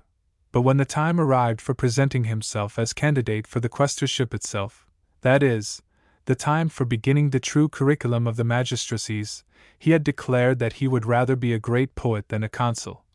And there was no persuading him farther on the long road open to political ambitions. With the episode of Julia and Tiberius in mind, I have stated that Ovid's life epitomizes the new generation, because it shows us in action the first of the forces that dissolved the aristocratic government and the nobility artificially reconstituted by Augustus at the close of the civil wars. Intellectualism. The case of Ovid demonstrates that intellectual culture, literature, poetry, instead of being, for the Roman aristocracy, as in older times, a simple ornament, secondary to politics, had already a prime attraction for the man of genius, that even among the higher classes, devoted by tradition only to military and political life, there appeared by the side of the leaders in war and politics the professional literary man. The study of Ovid's work shows something even more noteworthy, that, profiting by the discords in the ruling class, these literary men feared no longer to express and to reinforce the discontent, the bad feeling, the aversion, that the efforts of the state to re-establish a more vigorous social order was rousing in one part of the public. Ovid's first important work was the Amores, which was certainly out by the year 8 BC, although in a different form from that in which we now have it. To understand what this book really was when it was published, one must remember that it was written, read, and what is more, admired, 10 years after the promulgation of the Lex de Maritandis Ordinibus and of the Lex de Adulteriis. It should be read with what remains of the text of those laws in hand. We are astonished at the book, full of excitements to frivolity, to dissipation, to pleasure, to those very activities that appeared to the ancients to form the most dangerous part of the corruption. Extravagances of a libertine poet? The single-handed revolt of a corrupt youth, which cannot be considered a sign of the times? No. If there had not been in the public at large, in the higher classes, in the new generation, a general sympathy with this poetry, subversive of the solemn Julian laws, Ovid would never have been recognized in the houses of the great, petted and admired by high society. The great social laws of Augustus, the publication of which had been celebrated by Horace in the Carmen Seculaire, wounded too many interests, tormented too many selfishnesses, intercepted too many liberties. His revolutionary elegies had made Ovid famous, because these interests and these selfishnesses finally rebelled with the new generation, which had not seen the civil wars. Other incidents before and after the publication of the Amores also show this reaction against the social laws. Therefore Augustus proposed about this time to abolish the provision of the Lex de Maritandis Ordinibus that excluded celibates from public spectacles, and by his personal intervention sought to put a check upon the scandalous trials for adultery that his law had originated, 2 acts that were so much admired by a part of the public that statues were erected to him by popular subscription. In short, this new movement of public opinion explains the opposition exerted from this time on against Tiberius and makes us understand how there arose the conflict in which this mysterious personage was to be entangled for the rest of his life, and to lose, by no fault of his own, so great a part of his reputation. I hope to prove that the Tiberius of Tacitus and Suetonius is a fantastic personality, the hero of a wretched and improbable romance, invented by party hatred. That Tiberius remained, as a German historian has defined it, an undecipherable enigma, simply because there has never been the will to recognize how much alive the aristocratic republican traditions still were, and what force they still exerted in the state and in the family. Tiberius was but an authentic Claudius, that is, a true descendant of one of the oldest, the proudest, the most aristocratic families of the Roman nobility, a man with all the good qualities and all the defects of the old Roman aristocracy, a man who regarded things and men with the eyes of a senator of the times of Scipio Africanus, a living anachronism, a fossil, if you will, from a bygone age. in a world that wished to tolerate no more either the vices or the virtues of the old aristocracy. He thought that the empire ought to be governed by a limited aristocracy of diplomats and warriors, rigidly authoritative, exclusively Roman, which should know how to check the general corrupting of customs, the current extravagance and dissipation, beginning its task by imposing upon itself an inexorable self-discipline. Even though he belonged to the generation of Ovid, to the generation that had not seen the civil wars, Tiberius, by singular exception, kept aloof from the undisciplined frivolity of his contemporaries. He desired the severe application of the social laws of the year 18, as of all the traditional norms of aristocratic discipline. His generation therefore soon found him an enemy, especially after Drusus's death seemed to leave neither doubt nor choice as to the successor of Augustus. From this contemporary attitude arises the tacit aversion in the midst of which, after the lapse of so many centuries, we still feel Tiberius living and working, an aversion which steadily grows even while he renders the most signal services to the empire. There was between him and his generation irreconcilable discord. However, it is not likely that this blind and secret hatred alone could have seriously injured Tiberius, whose power and merits were so great, if it had not been considerably helped by incidents of various nature. The first and most important of these was the discord that had arisen, shortly after the death of Drusus, between Tiberius and his wife Julia, the daughter of Augustus and the widow of Agrippa. Tiberius had married her against his will in the year 11, after the death of Agrippa, by order of Augustus, and had at first tried to live in accord with her. The attempt was vain, and the spirits of the husband and wife were soon parted in fatal disagreement. He lived at first, writes Suetonius, in harmony with Julia, but soon grew cool toward her, and finally the estrangement reached such a point after the death of their boy born at Aquileia, that Tiberius lived in a separate apartment. A separation, as we would call it, in bed and board. What was the reason of this discord? No ancient historian has revealed it. However, we can guess with sufficient probability from what we know of the characters of the pair and the discord that divided Roman society. If Tiberius was not the monster of Capri, Julia was certainly not the miserable Bacchante of the scandalous Roman chronicle. Macrobius has pictured her in Human Lights and Shadows, a probable image, describing her as a highly cultured woman, lavish in tastes and expenditure, fond of beautiful literature, of the fine arts, and of the company of handsome and elegant young men. She belonged to the new generation of which Ovid was spokesman and poet, while Tiberius represented archaic traditionalism, the spirit of a past generation.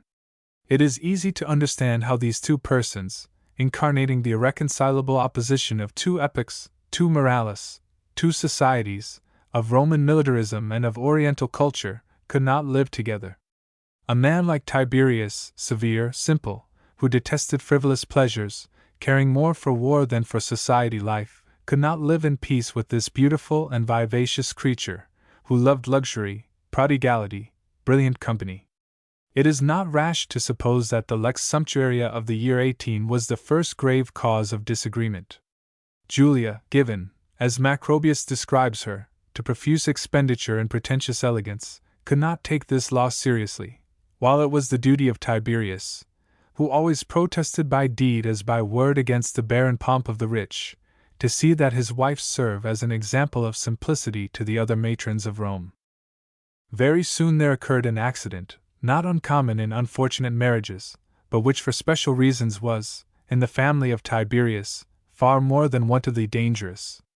Tacitus tells us that after Julia was out of favor with Tiberius, she contracted a relation with an elegant young aristocrat, one Sempronius Gracchus, of the family of the famous tribunes. Accepting as true the affirmation of Tacitus, in itself likely, we can very well explain the behavior and acts of Tiberius in these years. The misdoing of Julia offended not only the man and husband, but placed also the statesman, the representative of the traditionalist party, in the gravest perplexity. According to the Lex de Adulterius, made by Augustus in the year 18, the husband ought either to punish the unfaithful wife himself or denounce her to the praetor. Could he, Tiberius, provoke so frightful a scandal in the house of the first citizen of the Republic, drive from Rome, defamed, the daughter of Augustus, the most noted lady of Rome, who had so many friends in all circles of its society? Suetonius speaks of the disgust of Tiberius for Julia, quam nec criminari aut dimitra auderet, whom he dared neither incriminate nor repudiate. On the other hand, did not he, the intransigent traditionalist, who kept continually reproving the nobility for their laxity in self-discipline, merit rebuke, for allowing this thing to go on, not applying the law? The difficulty was serious. The lex de adulteriis began to be a torment to its creators. Unable to separate from, unwilling to live with, this woman who had traduced him and whom he despised, Tiberius was reduced to maintaining a merely apparent union to avoid the scandal of a trial and divorce. This proceeding, however, was an expedient in that condition of things both insufficient and dangerous. The discord between Tiberius and Julia put into the hands of the young nobility, up to that time unarmed, a terrible weapon against the illustrious general, who was, meanwhile, fighting the Germans. The young nobility, inimical to the social laws and to Tiberius, rallied about Julia, and the effects of this alliance were not slow in appearing. Julia had had 5 sons by Agrippa, of whom the eldest 2, Caius and Lucius, had been adopted by Augustus. In the year 6 BC, the eldest, Caius, reached the age of 14. He was therefore but a lad. Notwithstanding his youth, there was suddenly brought forward the strange, almost incredible, proposal to make a law by which he might at once be elected consul for the year 754 AD, when he would be 20 years old. Who made this proposal? Augustus, if we believe Suetonius, out of excessive fondness for his adopted sons. Dion, on the contrary, tells these things differently. He says that from the beginning Augustus opposed the law, and so leads us to doubt that it was either proposed or desired by that prince. The facts are that a party in Rome kept insisting till Augustus supported this law with his authority, and that from the first he was unwilling to be accessory to an election that overturned without reason every Roman constitutional right. Who then were these strange admirers of a child of 14, who to make him consul did not hesitate to do violence to tradition, to the laws, to good sense, and finally, to the adoptive father? It was the opposition to Tiberius, the party of the young nobility and Julia, who were seeking a rule less severe, and if not the abolition, at least the mitigated application of the great social laws. They aimed to put forward the young Caius, to set him early before public attention, to hasten his political career, in order to oppose a rival to Tiberius, to prepare another collaborator and successor of Augustus, to make Tiberius less indispensable and therefore less powerful. In brief, here was the hope of using against Tiberius at once the maternal pride and affection of Julia, the tenderness of Augustus, and the popularity of the name of Caesar, which Caius carried. The people had never greatly loved the name of the Claudii, a haughty line of invincible aristocrats, always hard and overbearing with the poor, always opposed to the Democratic party. The party against Tiberius hoped that when to a Claudius there should be opposed a Caesar, the public spirit would revert to the dazzling splendor of the name. Now we understand why Augustus had at first objected. The privileges that he had caused to be conceded to Marcellus, to Drusus, to Tiberius, were all of less consequence than those demanded for Caius and had all been justified either by urgent needs of state, or services already rendered. But how could it be tolerated that without any reason, without the slightest necessity, there should be made consul a lad of 14, of whom it would be difficult to predict even whether he would become a man of common sense? Moreover, Augustus could not so easily bring himself to offend Tiberius, who would not admit that the chief of the Republic should help his enemies offer him so great an affront. How could it be that while he, amid fatigues and perils in cold and savage regions, was fighting the Germans and holding in subjection the European provinces, that jeunesse dorée of good-for-nothings, cynics, idlers, poets, which infested the new generation, was conniving with his wife to set against him a child of 14, to gain, as it were, sanction from a law that the state would not be safe till by the side of this Claudius should be placed a Caesar, beardless and inexpert, as if the name of the latter outweighed the genius and experience of the former? And Augustus, the head of the Republic, would he have tolerated such an outrage? Tiberius not only resisted the law but exacted the open disapproval of Augustus. In fact, At the beginning, Augustus stood out against it as Tiberius wished, but difficulties grew by the way and became grave. Julia and her friends knew how to dispose public opinion ably in their own favor, to intrigue in the Senate, to exploit the increasing unpopularity of the social laws, of the spreading aversion to Tiberius and the admiration for other members of Augustus's family. The proposal to make Caius consul became in a short time so popular for one or another of these reasons, and as the symbol of a future government less severe and traditionalistic, that Augustus felt less and less able to withstand the current. On the other hand, to yield meant mortally to offend Tiberius. Finally, as was his wont, this astute politician thought to extricate himself from the difficulty by a transaction and an expedient. Dion, shortly after having said that Augustus finally yielded to the popular will, adds that, to make Caius more modest, he gave Tiberius the tribunician power for 5 years and charged him with subduing the revolt in Armenia. Augustus's idea is clear. He was trying to please everybody, the partisans of Caius Caesar by not opposing the law, and Tiberius, by giving the most splendid compensation, making him his colleague in place of Agrippa. Unfortunately, Tiberius was not the man to accept this compensation. No honor could make up for the insult Augustus had done him, though yielding but in part to his enemies, because by so doing even Augustus had seemed to think it necessary to set him beside a lad of 14. He would go away. They might do as they pleased and charge Caius with directing the war in Germany. Indignant at the timid opportunism of Augustus, disgusted with the wife whom he could neither accuse nor repudiate, Tiberius demanded permission of Augustus to retire to Rhodes to private life, saying that he was tired and in need of repose. Naturally, Augustus was frightened, begged and pleaded with him to remain, sent his mother Livia to beseech him, but every effort was futile. Tiberius was obstinate, and finally, since Augustus did not permit his departure, he threatened to let himself die of hunger. Augustus still tried to stand firm. 1 day, 2 days, 3 days, he let him fast without giving the required consent. At the end of the 4th day, Augustus had to recognize that Tiberius had serious intent to kill himself, and yielded. The Senate granted him permission to depart, and Tiberius at once started for Ostia.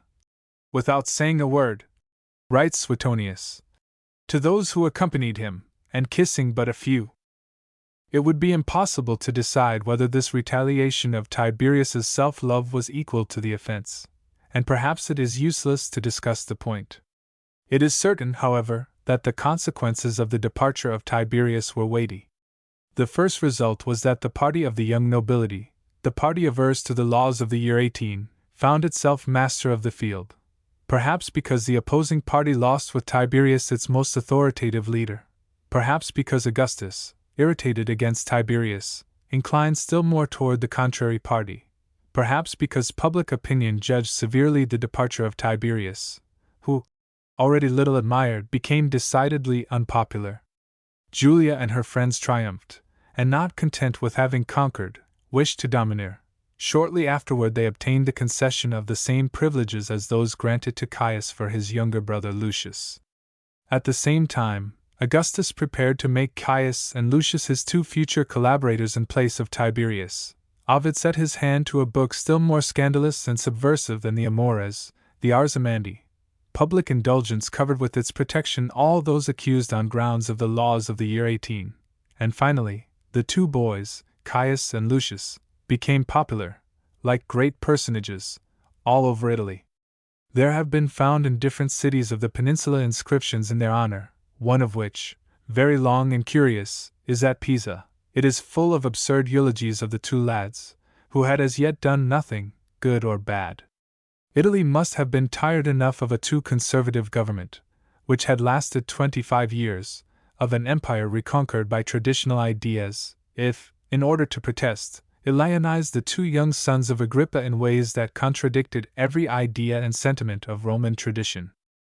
In conclusion, the departure of Tiberius, and the severe judgment the public gave it, still further weakened the conservative party, already for some years in decline, by a natural transformation of the public spirit. Perhaps the party of tradition would have been entirely spent, had not events soon reminded Rome that its spirit was the life of the military order.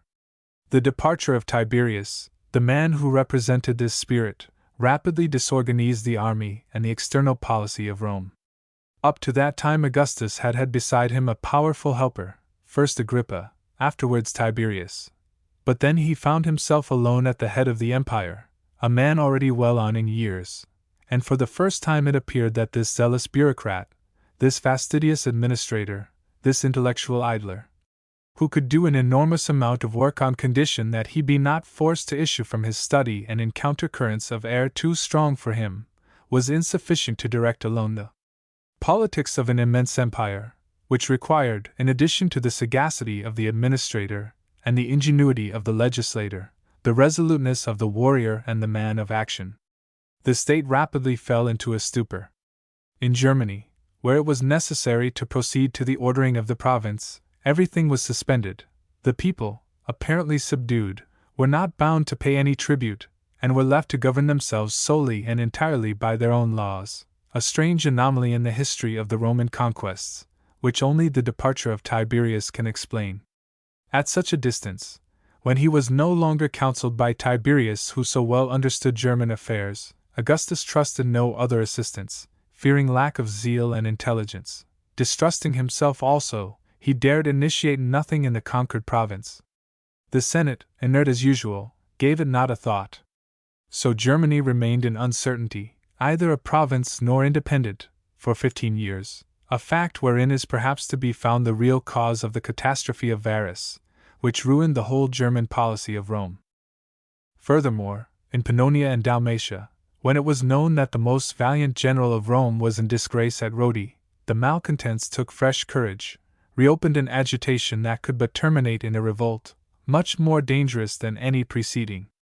In the Orient, Palestine arose in 4 BC, on the death of Herod the Great, against his son, Archelaus, and against the Hellenized monarchy, demanding to be made a Roman province like Syria, and a frightful civil war illumined with its sinister glare the cradle of Jesus. The governor of Syria, Quintilius Varus, threw himself into Judea and succeeded in crushing the revolt.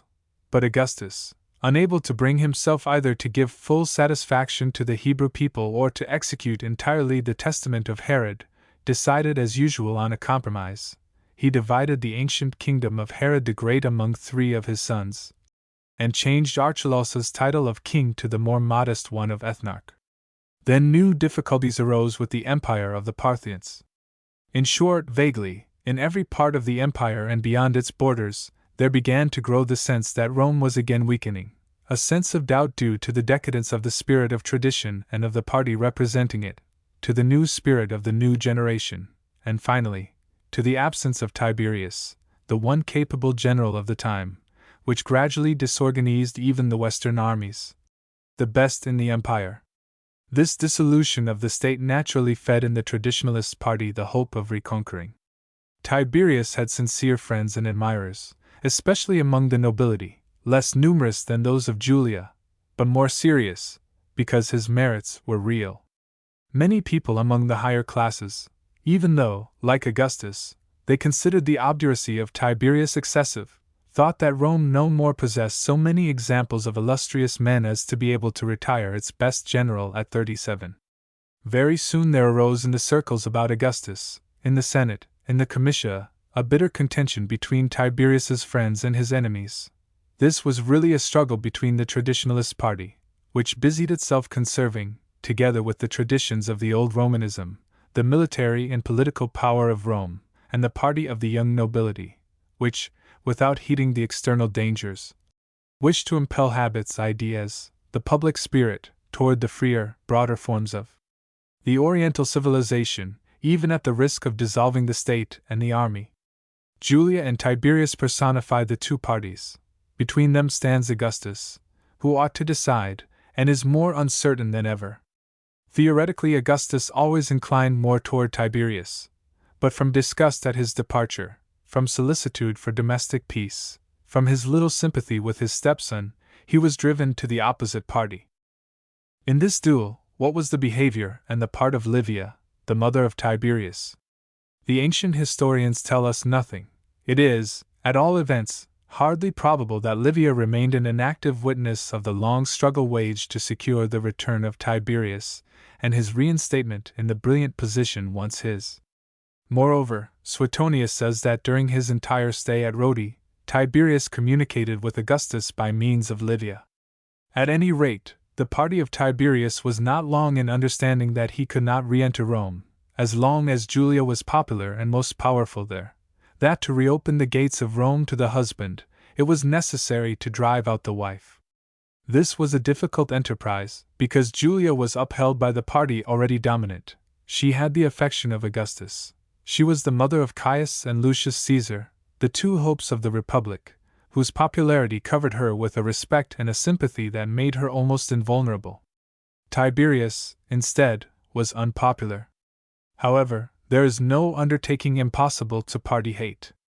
Exasperated by the growing disfavor of public opinion, the party of Tiberius decided on a desperate expedient to which Tiberius himself would not have dared set hand, that is, since Julia had a paramour, to adopt against her the weapon supplied by the Lex Julia de Adulteriis, made by her father, and so provoke the terrible scandal that until then every one had avoided in fear. Unfortunately, we possess too few documents to write in detail the history of this dreadful episode. But everything becomes clear enough if one sees in the ruin of Julia a kind of terrible political and judicial blackmailing, tried by the friends of Tiberius to remove the chief obstacle to his return. And if one takes it that the friends of Tiberius succeeded in procuring proofs of the guilt of Julia and carried them to Augustus, not as to the head of the state, but to the father. Dion Cassius says that Augustus finally, although tardily, came to recognize the misdeeds of his daughter, which signifies that at a given moment, Augustus could no longer feign ignorance of her sins, because the proofs were in the power of irreconcilable enemies, who would have refused to smother the scandal. These mortal enemies of Julia could have been no other than the friends of Tiberius. Julia had violated the law on adultery made by himself. Augustus could doubt it no more. To understand well the tragic situation in which Augustus was placed by these revelations, one must remember various things. First, that the Lex de Adulteriis, proposed by Augustus himself, obliged the father, when the husband could not, or would not, to punish the guilty daughter, or to denounce her to the praetor, if he had not the courage to punish her himself. Second, that this law arranged that if the father and the husband failed to fulfill their proper duty, any one whoever, the first comer, might in the name of public morals make the denunciation to the praetor and stand to accuse the woman and her accomplice. Tiberius, the husband, being absent at Rodi, he, Augustus, the father, must become the nemesis of his daughter, must punish her or denounce her. If not, the friends of Tiberius could accuse her to the praetor, hale her before the quaestor, unveil to the public the shame of her private life. What should he do? Many a father had disdainfully refused to be the executioner of his own daughter, leaving to others the grim office of applying the Lex Julia. Could he imitate such an example? He was the head of the Republic, the most powerful man of the empire, the founder of a new political order. He could decide peace and war, govern the Senate at his pleasure, exalt or abase the powerful of the earth with a nod, and exactly for this reason he dared not evade the bitter task. He feared the envy, the moral and leveling prejudices of the middle classes, which needed every now and then to slaughter in the courts someone belonging to the upper classes, in order to delude themselves that justice is equal for all. To him had been granted the greatest privileges. But precisely on this account was it dangerous to try to cover his daughter with a privileged protection as prey too delicate for public attack. And then, if he himself gave the example of disobeying his law, who would observe it? The tremendous scandal would unnerve all the moral force of his legislation, which was the base of his prestige. The moment was terrible. Imagine this old man of 62 wearied by 44 years of public life, embittered by the difficulties that sprang up about him, disquieted by the dissolution of state of which he was the impotent witness, finding himself all at once facing these alternatives: either destroy his daughter, or undo all the political work over which he had labored for 30 years, and no temporizing possible. Augustus was not a naturally cruel man, but before these alternatives his mind seems to have been for a moment convulsed by an access of grief and rage, the distant echo of which has come down to us. One moment, as Suetonius says, he had the idea of killing Julia. Then reason, pity, affection, gentler habits prevailed. He did not give the sentence of death, but he was too practiced a politician not to understand that she could not be saved, and as he had immolated Cicero, Lepidus, Antony, so he immolated her also to the necessity of preserving before Italy his prestige of severe legislator and impartial magistrate.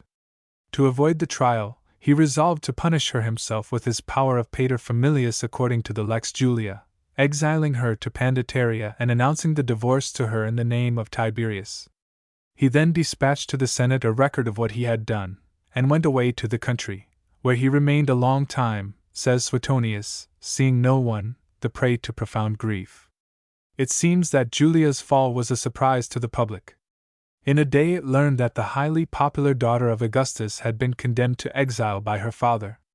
This unexpected revelation let a storm loose in the metropolis. Even though there were not then published in Rome those vile newspapers, the pests of modern civilization, that hunt their salty in the mud and slime of the basest human passions, the taste for scandalous revelations, the envy of genius and fortune, the pleasure of wreaking cruelty upon the unarmed, the low delight in pouring the basest feelings upon the honor of a woman abandoned by all, these passions animated minds then, as they do today, nor were there then wanting, more than now, wretches that profited by them, to gather money or satisfy bad instincts, without being able to dispose of a single, miserable sheet of paper. On every side delators sprang up, and an epidemic of slanders embittered Rome. Every man who had name or wealth or some relation with the family of Augustus ran the risk of being accused as a lover of Julia. Several youths of high society, frightened by these charges, committed suicide. Others were condemned. About Julia were invented and spread the most atrocious calumnies, which formed thereafter the basis for the infamous legends that have remained in history attached to her name. The traditionalist party naturally abetted this furor of accusations and inventions, made to persuade the public that a fearful corruption was hidden among the upper classes and that to cure it fire and sword must be used without pity. The friends of Julia, the party of the young nobility, disconcerted at first by the explosion, did not delay to collect themselves and react. The populace of Rome made some great demonstrations in favor of Julia and demanded her pardon of Augustus.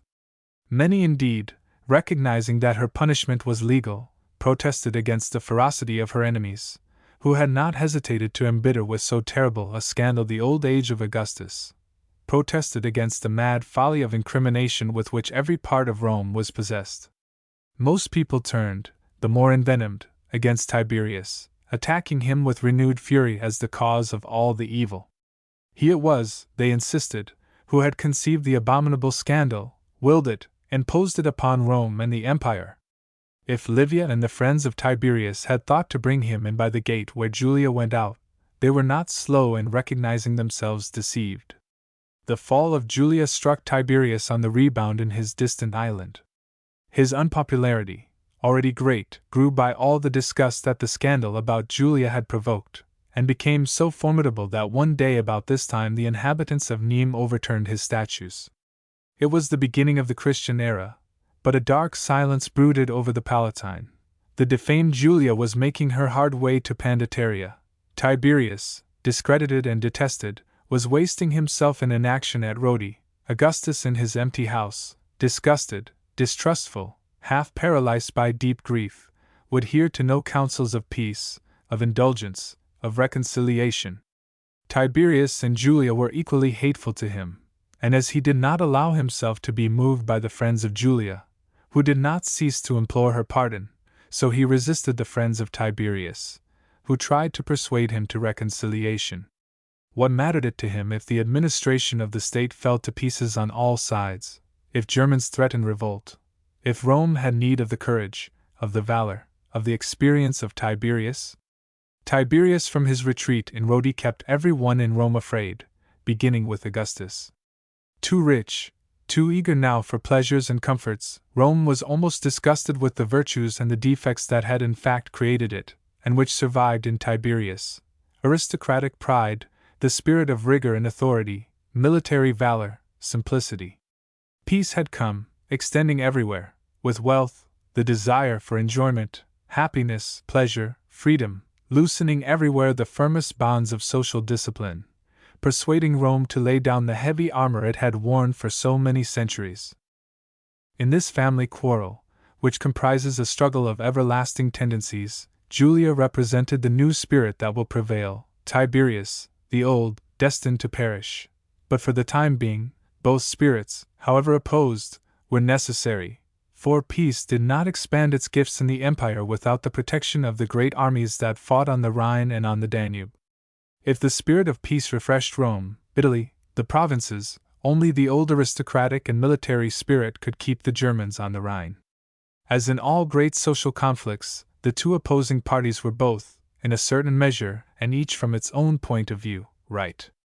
Just for that reason, the equilibrium could be found only by a continual struggle in which men on one side and on the other were destined in turn to triumph or fall according to the moment, a struggle in which Augustus, fated to act the part of judge, that is, to recognize, with a final formal sanction, a sentence already pronounced by facts, had against his will in turn to condemn some and reward others. Julia will remain at Pandataria, and Tiberius will return to Rome when the danger on the Rhine becomes too threatening, yet without much lessening the conclusive vengeance of Julia. That will come in the long torment of the reign of Tiberius, in the infamy that will pursue him to posterity. After having been pitilessly hated and persecuted in life, this man and this woman, who had personified two social forces eternally at war with each other, will both fall in death into the same abyss of unmerited infamy, tragic spectacle and warning lesson on the vanity of human judgments. Wine in Roman history. In history as it is generally written, there are to be seen only great personages and events, kings, emperors, generals, ministers, wars, revolutions, treaties. When one closes a huge volume of history, one knows why this state made a great war upon that, understands the political thinking, the strategic plans, the diplomatic agreements of the powerful, but would hardly be able to answer much more simple questions: how people ate and drank, how the warriors, politicians, diplomats, were clad, and in general how men lived at any particular time. History does not usually busy itself with little men and small facts, and is therefore often obscure, unprecise, vague, tiresome. I believe that if some day I deserve praise, it will be because I have tried to show that everything has value and importance, that all phenomena interweave, act, and react upon each other, economic changes and political revolutions, costumes, ideas, the family and the state, landholding and cultivation. There are no insignificant events in history, for the great events, like revolutions and wars, are inevitably and indissolubly accompanied by an infinite number of slight changes, appearing in every part of a nation. If in life there are men without note, and if these make up the great majority of nations, that which is called the mass, there is no greater mistake than to believe they are extraneous to history, mere inert instruments in the hands of the oligarchies that govern. States and institutions rest on this nameless mass, as a building rests upon its foundations. I mean to show you now by a typical case the possible importance of these little facts, so neglected in history. I shall speak to you neither of proconsuls nor of emperors, either of great conquests nor of famous laws, but of wine dealers and vine tenders, of the fortuned and famous plant that from wooded mountain slopes, mirrored in the Black Sea, began its slow, triumphal spread around the globe to its 20th century bivouac, California.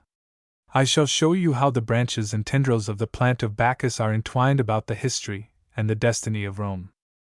For many centuries the Romans were water drinkers. Little wine was made in Italy, and that of inferior quality. Commonly not even the rich were wont to drink it daily. Many used it only as medicine during illness. Women were never to take it. For a long time, any woman in Rome who used wine inspired a sense of repulsion, like that excited in Europe up to a short time ago by any woman who smoked. At the time of Polybius, that is, toward the middle of the 2nd century BC, ladies were allowed to drink only a little possum, a kind of sweet wine, or syrup, made of raisins. About the women too much given to the beverage of Dionysus, there were terrifying stories told. It was said, for instance, that Ignatius Maecenas beat his wife to death, because she secretly drank wine, and that Romulus absolved him. Pliny, Nat. Hist. Book 14, Chapter 13. It was told, on the word of Fabius Pictor, who mentioned it in his annals, that a Roman lady was condemned by the family tribunal to die of hunger, because she had stolen from her husband the keys of the wine cellar. It was said the Greek judge Dionysius condemned to the loss of her dower a wife who, unknown to her husband, had drunk more than was good for her health. This story is one which shows that women began to be allowed the use of wine as a medicine. It was for a long time the vaunt of a true Roman to despise fine wines. For example, ancient historians tell of Cato that, when he returned in triumph from his proconsulship in Spain, he boasted of having drunk on the voyage the same wine as his rowers, which certainly was not, as we should say now, either Bordeaux or Champagne. Cato, it is true, was a queer fellow, who pleased himself by throwing in the face of the young nobility's incipient luxury a piece of almost brutal rudeness. But he exaggerated, not falsified, the ideas and the sentiments of Romanism. At that time, it was a thing unworthy of a Roman to be a practiced admirer of fine wines and to show too great a propensity for them. Then not only was the vine little and ill cultivated in Italy, but that country almost refused to admit its ability to make fine wines with its grapes. As wines of luxury, only the Greek were then accredited and esteemed, and paid for, like French wines today. But though admiring and paying well for them, the Romans, still diffident and saving, made very spare use of them. Lucullus, the famous conqueror of the Pontus, told how in his father's house, in the house, therefore, of a noble family, Greek wine was never served more than once, even at the most elegant dinners. Moreover, this must have been a common custom, because Pliny says, speaking of the beginning of the last century of the Republic, Tanta vero vino greco gratia erat ut singuli potions in convitiderenter. That is, translating literally, Greek wine was so prized that only single potions of it were given at a meal. You understand at once the significance of this phrase. Greek wine was served as today, at least on European tables, champagne is served. It was too expensive to give in quantity. This condition of things began to change after Rome became a world power, went outside of Italy, interfered in the great affairs of the Mediterranean, and came into more immediate contact with Greece and the Orient. By a strange law of correlation, as the Roman Empire spread about the Mediterranean, the vineyards spread in Italy. Gradually, as the world politics of Rome triumphed in Asia and Africa, the grape harvest grew more abundant in Italy, the consumption of wine increased, the quality was refined. The bond between the two phenomena, the progress of conquest and the progress of vine growing, is not accidental, but organic, essential, intimate. As, little by little, the policy of expansion grew, wealth and culture increased in Rome, the spirit of tradition and of simplicity weakened, luxury spread, and with it the appetite for sensations, including that of the taste for intoxicating beverages. We have but to notice what happens about us in the modern world. When industry gains and wealth increases and cities grow, men drink more eagerly and riotously inebriating beverages. To understand what happened in Italy and in Rome, as gradually wars, tribute, blackmailing politics, pitiless usury, carried into the peninsula the spoils of the Mediterranean world, riches of the most numerous and varied forms. The old-time aversion to wine diminished. Men and women, city dwellers and countrymen, learned to drink it. The cities, particularly Rome, no longer confined themselves to slaking their thirst at the fountains. As the demand and the price for wine increased, the landowners in Italy grew interested in offering the cup of Bacchus, and as they had invested capital in vineyards, they were drawn on by the same interest to excite ever the more the eagerness for wine among the multitude, and to perfect grape culture and increase the crop.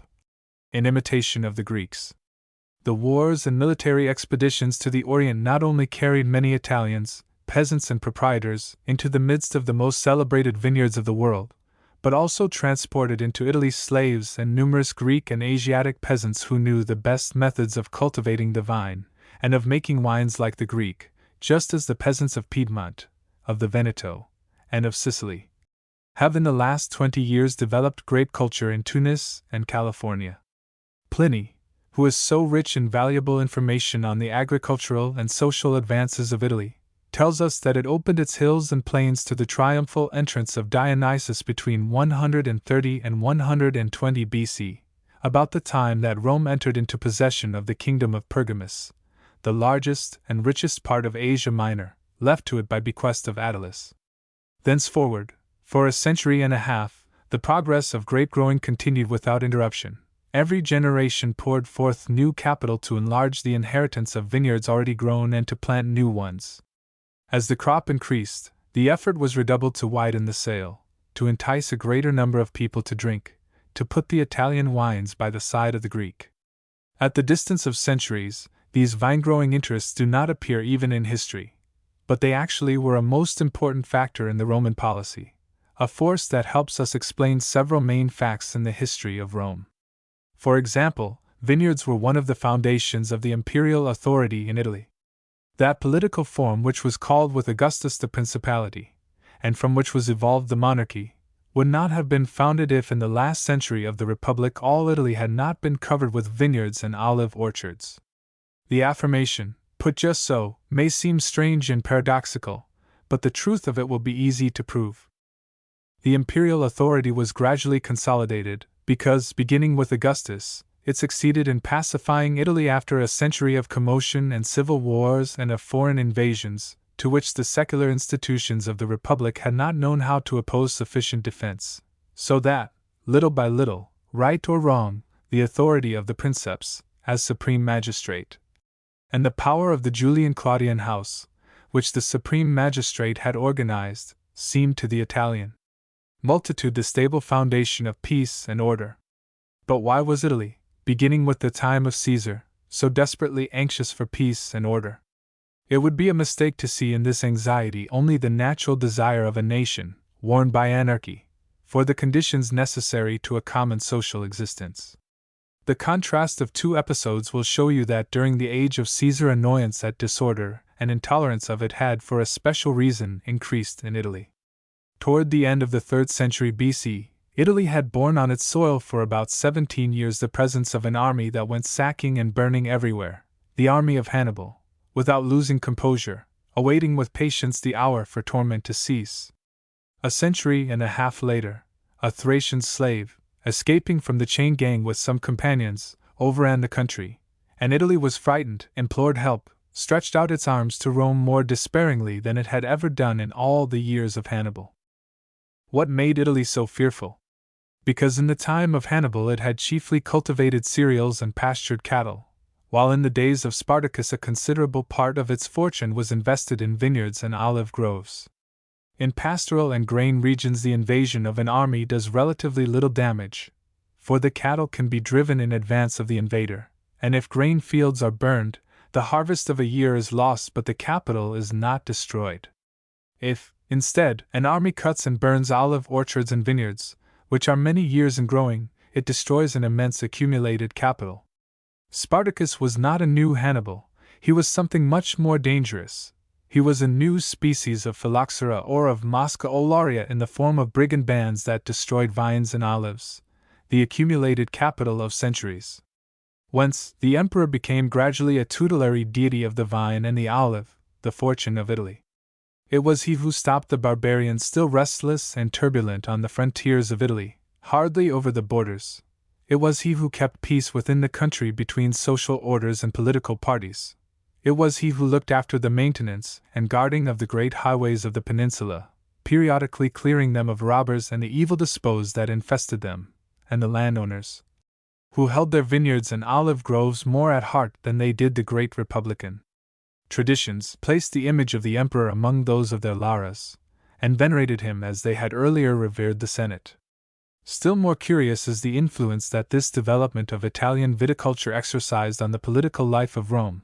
For example, in the barbarous provinces of Europe, wine was an instrument of romanization, the effectiveness of which has been too much disregarded. In Gaul, in Spain, in Helvetia, in the Danube provinces, Rome taught many things: law, war, construction of roads and cities, the Latin language and literature, the literature and art of Greece. More, it also taught to drink wine. Whoever has read the commentaries of Caesar will recall that, on several occasions, he describes certain more barbarous peoples of Gaul as prohibiting the importation of wine because they feared they would unnerve and corrupt themselves by habitual drunkenness. Strabo tells us of a great Gato-Thracian empire that a Gaelic warrior, Borbus by name, founded in the time of Augustus beyond the Danube, opposite Roman possessions. While this chieftain sought to take from Greek and Latin civilization many useful things, he severely prohibited the importation of wine. This fact and others similar, which might be cited, show that these primitive folk, exactly like the Romans of more ancient times, feared the beverage which so easily intoxicates, exactly as in China all wise people have always feared opium as a national scourge, and so many in France would today prohibit the manufacture of absinthe. This hesitation and fear disappeared among the Gauls, after their country was annexed to the empire, disappeared or was weakened among all the other peoples of the Danube and Rhine regions, and even in Germany, when they fell under Roman dominion, even also while they preserved independence, as little by little the Roman influence intensified in strength. By example, with the merchants, in literature, Rome poured out everywhere the ruddy and perfumed drink of Dionysus, and drove to the wilds and the villages, remote and poor, the national mead, the beverage of fermented barley akin to modern beer. The Italian proprietors who were enlarging their vineyards, especially those of the valley of the Pa, where already at the time of Strabo the great crop was very abundant, soon learned that beyond the Alps lived numerous customers.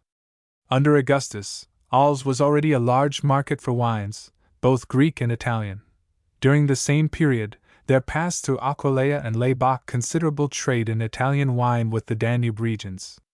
In the Roman castles along the Rhine, among the multitudes of Italians who followed the armies, there was not wanting the wine dealer who sought with his liquor to infuse into the torpid blood of the barbarian a ray of southern warmth. Everywhere the Roman influence conquered national traditions, wine reigned on the tables of the rich as the lordly beverage, and the more the Gauls, the Pannonians, the Dalmatians drank, the more money Italian proprietors made from their vineyards. I have said that Rome diffused at once its wine and its literature. It also diffused its wine through its literature, a fact upon which I should like to dwell a moment, since it is odd and interesting for diverse reasons. We always make a mistake in judging the great literary works of the past. 2 or 3 centuries after they were written, they serve only to bring a certain delight to the mind. Consequently, we take for granted they were written only to bring us this delight. On the contrary, almost all literary works, even the greatest, had at first quite another office. They served to spread or to counteract among the author's contemporaries certain ideas and sentiments that the interests of certain directing forces favored or opposed. Indeed, very often the authors were admired and remunerated far more for these services rendered to their contemporaries than for the lofty beauty of the literary works themselves. This is the case with the Odes of Horace. To understand all that they meant to say to contemporaries, one must imagine Roman society as it was then, hardly out of a century of conquests and revolutions, in disorder, unbalanced, and still crude, notwithstanding the luxuries and refinements superficially imitated from the Orient, a society eager to enjoy, yet still ill-educated to exercise upon itself that discipline of good taste, without which civilization and its pleasures aggravate more than restrain the innate brutality of men. During the first period of peace, arrived after so great disturbance, that poetry so perfect in form, which analyzed and described all the most exquisite delights of sense and soul, infused a new spirit of refinement into habits, and cooperated with laborious education in teaching even the stern conquerors of the world to enjoy all the pleasures of civilization, alike literature and love, the luxury of the city and the restfulness of the villa, fraternal friendship and good cookery. It taught, too, this master poetry of the senses, to enjoy wine, to use the drink of Dionysus not to slake the thirst, but to color, with an intoxication now soft, now strong, the most diverse emotions, the sadness of memories, the tendernesses of friendship, the transports of love, the warmth of the quiet house, when without the furious storm and the bitter cold stiffen the universe of nature. In the poetry of Horace, therefore, wine appears as a proteoform god, which penetrates not only the tissues of the body but also the inmost recesses of the mind and aids it in its every contingency, sad or gay. Wine consoles in ill fortune, 7, suffuses the senses with universal oblivion, frees from anxiety and the weariness of care, fills the empty hours, and warms away the chill of winter, 9. But the wine that has the power to infuse gentle forgetfulness into the veins has also the contrasting power of rousing lyric fervor in the spirit, the fervor heroic, divining, mystic. 3:2. Finally, wine is also a source of power and heroism, as well as of joy and sensuous delight, a principle of civilization and of progress. 2:14. I wish I could repeat to you all the Dionysic verse of this old poet from Venosa, whose subjects and motives, even though expressed in the choicest forms, may seem common and conventional in our time and to us, among whom for centuries the custom of drinking wine daily with meals has been a general habit. But these poems had a very different significance when they were written, in that society in which many did not dare drink wine commonly, considering it as a medicine, or as a beverage injurious to the health, or as a luxury dangerous to morals and the purse, in that time when entire nations, like Gaul, hesitated between the invitations of the ruddy vine-crowned Bacchus, come with his legions victorious, and the desperate supplications of Servigia, the national mead, pale and fleeing to the forests. In those times and among those men, Horace with his dithyrambics affected not only the spirit but the will, uniting the subtle suggestion of his verses to all the other incentives and solicitations that on every side were persuading men to drink. He corroded the ancient Italian traditions, which opposed with such repugnance and so many fears the efforts of the vintners and the vineyard laborers to sell wine at a high price. In this way he rendered service to Italian viticulture. The books of Horace, while he was still living, became what we might call school textbooks. That is, they were read by young students, which must have increased their influence on the mind. Imagine that today a great European poet should describe and extol in magnificent verses the sensuous delight of smoking opium, should deify, in a mythology rich in imagery, the inebriating virtues of this product. Imagine that the verses of this poet were read in the schools. You may then by comparison picture to yourself the action of the poems of Horace. The political and military triumph of Rome in the Mediterranean world signified therefore the world triumph of wine. So true is this, that in Europe and America today the sons of Rome drink wine as their national daily beverage. The Anglo-Saxons and Germans drink it in the same way as the Romans of the 2nd century BC, on formal occasions, or as a medicine. When you see at an European or American table the gold or the ruby of the fair liquor gleaming in the glasses, remember that this is another inheritance from the Roman Empire and an ultimate effect of the victories of Rome, that probably we should drink different beverages if Caesar had been overcome at Alesia or if Mithridates had been able decisively to reconquer Asia Minor from Rome. It astonishes you to see between politics and analogy, between the great historical events and the lot of a humble plant, so close a bond. I can show you another aspect of this phenomenon, even stranger and more philosophical. I have already said that at the beginning of the 1st century before Christ, although Italy had already planted many vineyards and gathered generous crops, Italian wines were still little sought after, while the contrary was true of the Greek. Pliny writes, "The wines of Italy were for long despised." Foreign wines had great vogue for some time even after the consulate of Opimius, 121 BC, and up to the times of our grandfathers, although then Falernian was already discovered. In the second half of the last century of the Republic and the first half of the 1st century BC, this condition of things changed. Italian wines rose to great fame and demand, and took from the Greek the preeminence they so long had held. Finally, this preeminence formed one of the spoils of world conquest, and that not one of the meagerest. Pliny, writing in the second half of the 1st century, says, Book 14, Chapter 11, "Among the 80 most celebrated qualities of wine made in all the world, Italy makes about 2/3, therefore in this it outdoes other peoples.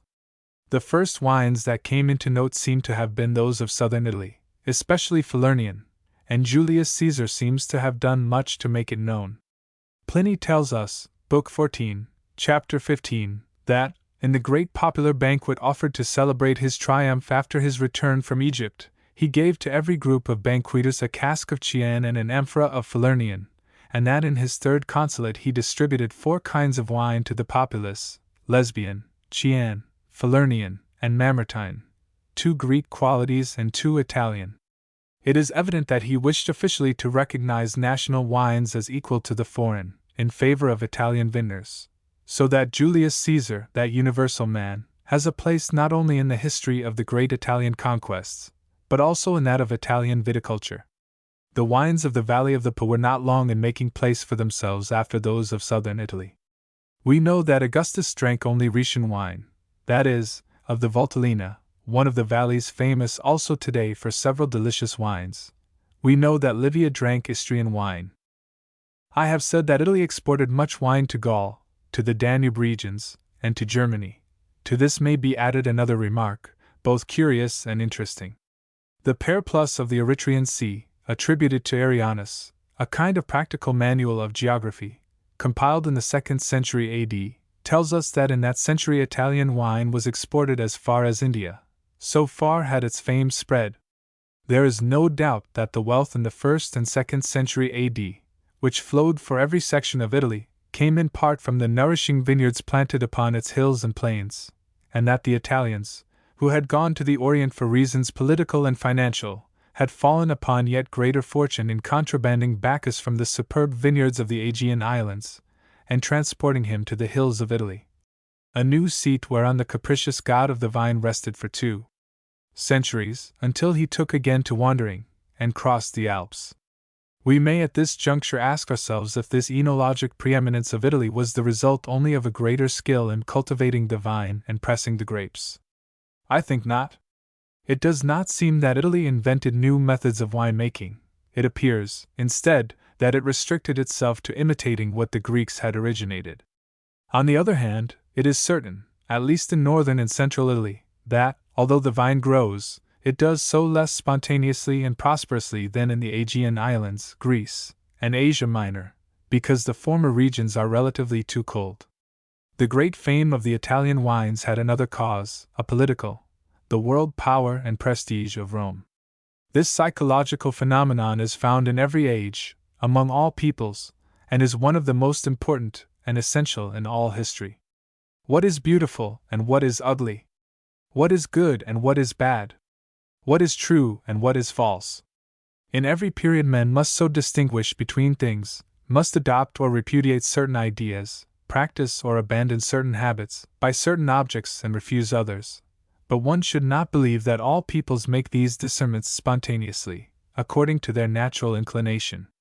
It always happens that some nations succeed, by war, or money, or culture, in persuading the lesser peoples about them that they are superior, and strong in this admiration, they impose upon their susceptible neighbors, by a kind of continuous suggestion, their own ideas as the truest, their own customs as the noblest, their own arts as the most perfect.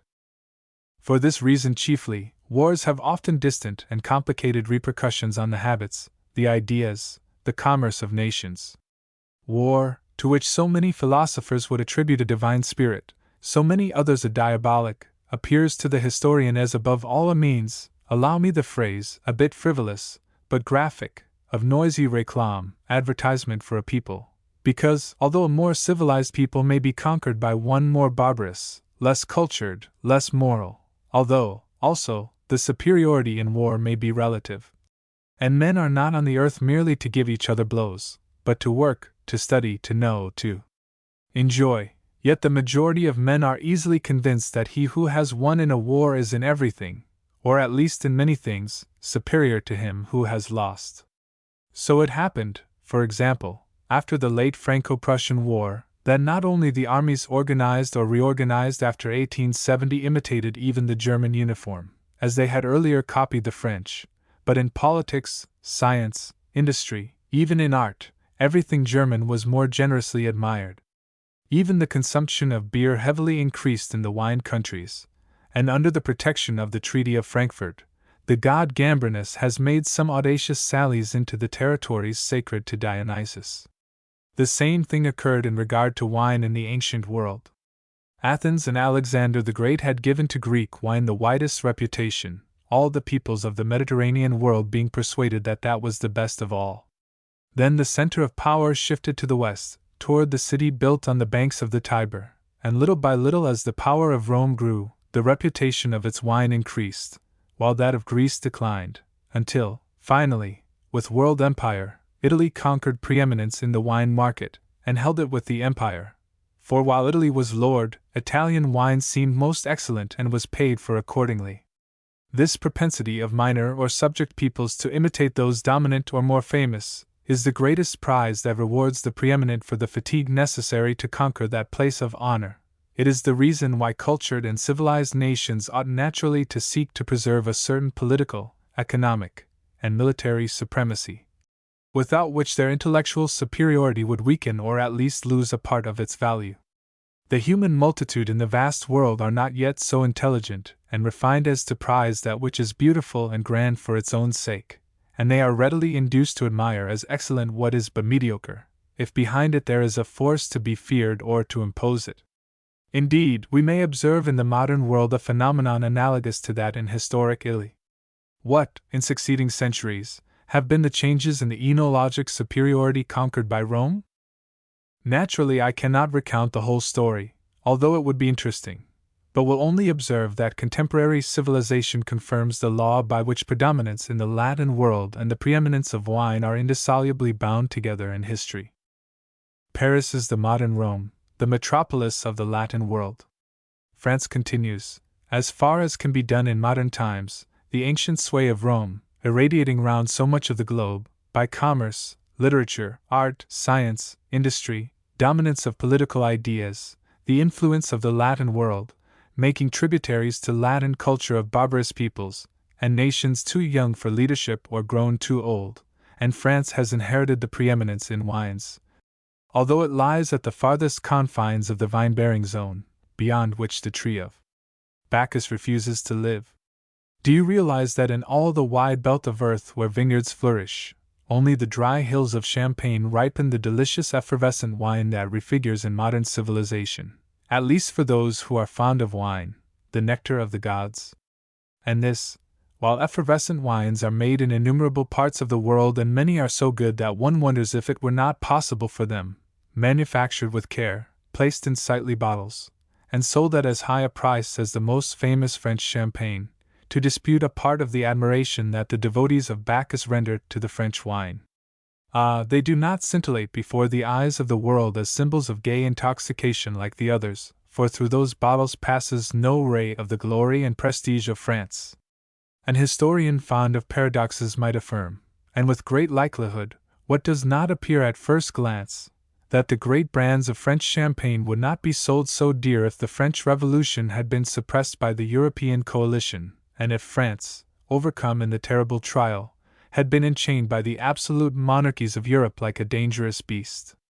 It would even be possible to declare that the reputation of Champagne is rooted, not only in the ground where the grapes are cultivated, and preserved in the vast cellars where the precious crops are stored, but in all the historic tradition of France, in all that which has given France worldly glory and power, the victorious wars, the distant conquests, the colonies, the literature, the art, the science, the money capital, and the spirit, cosmopolitan, expansive, dynamic, of its history. It would be possible to declare that it makes and pours into all the world its precious wine by that same virtue, intimate, national, and historic, by which it created the encyclopedia and made the revolution, let Napoleon loose on Europe and founded the empire, wrote so many famous books and built on the banks of the Seine the marvelous universal city, where all the forces of modern civilization are gathered together, and hold each other in equilibrium, aristocracy and democracy, the cosmopolite spirit and the spirit of nationality, money and science, war and fashion, art and religion. If France had not had its great history, Champagne would have remained an effervescing wine of modest household use that the peasants place every year in barrels for their own family consumption, or to sell in the vicinity of the city of Reims. Social development of the Roman Empire. Augustus died the 23rd of August of the year 14 AD, saying to Livia, as she embraced him, "Adieu, Livia, remember our long life." Suetonius adds that, before dying, he had asked the friends who had come to salute him, if he seemed to them, "Mimum vitae commode transigis," to have acted well his life's comedy. In this famous phrase many historians have seen a confession, an acknowledgment of the long role of deceit that the unsurpassable actor had played to his public. What a mistake! If Augustus did pronounce that famous sentence, he meant to say quite another thing. An erudite German has demonstrated with the help of many texts that the ancient writers, and especially the Stoic philosophers, commonly compared life to a theatrical representation, divided into different acts and with an inevitable epilogue, death, without intending to say that it was a thing little serious or not true. They only meant that life is an action, which has a natural sequence from beginning to end, like a theatrical representation. There is then no need to translate the expression of Augustus. The play, that is, the deceit, is ended, but rather, the drama, the work committed by destiny, is finished. The drama was ended, and what a drama! It is difficult to find in history a longer and more troubled career than that known by Augustus for nearly 60 years, from the faraway days when, young, handsome, full of ambition and daring, he had come to Rome, throwing himself head first into the frightful turmoil let loose by the murder of Caesar, to that tranquil death, the death of a great wise man, in the midst of the Pax Romana, now spread from end to end of the empire. After so many tragic catastrophes had struck his class and his family, euthanasia, the death of the happy, descended for the first time since the passing of Lucullus, to close the eyes of a great Roman. There is no better means of giving an idea of the mission of the Roman Empire in the world than to summarize the life and work of this famous personage. Augustus has been in our century somewhat the victim of Napoleon I. The extraordinary course of events at the beginning of the 19th century made so vivid an impression on succeeding generations, that for the whole of the century people have been able to admire only the great agitators, men whose lives are filled with storm and clamorous action. Compared with that of Napoleon or of Caesar, the figure of Augustus is simple and colorless. The Roman peace, in the midst of which he died, was his work only very indirectly. Augustus had wearied his whole life in reorganizing the finances and the army, in crushing the revolts of the European provinces, in defending the boundaries of the Rhine and the Danube, in making effective in Rome, as far as he could, the old aristocratic constitution. All intent on this service, a serious and difficult one, he never dreamed of regenerating the empire by a powerful administration. Even if he had wished it, he would not have had the means, men and money. For the past century, the vastness and power of the administration that governed the empire has been greatly admired. Without discussing many things possible on this point, it must be observed that this judgment does not apply to the times of Augustus and Tiberius, because then this administration did not exist. During the first 50 years of the empire, the provinces were all governed, as under the Republic, by proconsuls or propraetors, each accompanied by a quaestor, a few subordinate officials, freedmen, friends, and slaves. A few dozen of men governed the provinces, as vast as states. Augustus added to this rudimentary administration but one organ, the procurator, chosen from freedmen or knights, charged with overseeing the collection of tribute and expenses, that is, caring for the interests, not of the provinces, but of Rome. Consequently, the government was weak and inactive in all the provinces. Whoever fancies the government of Rome modeled after the type of modern governments, invading, omnipotent, omnipresent, deceives himself. There were sent into the provinces nobles belonging to rich and noted families, who had therefore no need to rob the subjects too much, and these men ruled, making use of the laws, customs, institutions, families of nobles, of each place, exactly as England now does in many parts of its empire. As in general these governors were not possessed of any great activity, they did not meddle much in the internal affairs of the subject peoples. To preserve the unity of the empire, and the supremacy of Italy against all enemies, within and without, to exploit reasonably this supremacy, for the rest, to let every people live as best pleased it, such was the policy of Augustus and of Tiberius, the policy of the 1st century AD. In short, this was but the idea of the old aristocratic party, adapted to the new times. So the Roman government gave itself little concern at this time for the provinces, nor did it build in them any considerable public work. It did not construct roads, nor canals, nor harbors, except when they were necessary to the metropolis. For example, Agrippa made the network of Gallic roads, Augustus opened the first 3 great highways that crossed the Alps. It would be a mistake to suppose that these important constructions were designed to favor the progress of Gallic commerce. They were strategic highways made to defend the Rhine. As gradually Gaul grew rich, Rome had to recognize that the weak garrisons, set apart in the year 27 for the defense of the Rhine and the Danube, were insufficient. It would have been necessary to increase the army, but the finances were in bad condition. Augustus then thought to base defense on the principle that the immense frontiers could not all be assailed at the same time, and therefore he constructed some great military roads across the Alps and Gaul, to be able to collect the soldiery rapidly from all parts of the empire at any point menaced, on the Rhine or on the Danube. The imperial policy of Augustus and that of Tiberius, who applied the same principles with still greater vigor, was above all a negative policy. Accordingly, it could please only those denying as useful to progress another kind of men, the great agitators of the masses.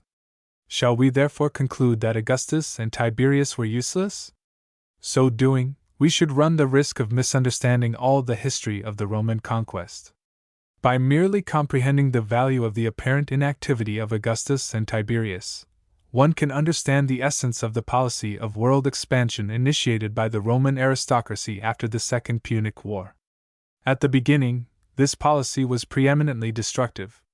Everywhere Rome either destroyed or weakened, not nations or peoples, but republics, monarchies, theocracies, principalities, that is, the political superstructures that framed the different states, great or small. Everywhere it put in place of these superstructures the weak authority of its governors, of the Senate, of its own prestige. Everywhere it left intact or gave greater freedom to the elementary forms of human association, the family, the tribe, the city. So for 2 centuries Rome continued in Orient and Occident to suppress bureaucracies, to dismiss or reduce armies, to close royal palaces, to limit the power of priestly castes or republican oligarchies, substituting for all these complicated organizations a proconsul with some dozens of vicegerent secretaries and attendants. The last enterprise of this policy, which I should be tempted to call state devouring, was the destruction of the dynasty of the Ptolemies in Egypt. Without doubt, the suppression of so many states, continued for 2 centuries, could not be accomplished without terrible upheavals. It would be useless to repaint here the grim picture of the last century of the Republic. Sufficient to say, the grandiosity of this convulsion has hindered most people from seeing that the state-devouring policy of Rome included in itself, by the side of the forces of dissolution, beneficent, creative forces, able to bring about a new birth. If this policy had not degenerated into an unbridled sacking, it could have effectuated everywhere notable economies in the expenses of government that were borne by the poorer classes, suppressing as it did so many armies, courts, bureaucracies, wars. It is clear that Rome would have been able to gather in on all sides, especially in the Orient, considerable tribute, merely by taking from the various peoples much less than the cost of their preceding monarchies and continuous wars. Moreover, Rome established with the conquests throughout the immense empire what we would call a regime of free exchange, made neighbors of territories formerly separated by constant wars, unsafe communication, and international anarchy, and rendered possible the opening up of mines and forests hitherto inaccessible. The apparent inactivity of Augustus and Tiberius was simply the ultimate and most beneficent phase of the state-devouring policy of Rome, that in which, the destructive forces exhausted, the creative forces began to act. Augustus and Tiberius only prolonged indefinitely by means of expedients that mediocre order and that partial tranquility re-established after Actium by the general weariness. But exactly for this reason were they so useful to the world. In this peace, in this mediocre order, the policy of expansion of Rome, finally rid of all the destructive forces, matured all the benefits inherent within it. Finally, after a frightful crisis, the world was able to enjoy a liberty and an autonomy such as it had never previously enjoyed and which perhaps it will never again in an equal degree of civilization and in so great an extension. The empire then covered Spain, France, Belgium, a part of Germany and Austria, Switzerland and Italy, the Balkanic countries, Greece, Asia Minor, Syria, Palestine, a part of Arabia, Egypt, and all northern Africa. I do not believe that the political personnel that made up the central government of this enormous empire ever comprised more than 2,000 men. The army charged with defending so many territories numbered about 200,000 men, fewer than the present army of Italy alone. The effects of this order of things were soon to be seen. In all the Mediterranean basin there began a rapid and universal economic expansion, which, on a smaller scale, might remind one of what Europe and America have seen in the 19th century. New lands were cultivated, new mines opened, new wares manufactured, exports sent into regions formerly closed or unknown, and every new source of wealth, creating new riches, made labor and commerce progress. Foremost among all nations of the empire, at the center, Italy rapidly consolidated its fortune and its domination. After the mad plundering of the times of Caesar, followed methodical exploiting. Italy attracted to itself by the power of political leadership the precious metals and wares of luxury from every part of the empire. The largest quantity of these things passed through Rome, before being scattered throughout the peninsula in exchange for the agricultural and industrial products of Italy, consumed in the capital. Consequently, the middle classes and many cities grew rich, especially the cities of the Campania, Pompeii, Herculaneum, Naples, Pozzuoli, through which passed all the trade between Italy and Egypt.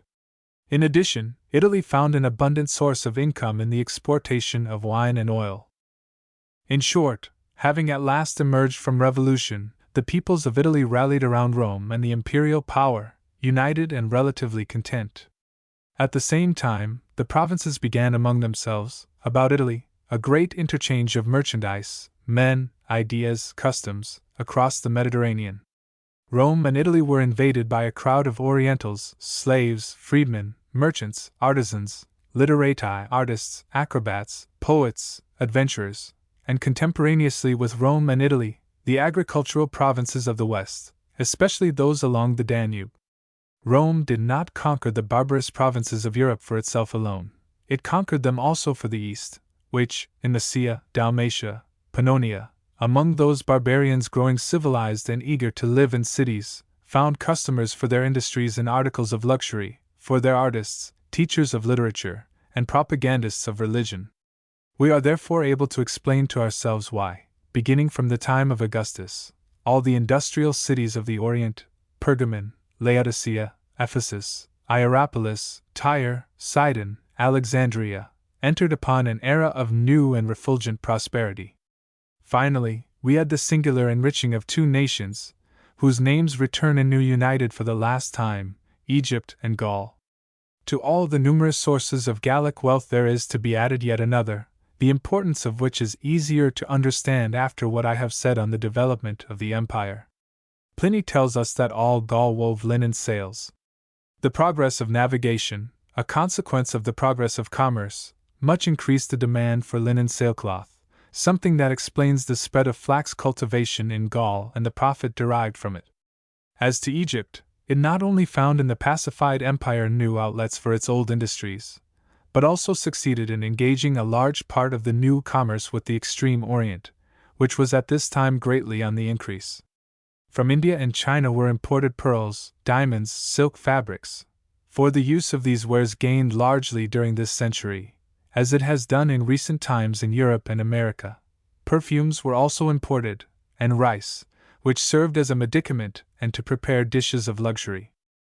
The unity of the empire was due far more to this great economic development that began under Augustus than to the political action of the early emperors. Little by little, imperial interests became so numerous and so considerable that Rome saw the effort necessary to keep up the unity diminish. Everywhere, even in the most distant regions, powerful minorities formed that worked for Rome and against old separating, anti-uniting forces, against old traditions and local patriotism alike. The wealthy classes everywhere became in a special way wholly favorable to Rome. Therefore, there is no more serious mistake than regarding the Roman Empire as the exclusive work of a government. It was in truth created by two diverse forces, operating one after the other, each in its own time, for both were necessary. A force of destruction, the state-devouring policy of Rome; a force of reconstruction, the economic unification. The annihilation of states, without which there would have been no economic unification, was the work of the government and the armies. It was the politicians of the Senate that destroyed so many states by wars and diplomatic intrigues.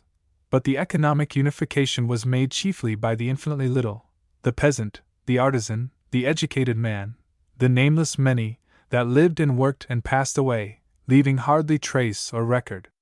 These unknown that labored, each seeking his own personal happiness, contributed to create the empire as much as did the great statesmen and generals. For this reason I can never regard without a certain emotion the mutilated inscriptions in the museums, chance salvage from the great shipwreck of the ancient world, that have preserved the name of some landowner, or merchant, or physician, or freedman. Lo! What remains of these generations of obscure workers, who were the indispensable collaborators of the great statesmen and diplomatists of Rome, and without whom the political world of Rome would have been but a gigantic enterprise of military brigandage?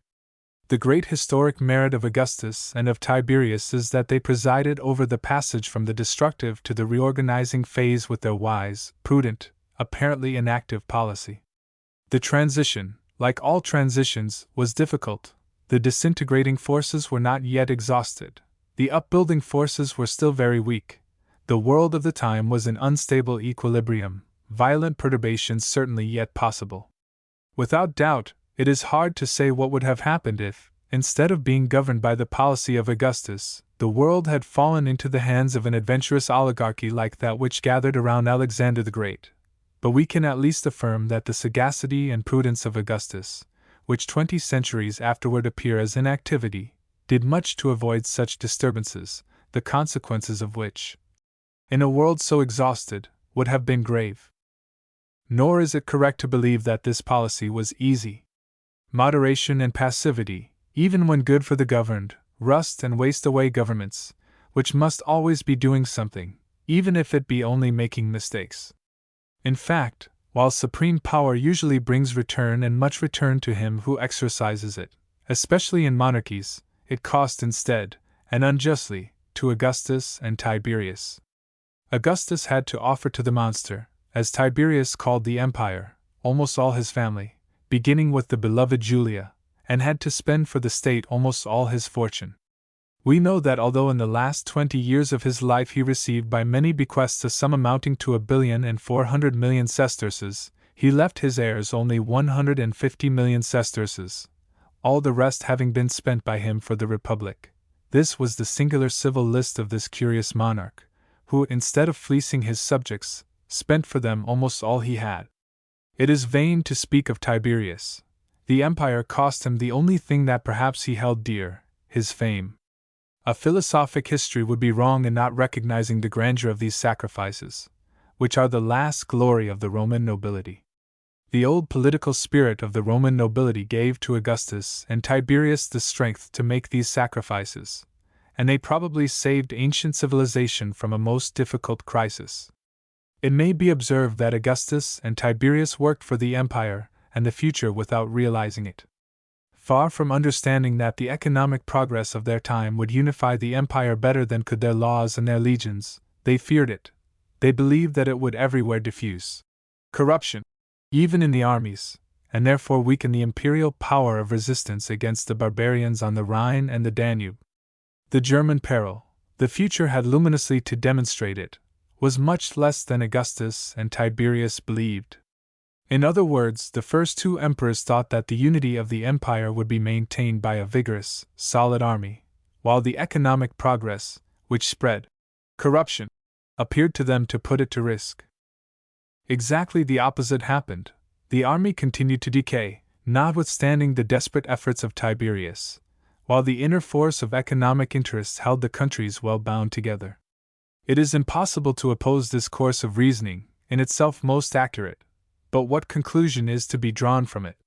In the chaotic conflict of passions and interests that make up the world, the deeds of a man or a party are not useful in proportion to the objective truth of the ideas acted out, or to the success attained.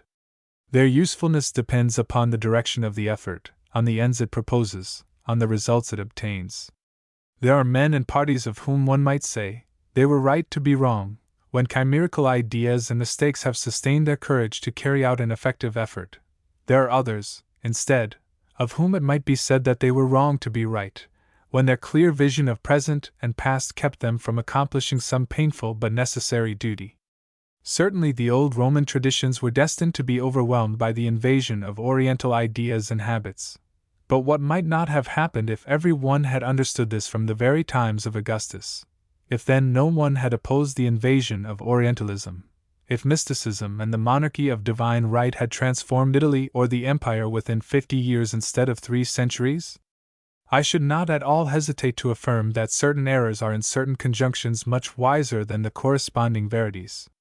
There is nothing more useful in life than resistance, though apparently futile, against social forces fated to perish, because these, struggling on to the very end, always succeed in imposing a part of themselves on the victorious power, and the result is always better than a complete and unantagonized victory of the opposing force.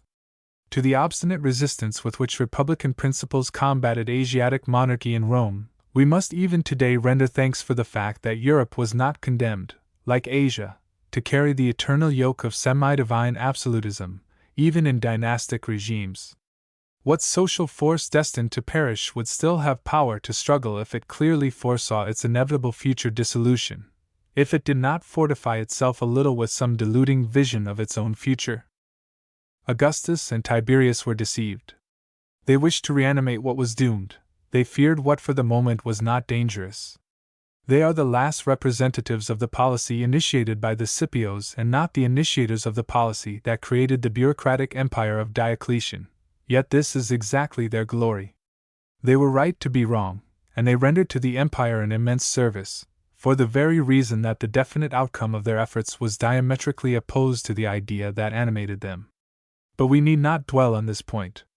Such were the ideas of the 2 emperors and the results of their work. The true empire, known to all, the monarchic, Asiaticized, bureaucratic empire, grew out of this little governed beginning that Augustus and Tiberius allowed to live in the freedom of the largest autonomy. How was it formed? This is the great problem that I shall try to solve in the sequence of my work. Naturally, I cannot now resume all the ideas I mean to develop. I confine myself here to some of the simplest considerations, which seem to me surest. The picture of the empire, so brilliant from the economic standpoint, is much less so from the intellectual. Here we touch its great weakness. Destroying so many governments, especially in the Orient, Rome had at the same time decapitated the intellectual elites of the ancient world, for the courts of the monarchies were the great firesides of mental activity. Rome had therefore, together with states and governments, destroyed scientific and literary institutions, centers of art, traditions of refinement, of taste, of aesthetic elegance. So everywhere, with the Roman domination, the practical spirit won above the philosophical and scientific, commerce over arts and letters, the middle classes over historic aristocracies. Already weakened by the overthrow of the most powerful Asiatic monarchies, these elites received the final blow on the disappearance of their last protection, the dynasty of the Ptolemies in Egypt. When Augustus began to govern the empire, the classes that represent tradition, culture, the elevated and disinterested activities of the spirit, were everywhere extensive in number and wealth, and energy. It was not long before these ultimate remainders vanished under the alluvial overflow of the middle classes, swollen by the big economic gains of the first century. In this respect, the first and second centuries of the Christian era resemble our own time. In the whole empire, alike in Rome, in Gaul, in Asia, there were old aristocratic families, rich and illustrious, but they were not the class of greatest power. Under them stood a middle class of merchants, landowners, orators, jurists, professors, and other intellectual men, and this was so numerous, comfortable, and so potent as to cause all the great social forces, from government to industry, to abandon the old aristocracy and court it like a new mistress. Art, industry, literature, were vulgarized in those 2 centuries, as today in Europe and America, because they had to work mainly for this middle class which was much more numerous, and yet cruder than the ancient elites. It was the first era of the cheap, of vulgarizations, I was about to say of the made in Germany, that enters into history. There was invented the art of silver plating, to give the bourgeoisie at moderate prices the sweet illusion of possessing objects of silver. Great thinkers disappeared. Instead were multiplied manuals, treatises, encyclopedias, professors that summarized and vulgarized. Philosophy gradually gave out, like all the higher forms of literature, and there began the reign of the declaimers and the sophists, that is, the lecture givers, the lawyers, the journalists. In painting and sculpture, original schools were no more to be found, nor great names, but the number of statues and bas-reliefs increased infinitely. The paintings of Pompeii and many statues and marbles that are now admired in European museums are examples of this industrialist art, inexpensive, creating nothing original, but furnishing to families in comfortable circumstances passable copies of works of art, once a privilege only of kings. The imperial bureaucracy that was formed mainly in the 2nd century was another effect of this enlargement of the middle classes. In the 2nd century there came into vogue many humanitarian ideas, which have a certain resemblance to modern ones. Their increased solicitude for the general well-being, for order, for justice, and this augmented the number of functionaries charged with ensuring universal felicity by administrative means. The movement was supported by intellectual men of the middle classes, especially by jurists, who sought to put their studies to profit, getting from the government employments in which they might make use, well or ill, of their somewhat artificial aptitudes. If the aristocratic idea, personified by Augustus and Tiberius, delayed, it could not stop, the invasion of these bureaucratic locusts. The government showed itself constantly weaker with the intellectual classes. Little by little the whole empire was bureaucratized. Founded by an aristocracy exclusively Roman in statesmen and soldiers, it was finally governed by a cosmopolitan bureaucracy of men of brains, orators, literati, lawyers.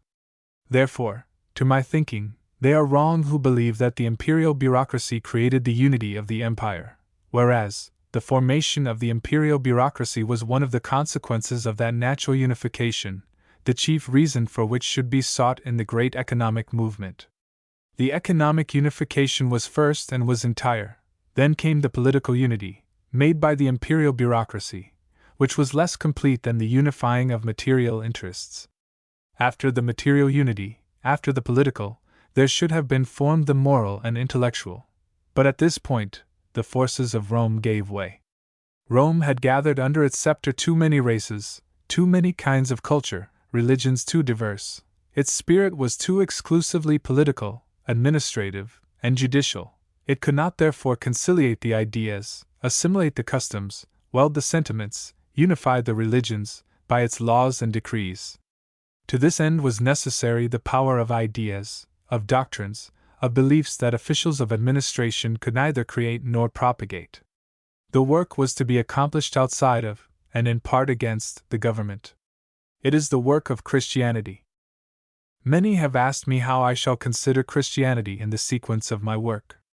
In brief, I may say that I shall follow a different method from that which its historians have taken up to this time. They have studied especially how there was formed that part of Christianity which yet lives and is the soul of it, namely, the religious doctrine. On this account, they generally separate its history from the history of the empire, making of it the principal argument, considering the history of Roman society as subordinate to it, and therefore only an appendix. I propose to reverse the study, taking Christianity as a chapter, important but separate, in the history of the empire. If for 3 centuries Christianity has been gradually returning to its origin, that is, becoming purely a religion and a moral teaching, for some centuries in the ancient world it was a thing much more complicated, a government and an administration that will not only to regulate the relations between man and God, but to govern the intellectual, social, moral, political, and economic life of the people. The historian ought to explain how this new empire, for it was indeed a new empire, was formed in Rome and upon its ruins. This is a problem much more intricate than at first appears. It has been said and often repeated that the Church was in the Middle Ages in Europe the continuation of the Roman Empire, that the Pope is yet the real successor of the Emperor in Rome. In fact, he carries one of the Emperor's titles, Pontifex Maximus. The observation is just, but it should not make us forget that the Christian Empire, so to call it, and the Roman Empire, were between themselves as radically opposed as 2 forces that created the one and the other, politics and intellectuality.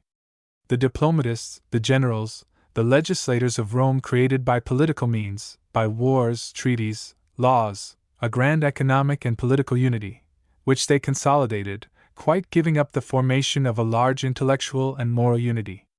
The intellectual men, who formed the most powerful nucleus of the Church after the 4th century, took up again the Roman idea of unity and of empire. But they transferred it from matter to mind, from the concrete world of economic and political interests, to the world of ideas and beliefs. They tried to redo, by pen and word, the work of the Scipios, of Lucullus, and of Caesar, to conquer the world, not indeed invading it with armies, but spreading a new faith, creating a new morality, a new metaphysics which must gather up within themselves the intellectual activities of Greco-Latin culture, from history to science, from law to philosophy. The Church of the Middle Ages was therefore the most splendid edifice that the intellectual classes have so far created. The power of this empire of men of letters increased, as little by little the other empire, that of the generals and diplomats, declined.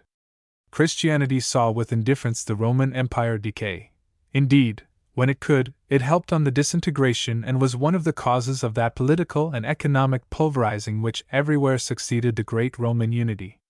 Political and economic unity on the one hand, moral and intellectual on the other, seem in the history of European civilization things opposite and irreconcilable. When one is formed, the other is undone.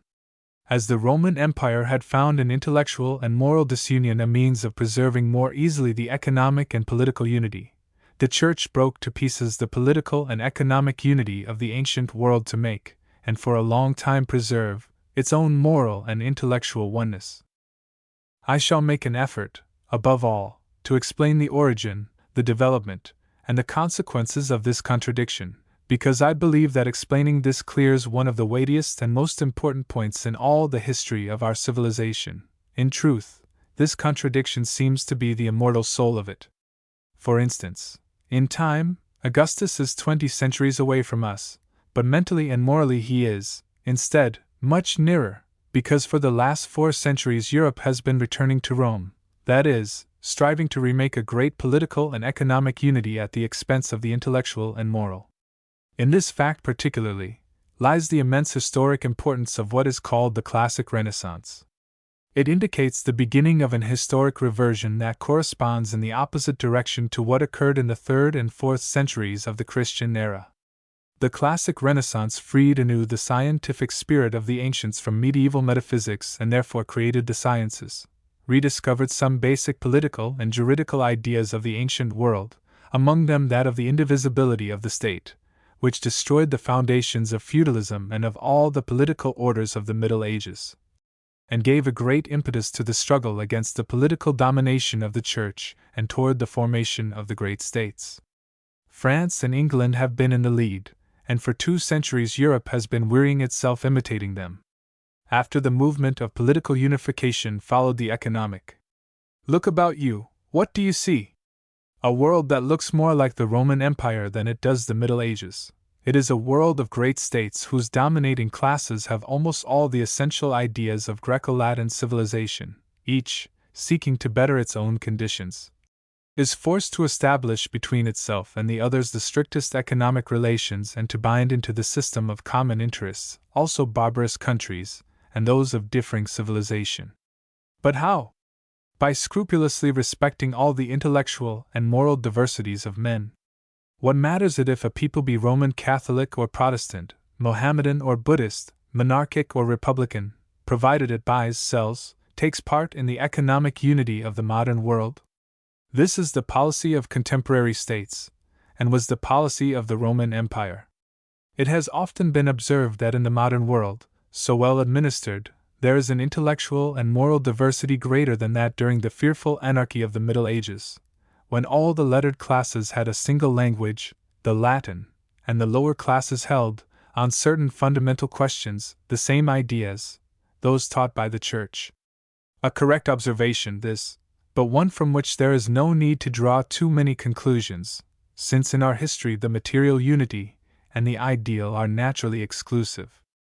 We are returning, in a vaster world, to the condition of the Roman Empire at its beginning, to an immense economic unity, which, notwithstanding the aberrations of protectionism, is grander and firmer than all its predecessors, to a political unity not so great yet considerable, because even if peace be not eternal, it is at least the normal condition of the European states, to an indifference for every effort put forth to establish moral and ideal uniformity among the nations, great and small, that share in this political and economic unity. This is why we understand Augustus and his times much more readily than we do the times of Charlemagne, even though from the latter we possess a greater number of documents. This is why we can write a history of Augustus and rectify so many mistakes made about him by preceding generations. It has often happened to me to find, à propos of the volumes written on Augustus, that my contradiction of tradition creates a kind of instinctive diffidence.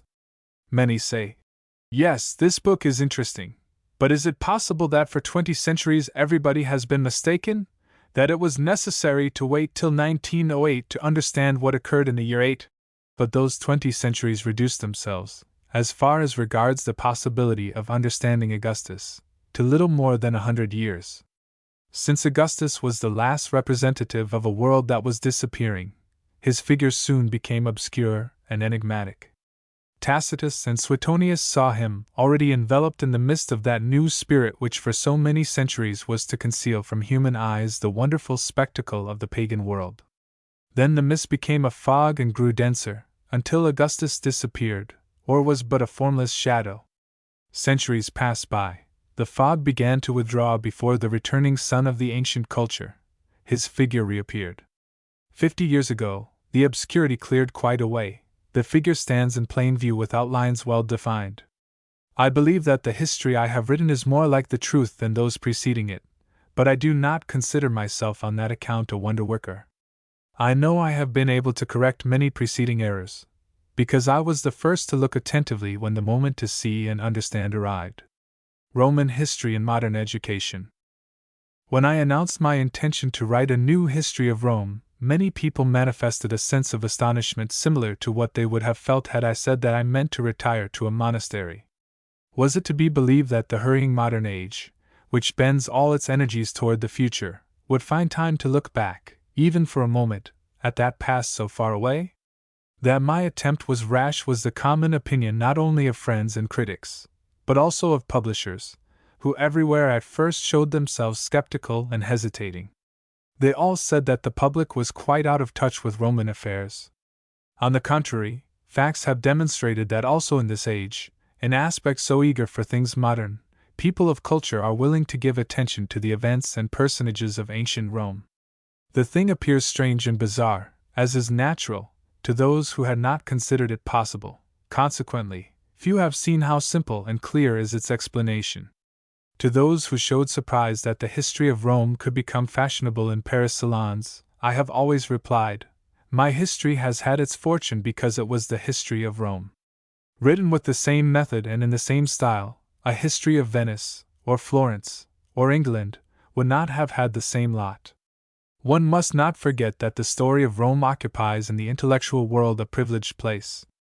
Not only is it studied in all the schools of the civilized world, not only do nearly all states spend money to bring to light all the documentary evidence that the earth still conceals, but while all other histories are studied fitfully, that of Rome is, so to speak, remade every 50 years, and whoever arrives at the right time to do the making can gain a reputation broader than that given to most historians. There is, so to speak, in the history of Rome an eternal youth, and for the mind in what is commonly called European American civilization, it holds a peculiar attraction. From what deep sources springs this perennial youth? In what consists this particular force of attraction and renewal? It seems to me that the chief reason for the eternal fascination of the history of Rome is this, that it includes, as in a miniature drawn with simple lines, well defined, all the essential phenomena of social life, so that every age is able there to find its own image, its gravest problems, its intensest passions, its most pressing interests, its keenest struggles. Therefore Roman history is forever modern. Because every new age has only to choose that part which most resembles it, to find its own self. In the intellectual history of the 19th century this leading phenomenon of our culture is clearly evident. If anyone asked me why, during the past century, Roman history has proved so interesting, I should not hesitate to reply, because Europeans and Americans find, there more than elsewhere, what has been the greatest political upheaval of the 100 years that followed the French Revolution, the struggle between monarchy and republic. From the fervid admiration for the Roman Republic which animated the men of the French Revolution to the unmeasured Caesarean apologies of Dury and of Mommsen. From the ardent cult of Brutus to the detailed studies on the Roman administration of the first 2 centuries, all historians have studied and regarded Roman history mainly from the point of view of the struggle between the 2 principles that yet today rend in incurable discord the mind of old Europe and from which you have emerged fortunate. You are free in a new world. You have ended the combat between the Latin principle of the impersonal state and the Oriental principle of the dynastic state, between the state conceived as the thing of all, belonging to every one and therefore of no one, and the state personified in a family of an origin higher and nobler than the common, in which all authority derives from some hero founder by a mysterious virtue unaccountable to reason and human philosophy. You have done with the conflict between the human state, simple, without pomp, without dramatic symbols, the Republic as we men of the 20th century understand it, and as you Americans conceive and practice it, and the monarchy of divine right, vainglorious, full of ceremonies and etiquette, despotic in internal constitution, which still exists in Europe under more or less spurious forms. Now it is easy to explain how, in an age in which the contest between these 2 conceptions and these 2 forms of the state was so warm, the history of Rome should so stir the mind. In no other history do these 2 political forms meet each other in a more irreconcilable opposition of characters and extreme. The Republic, as Rome had founded it, was so impersonal that, in contrast with modern more democratic republics, it had not even a fixed bureaucracy, and all the public functions were exercised by elective magistrates, even the executive, from public works to the police system. In the ancient monarchy which the Orient had created, the dynastic principle was so strong that the state was considered by inherent right the personal property of the sovereign, who might expand it, contract it, divide it among his sons and relatives, bequeathing his kingdom and his subjects as a landowner disposes of his estate and his cattle. Furthermore, although today the sovereigns of Europe are pleased to treat quite familiarly with the good Lord, the rulers in the Orient were held to be gods in their own right. Whence it is easy to understand how terrible must have been the struggle between the 2 principles so antagonistic, from the time when in the Empire, immeasurable and complicated, the institutions of the Republic proved inadequate to govern so many diverse peoples and territories so vast. The Romans kept on, as at first, rebelling at the idea of placing a man-god at the head of the state, themselves to become, when finally masters of the world, the slaves of a dynasty. The conflict between the 2 principles lasted a century, from Caesar to Nero, filled the story of Rome with hideous tragedies, but ended with the truce of a glorious compromise. For Rome succeeded in putting into the monarchic constitution of empire some essentially republican ideas, among others, the idea of the indivisibility of the state. Not only Augustus and his family, but also the Flavians and the Antonines, never thought that the empire belonged to them, that they might dispose of it like private property. On the contrary, they regarded it as an eternal and indivisible holding of the Roman people which they, as representatives of the populace, were charged to administer. It is therefore easy, as I have said, to explain how, as never before, the history of Rome was looked upon as a great war between the monarchy and the republic. Indeed, the problem of the republic and the monarchy, always present to the minds of writers of the 19th century, has been perhaps the chief reason for the gravest mistakes committed by Roman historiography during this period, mistakes I have sought to correct. For example, the Republicans have pinned their faith to all the absurd tales told by Suetonius and Tacitus about the family of the Caesars, through preconceived hate for the monarchy, and the monarchists have exaggerated out of measure the felicity of the first 2 centuries of the empire, to prove that the provinces lived happy under the monarchic administration as never before or after. Mommsen has fashioned an impossible Caesar, almost making of that great demagogue a literary anticipation of Bismarck.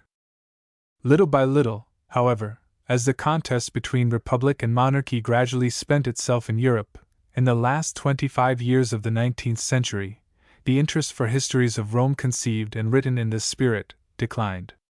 The real reason why Mommsen and Dury are today so little read, why at the beginning of the 20th century Roman history no longer stirs enthusiasm through their books is, above all, this: that readers no longer find in those pages what corresponds directly to living reality. Therefore it was to be believed that Roman history had grown old and out of date, whereas merely one of its perishing and deciduous forms had grown old, not the soul of it, which is eternally living and young.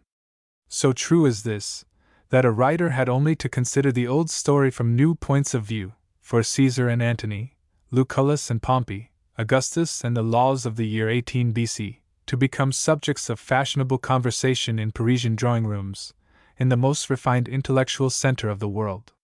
It has never been difficult for me to realize that contemporary Europe and America, the Europe and America of railroads, industries, monstrous swift-growing cities, might find present in ancient Rome a part of their own very souls, restless, turbulent, greedy. In the Rome of the days of Caesar, huge, agitated, seething with freedmen, slaves, artisans come from everywhere, crowded with enormous tenement houses, run through from morning till night by a mad throng, eager for amusements and distractions, in that Rome where there jostled together an unnumbered population, uprooted from land, from family, from native country, and where from the press of so many men there fermented all the propelling energies of history and all the forces that destroy morality and life, vice and intellectuality, the imperialistic policy, deadly epidemics, in that changeable Rome, here splendid, there squalid, now magnanimous, and now brutal, full of grandeurs, replete with horrors. In that great city all the huge modern metropolises are easily refound, Paris and New York, Buenos Aires and London, Melbourne and Berlin. Rome created the word that denotes this marvelous and monstrous phenomenon of history, the enormous city, the deceitful source of life and death, herbs, the city. Whence it is not strange that the countless herbs which the grand economic progress of the 19th century has caused to rise in every part of Europe and America look to Rome as their eldest sister and their dean. Furthermore, into the history of Rome, the historic aristocracy of Europe may look as into the mirror of their own destiny, as everywhere they try to retain wealth and power, playing in the stock exchange, marrying the daughters of millionaire brewers, giving themselves to commerce, a nobility that resorts, in the effort to preserve its prestige over the middle classes, to the expedients of the most reckless demagogy. Sulla, Lucullus, Pompey, Crassus, Antony, Caesar, exemplify in stupendous types the aristocracy that seeks to conserve riches and power by audaciously employing the forces that menace its own destruction. Several critics of my work, particularly the French, have observed that the policy of expansion made by Rome in the times of Caesar, as I have described it, resembles closely the craze for imperialism that about 10 years ago agitated England.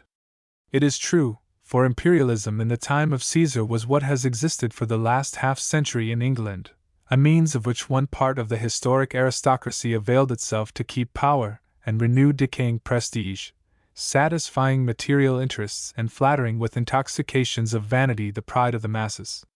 So, too, the contesting parties in France, the socialist, which represents the laboring classes, the radical, which represents the middle classes, the progressive and the monarchic, which represent the wealthy burghers and the aristocracy, may discover some of their passions, their doings, their invectives, in the political warfare that troubled the age of Caesar, in those scandals, those judicial trials, in that furor of pamphlets and discourses.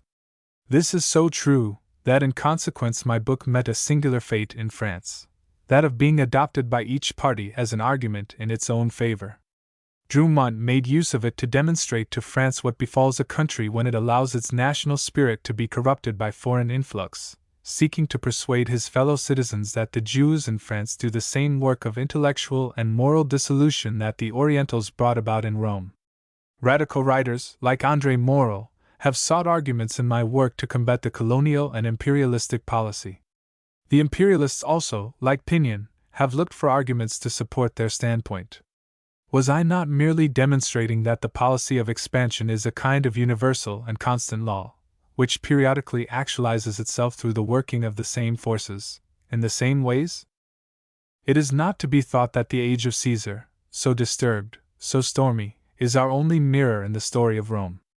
When I write the account of the imperial society of the 1st and 2nd centuries, our own time will be able to recognize even more of itself, to see what must be the future of Europe and America, if for a century or two they have no profound political and social upheavals. In that great Pax Romana lasting 2 centuries, we may study with special facility a phenomenon to be found in all rich civilizations cultured and relatively at peace. The phenomenon to me the most important in contemporary European life, the feminizing of all social life. That is, the victory of the feminine over the masculine spirit. Do not fancy that the feminists, the problems and the disputes they excite in modern society, are something quite new and peculiar to us. These are only special forms of a phenomenon more general, the growing influence that woman exercises on society, as civilization, culture, and wealth steadily increase. Here, too, the history of Rome is luminously clear. In it we see evolving that vast contest between the feminine spirit and the masculine, which is one of the essential phenomena in all human history. We see the masculine spirit, the spirit of domination, of force, of mastery, of daring, ruling complete, when the small community had to fight its first hard battles against nature and men. The father commanded then as monarch in his family. The woman was without right, liberty, personality, had but to obey, to bear children and rear them. But success, power, wealth, greater security, imperceptibly loosened the narrow bondage of the first struggles. Then the feminine spirit, the spirit of freedom, of pleasure, of art, of revolt against tradition, gradually acquired strength, and began bit by bit to undermine at its basis the stern masculine rule. The hard conflict of 2 centuries is sown with tragedies and catastrophes. Supported by tradition, exasperated by the ever bolder revolts of woman, the masculine spirit every now and then went mad, and brutally tore away her costly jewels and tried to deny her soft raiment and rare perfumes. And when she had already grown accustomed to appearing in the world and shining there, he willed to drive her back into the house, and put beside her there on guard the furious threats of law. Sometimes, despairing, he filled Rome with his laments, protested that the liberty of the woman cost the man too dear, cried out that the bills of the dressmaker and the jeweler would send Rome, the empire, the world, to ruin.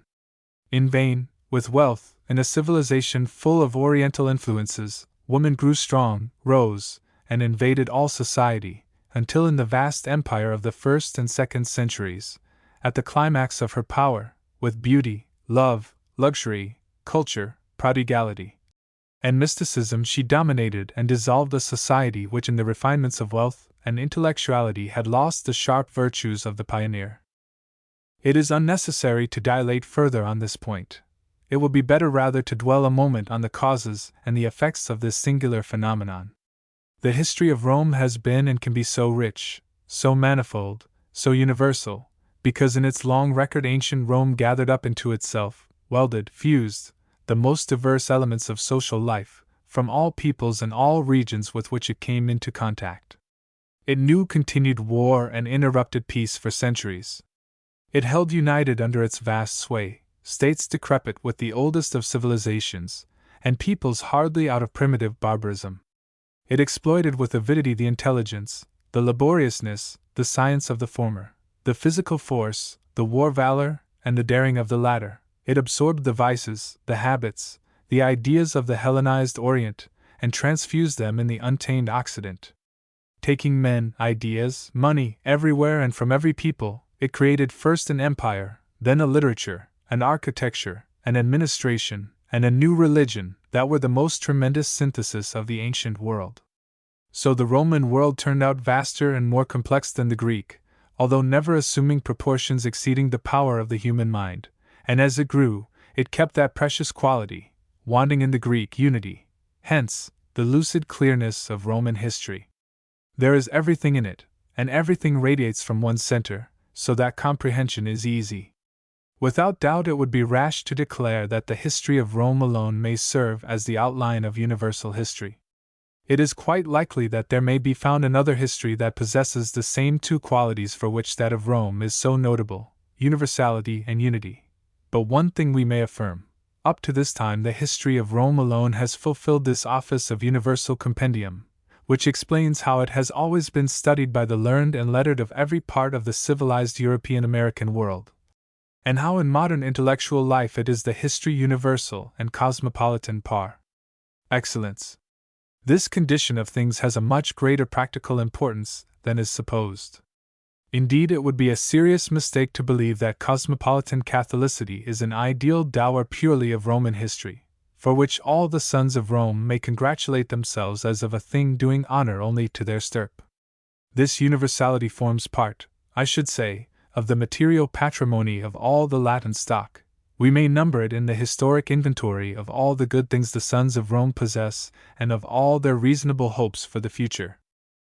This affirmation may at first appear to you paradoxical, strange, and obscure, but I think a short exposition will suffice to clear it. The universality of the history of Rome, the ease of finding in it models in miniature of all our life will have this effect, that classical studies remain the educational foundation of the intelligent classes in all European American civilization.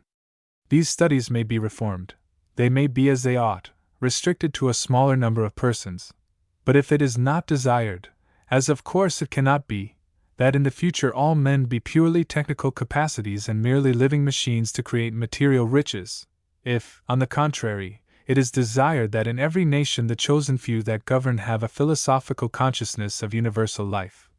No means is better suited to instill this philosophic consciousness than the study of ancient Rome. Its history, its civilization, its laws, its politics, its art, and its religions, exactly because Rome is the completest and most lucid synthesis of universal life. Classical studies are one of the most powerful means of intellectual and moral influence on the Anglo-Saxon and German civilizations that the Latins possess, representing under modern conditions, for the Latin nations, a kind of intellectual entail inherited from their ancestors. The young Germans and Englishmen who study Greek and Latin, who translate Cicero or construe Horace, assimilate the Latin spirit, are brought ideally and morally nearer to us, are prepared without knowing it to receive our intellectual and social influence in other fields, are made in greater or less degree to resemble us.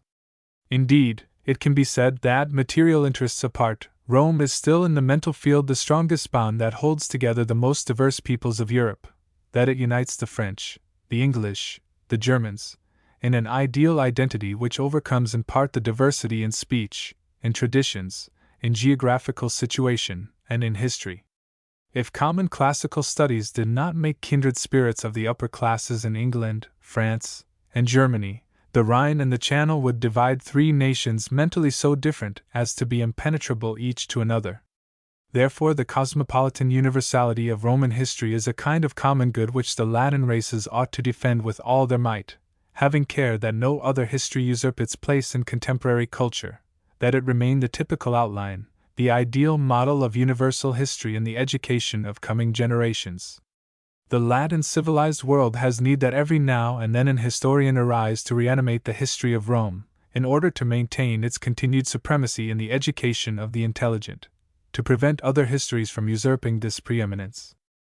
It is useless to cherish illusions as to the task. Its accomplishment has become much more arduous than it was 50 years ago, perhaps because the masses have acquired greater power in every part of the European American world, and democracy advances more or less rapidly, invading everything, the democracy of the technical man, the merchant, the workman, the well-to-do burgher, all of whom easily hold themselves aloof from a culture in itself aristocratic. The accomplishment will become always more and more arduous, for Roman studies, feeling the new generations becoming estranged from them, have for the last 25 years tended to take refuge in the tranquil cloisters of learning, of archaeology, in the discreet concourse of a few wise men, who voluntarily flee the noises of the world. Fatal thought! Ancient Rome ought to live daily in the mind of the new social classes that lead onward, ought to irradiate its immortal light on the new worlds that arise from the deeps of the modern age, on pain of undergoing a new destruction more calamitous than that caused by the hordes of Alaric. The day when the history of Rome and its monuments may be but material for erudition to put into the museums by the side of the bricks of the palace of Khorsabad, the cuneiform inscriptions, and the statues of the kings of Assyria, Latin civilization will be overwhelmed by a fatal catastrophe. To hinder the extinction of the great light of Rome in the world, to prolong indefinitely this ideal survival, which is the continuation of its material empire, destroyed centuries ago, there is but one way: to renew historic studies of Rome, and to maintain intact their universal value which forms part of common culture. This is what I have tried to do, seeking to lead back to Roman history the many minds estranged from it, distracted by so many cares and anxieties and present questionings, and to fulfill a solemn duty to my fatherland and the grand traditions of Latin culture. If other histories can grow old, it is indeed the more needful, exactly because it serves to educate new generations, to reanimate Roman history, incorporating in it the new facts constantly discovered by archaeological effort, infusing it with a larger and stronger philosophical spirit, carrying into it the matured experience of the world, which learns not only by studying but also by living. I do not hesitate to say that every half-century there opens among civilized peoples a contest to find the new conception of Roman history, which, suited to the changed needs, may revivify classical studies, a competition followed by no despicable prize, the intellectual influence that a people may exercise on other peoples by means of these studies. To win in this contest we must never forget, as too many of us have done in the past 30 years, that a man can rule and refashion the world from the depths of a library, but only on condition that he does not immure himself there, that, while the physical sciences propose to understand matter in order to transform it, historico-philosophical discipline has for its end action upon the mind and the will. That philosophical ideas and historic teachings are but seeds shut up to themselves unless they enter the soil of the universal intellectual life. No, the time-stained marbles of Rome must not end beside cuneiform inscribed bricks or Egyptian mummies, in the vast dead sections of archaeological halls. They must serve to pave for our feet the way that leads to the future. Therefore, nothing could have been pleasanter or more grateful to me, after receiving the invitation tendered me by the Collège de France, and that from South America, than to accept the invitation of the first citizen of the United States to visit this world which is being formed. In Paris, that wonderful metropolis of the Latin world, I had the joy, the highest reward for my long, hard labor, to show to the incredulous how much alive the supposedly dead history of Rome still is, when on those unforgettable days so cosmopolite a public gathered from every part of the city in the small plain hall of the old and august edifice. Coming into your midst, I feel that the history of Rome lives not only in the interest with which you have followed these lectures, but also, even if in part without clear cognizance, in things here, in the life you lead, in what you accomplish. The heritage of Rome is, for the peoples of America still more than for those of Europe, an heredity not purely artistic and literary, but political and social, which exercises the most beneficent influence on your history. In a certain sense it might be said that America is today politically, more than Europe, the true heir of Rome, that the New World is nearer, by apparent paradox, to ancient Rome than is Europe. Among the most important facts, however little noticed, in the history of the 19th century, I should number this, that the Republic, the human state considered as the common property of all, the great political creation of ancient Rome, is reborn here in America, after having died out in Europe. The Latin seed, lying buried for so many centuries beneath the ruins of the ancient world, like the grains of wheat buried in Egyptian tombs, transported from the other side of the ocean, has sprung up in the land that Columbus discovered. If there had been no Rome, if Rome had wholly perished in the great barbarian catastrophe, if in the Renaissance there had not been found among the ruins of the ancient world, together with beautiful Greek statues and manuscripts, this great political idea, there would today be no republic in North America. With the word would probably have perished also the idea and the thing, and there is no assurance that men would have been able so easily and so well to rediscover it by their own effort. I am a student and not a flatterer. I therefore confess to you frankly, ending these lectures, that I do not belong to that number of Europeans who most enthusiastically admire things American. I think that Americans in general, in North America as in South, so readily recognize in themselves a sufficient number of virtues, that we Europeans hardly need help them in the belief, easy and agreeable to all, that they stand first in the world. Having come from an old society, which has a long historical experience, the most vivid impression made upon me in the two Americas has been just that of entering into a society provided with but meager historical experience, which therefore easily deludes itself, mistaking for signs of heroic energy and proofs of a finished superiority, the passing advantages of an order chiefly economic, which come from the singular economic condition of the world. In a word, I do not believe that you are superior to Europe in as many things as you think, but a superiority I do recognize, great, and, for me at least, indisputable, in the political institutions with which you govern yourselves. The Republic, which you have made to live again, here in this new land, is the true political form worthy of a civilized people, because the only one that is rational and plastic, while the monarchy, the form of government yet ruling so many parts of Europe, is a mixture of mysticism and barbarity, which European interests seek in vain to justify with sophistries unworthy the high grade of culture to which the continent has attained. To search out the reasons why the old Oriental monarchy holds on so tenaciously in Europe, still threatening the future, would be useless here.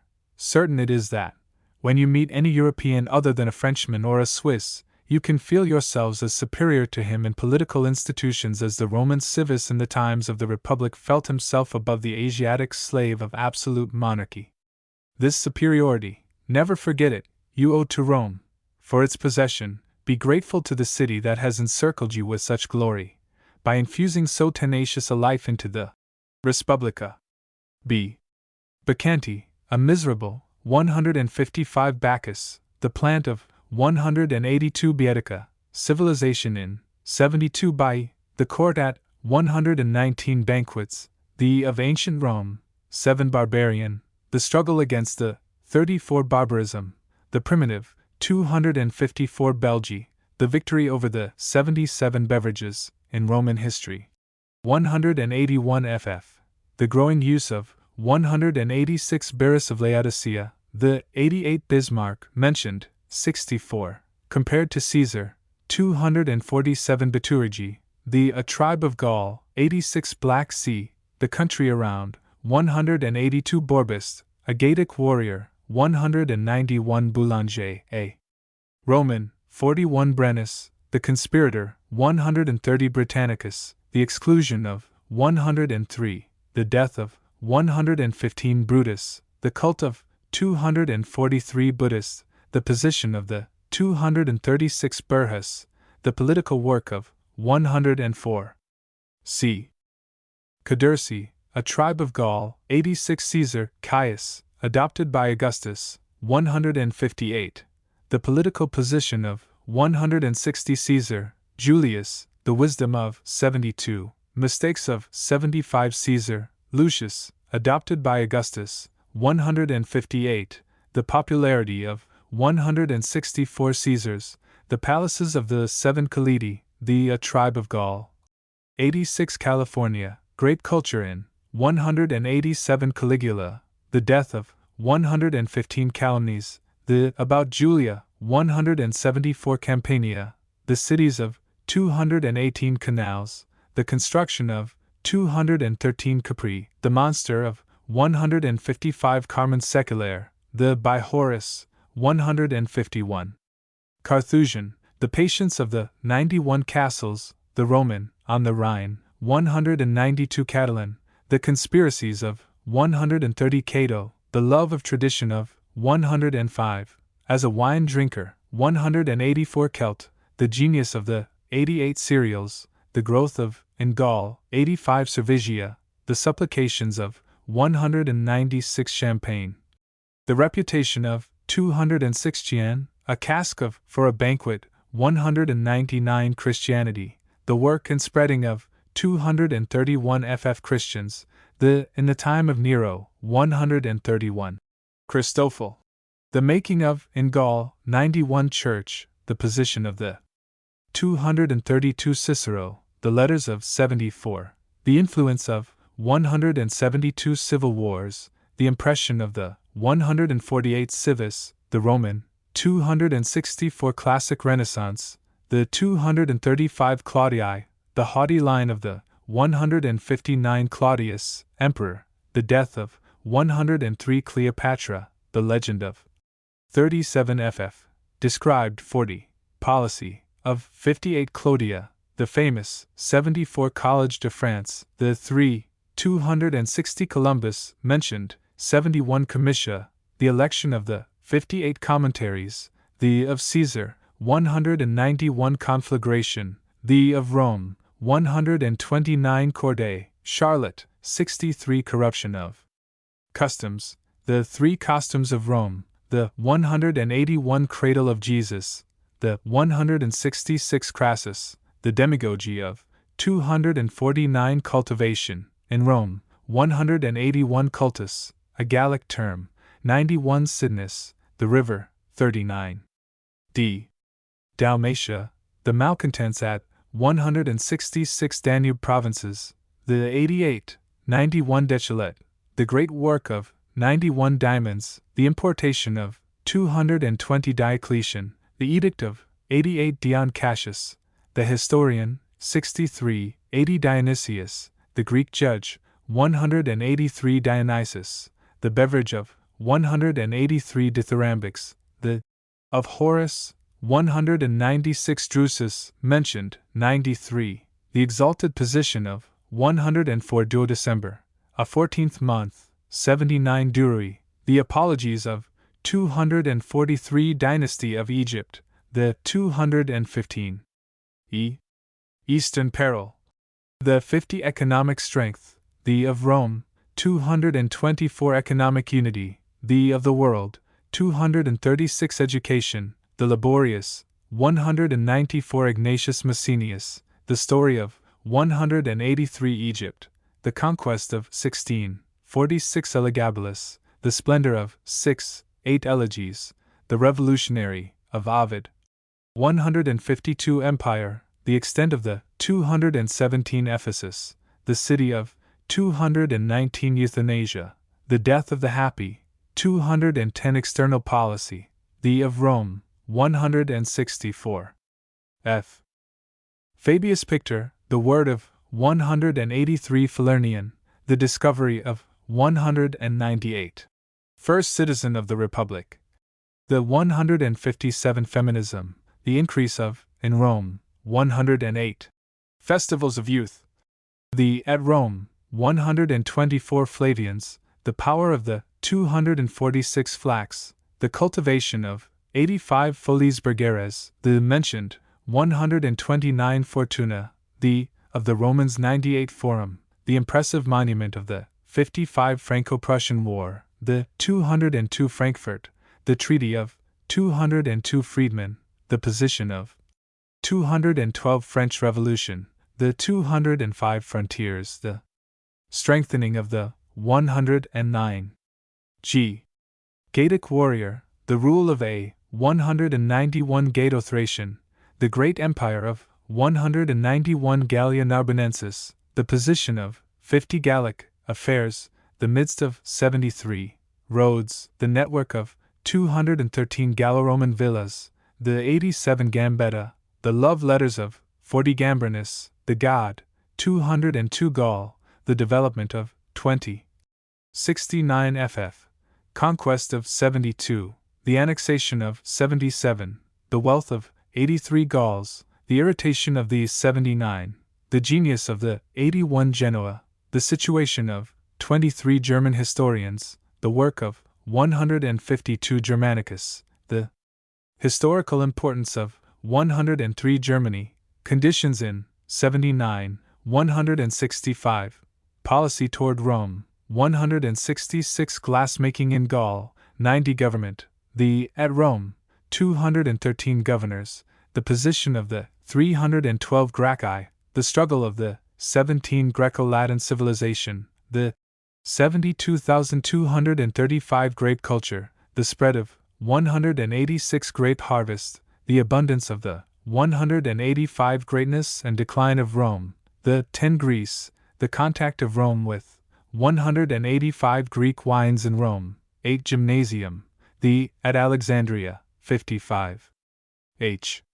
Hannibal, the army of 189 harbors, the building of 213 Hebrew people, the position of the 166 Hellenist and ardent, 58 Helvetia, customs in 191 Helvetians, the 74. The attack on the 75 Herculaneum, the city of 218 heritage of Rome, the 261 Herod the Great, the death of 166 history, as considered by Ferrero, 65 Horace, the invectives of 23 Hussey, Henri, mentioned, 41. I. Hides, the days of the 9 Hierapolis, the prosperity of 219 Ilium, the district of Troy, 50 India, the precious metals of 30, wine exported to 200 Indochinese, the commerce of the 55 inscriptions, the story left by the 221 Istrian wine, the favorite of Livia, 199. J. Jerome, Saint, the story of 78 Jeunesse Dorée, the of Rome, 124 jewelry making in Gaul, 90 jewels as a luxury, 31 Jews in France, the 250 Jove, the temple of 19 Judas, the mention of 63 Judea, the revolt at 166 Julia, the exile of 137, the episode of 150, discord with 154, unfaithfulness of 157, the accusation of 170, the fate of 177 Julian, the laws of 151 Julian Claudian House, the power of the 188 jurisdiction of property, the in Gaul 84 jurists, the influence of 230. Juvenal, passages from 90. K.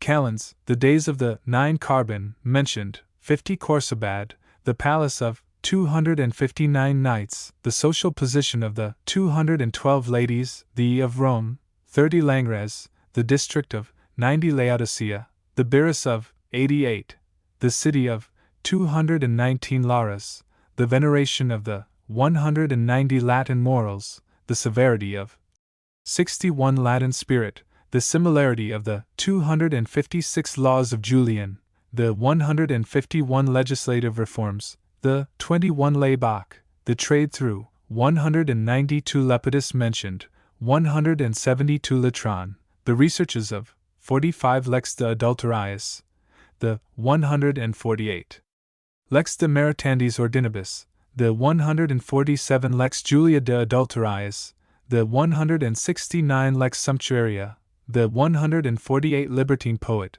A. In the year 8 BC, 151 Licinius, the characteristics of 79 Linen, the manufacture of 219 Literati, the many 218 Livia, the mother of Tiberius, 162, the position of 168 Livia, the house of 7 Livy, the point of view of 3 Lollia Paulina, the fame of 9 Lucullus, the rising power of 18, wine used by 184 Lusitania, a mission to 117 Luxuria, the desire of 14 Luxury, of Rome, 125, spread of 186.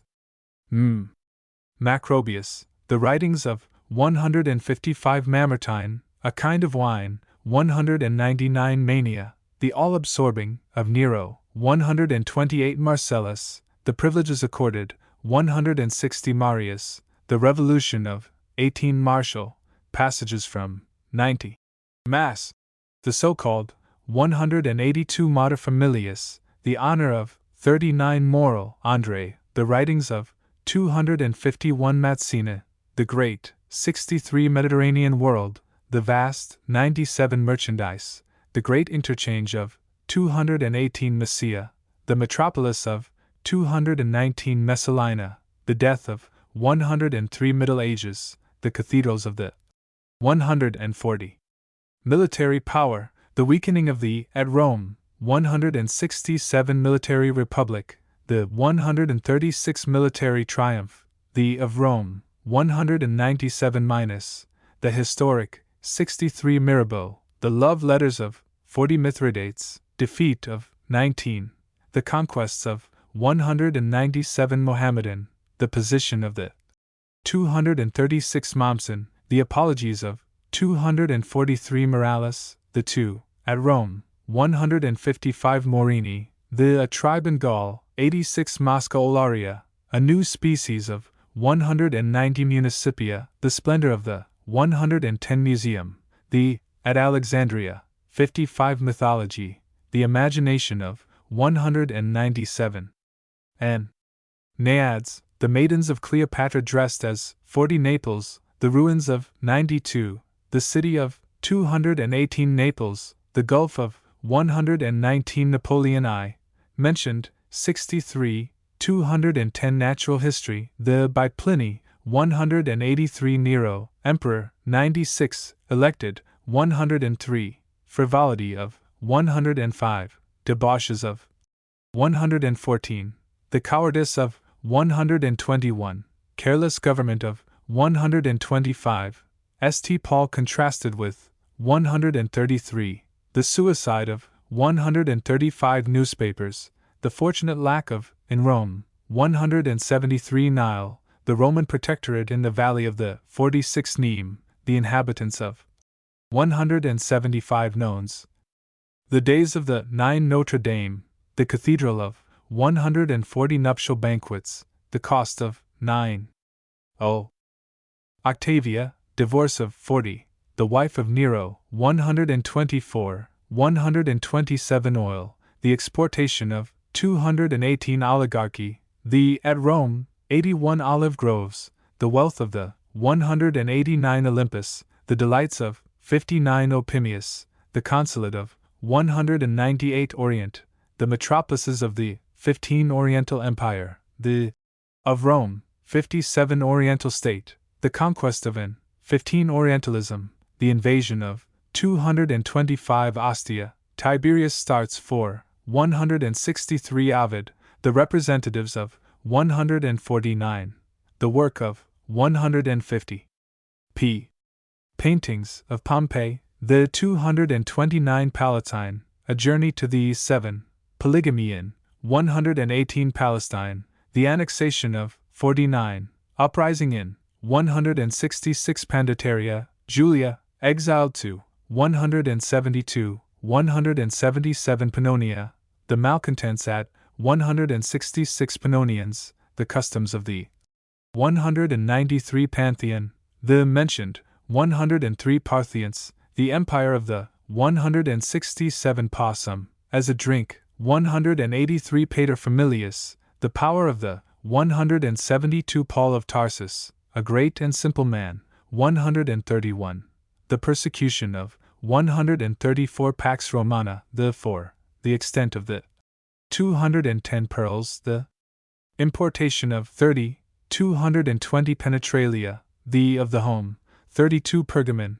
the city, 219 Pergamus, the kingdom of 16, 187 pair plus of the Erythraean Sea, the Emmanuel, 199 Persia, the conquest of 44 philosophers, the many, 209 philosophy, the ancient, of Rome, 233 Phylloxera, a new species of 190 Piedmont, the peasants of 187 Pinion, the imperialists, 251 Pisa, inscriptions at 164 Piso, the conspiracy of 135 Plutarch, description of 39 Pa, the valley of the 192 Poetry, the of Horace, 195 Poets, the position of 9 BC, 146 Political barrier, the between Gaul and Rome, 84 Political events, the of Rome, 33 Political personnel, the of Rome, 217 Polybius, the period of 183 Pompadour, the Marquise de, mentioned, 43 Pompeii, the ruins of 92, the city of 218 Pompey, the conquests of 19, the theatre of 55 Pontifex Maximus, the title of 232 Pontus, salted fish from the 8 Poppaea Sabina, the skill of 116, death of 137 Populus, the representatives of the 246 Pozzuoli, the city of 218 Praetor, the office of the 157 precious metals, the distribution of 218 Praetorian guards, the 117 Praetorians, the influence of the 104 princeps, the authority of the 188 proconsuls, the of Rome, 182 procurator, the origin of the office of 212 proprietors, the government of the 211 prosperity, the growing 148 Protestant, the present position of the 236 provinces, the peace in the 176 Ptolemies, the at Alexandria, 19 Ptolemies, the kingdom of the 46 public finance, the lack of 144 Punic War, the second, 3, 214. Q. Quaestor, the office of the 211 Quintilius Varus, the governor of Syria, 166 Quintus Metellus Celerus, the consul, 74. R. Renoch, Joseph, the historian, 63 Republic, the last century of the 198 Respublica, the glory of the 264 Revue de Paris, the 63 Reims, the vicinity of the city of 206 Rhetian wine, the preference for 199 Rhine, the river, 72 roads, the construction of 213 Rodi. Tiberius to go to 162 Roman Catholic, the position of the 236 Roman Empire, the dissolution of the 140, 210 Roman history and modern education, 239 Roman nobility, the 54 Roman Protectorate, the 46 Roman Society, the dissolution of 5 Romanism, the defense of 111 Rome, in the beginning, 5 Romulus as a lawmaker, 183 royal palaces, the closing of 215 Rutini, a tribe of Gaul, 86. S.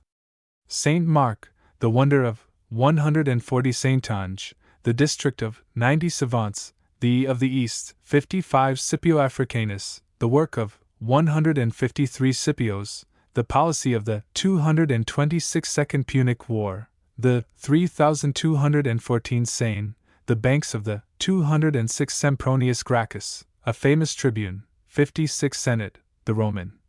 103 Sessions of the 105 Seneca, the political work of 104 sesterces, the value of the Roman, 223 Sicily, the peasants of 187 Sidon, the artisans of 88, the city of 219 silk, the importation of 220 silver plating, the art of 228 slaves, the abundance of, in Rome, 15 slaves, the position of 212 social development, the of the Roman Empire, 207 ff social laws, the 148, 153 socialists, the invectives of the 250 soldi, the hunt for 173 Spain, the proconsulship of 184 Spartacus, the days of 189 Stadium, the erection of the, at Rome, 125 State, the supervision of the 24 statues, the erection of 152 Strabo, observations of 85 Strenua Inertia, the 29 Suetonius, the ancient writer, 127 Sulla, the revolution of 18 Sulmona, the birth of Ovid at 149 Summerhomes, the at Naples, 120 Syria, the annexation of 73, the conquest of 16. T. Tacitus, the opinion of 30, 152 Tarsus, Cleopatra at 39 Terpnos, a zither player, 105 textile plants, in Gaul, 85 theaters, the great demand for 110 Teresa, Maria, mentioned, 43 Thracian slave, the escape of a 189 Tiber, the banks of the 203 Tiberius, a great general, 7. 30, 93, 109, 145, the life of 153, difficulties of 157, suggested retirement of 162 traditions, aristocratic 153 tributes, the imposed on the vanquished, 15, collection of 212 triumvir, the fall of the great, 111. Troy, the ancient city of 50 Tunis, grape culture at 187 Tyranny, the at Rome, 135 Tyre, the prosperity of 88, 219 Turin purple, the 89. U. Undecember, a 13th month, 79 herbs, the meaning of 249 usury, the pitiless, 186. V.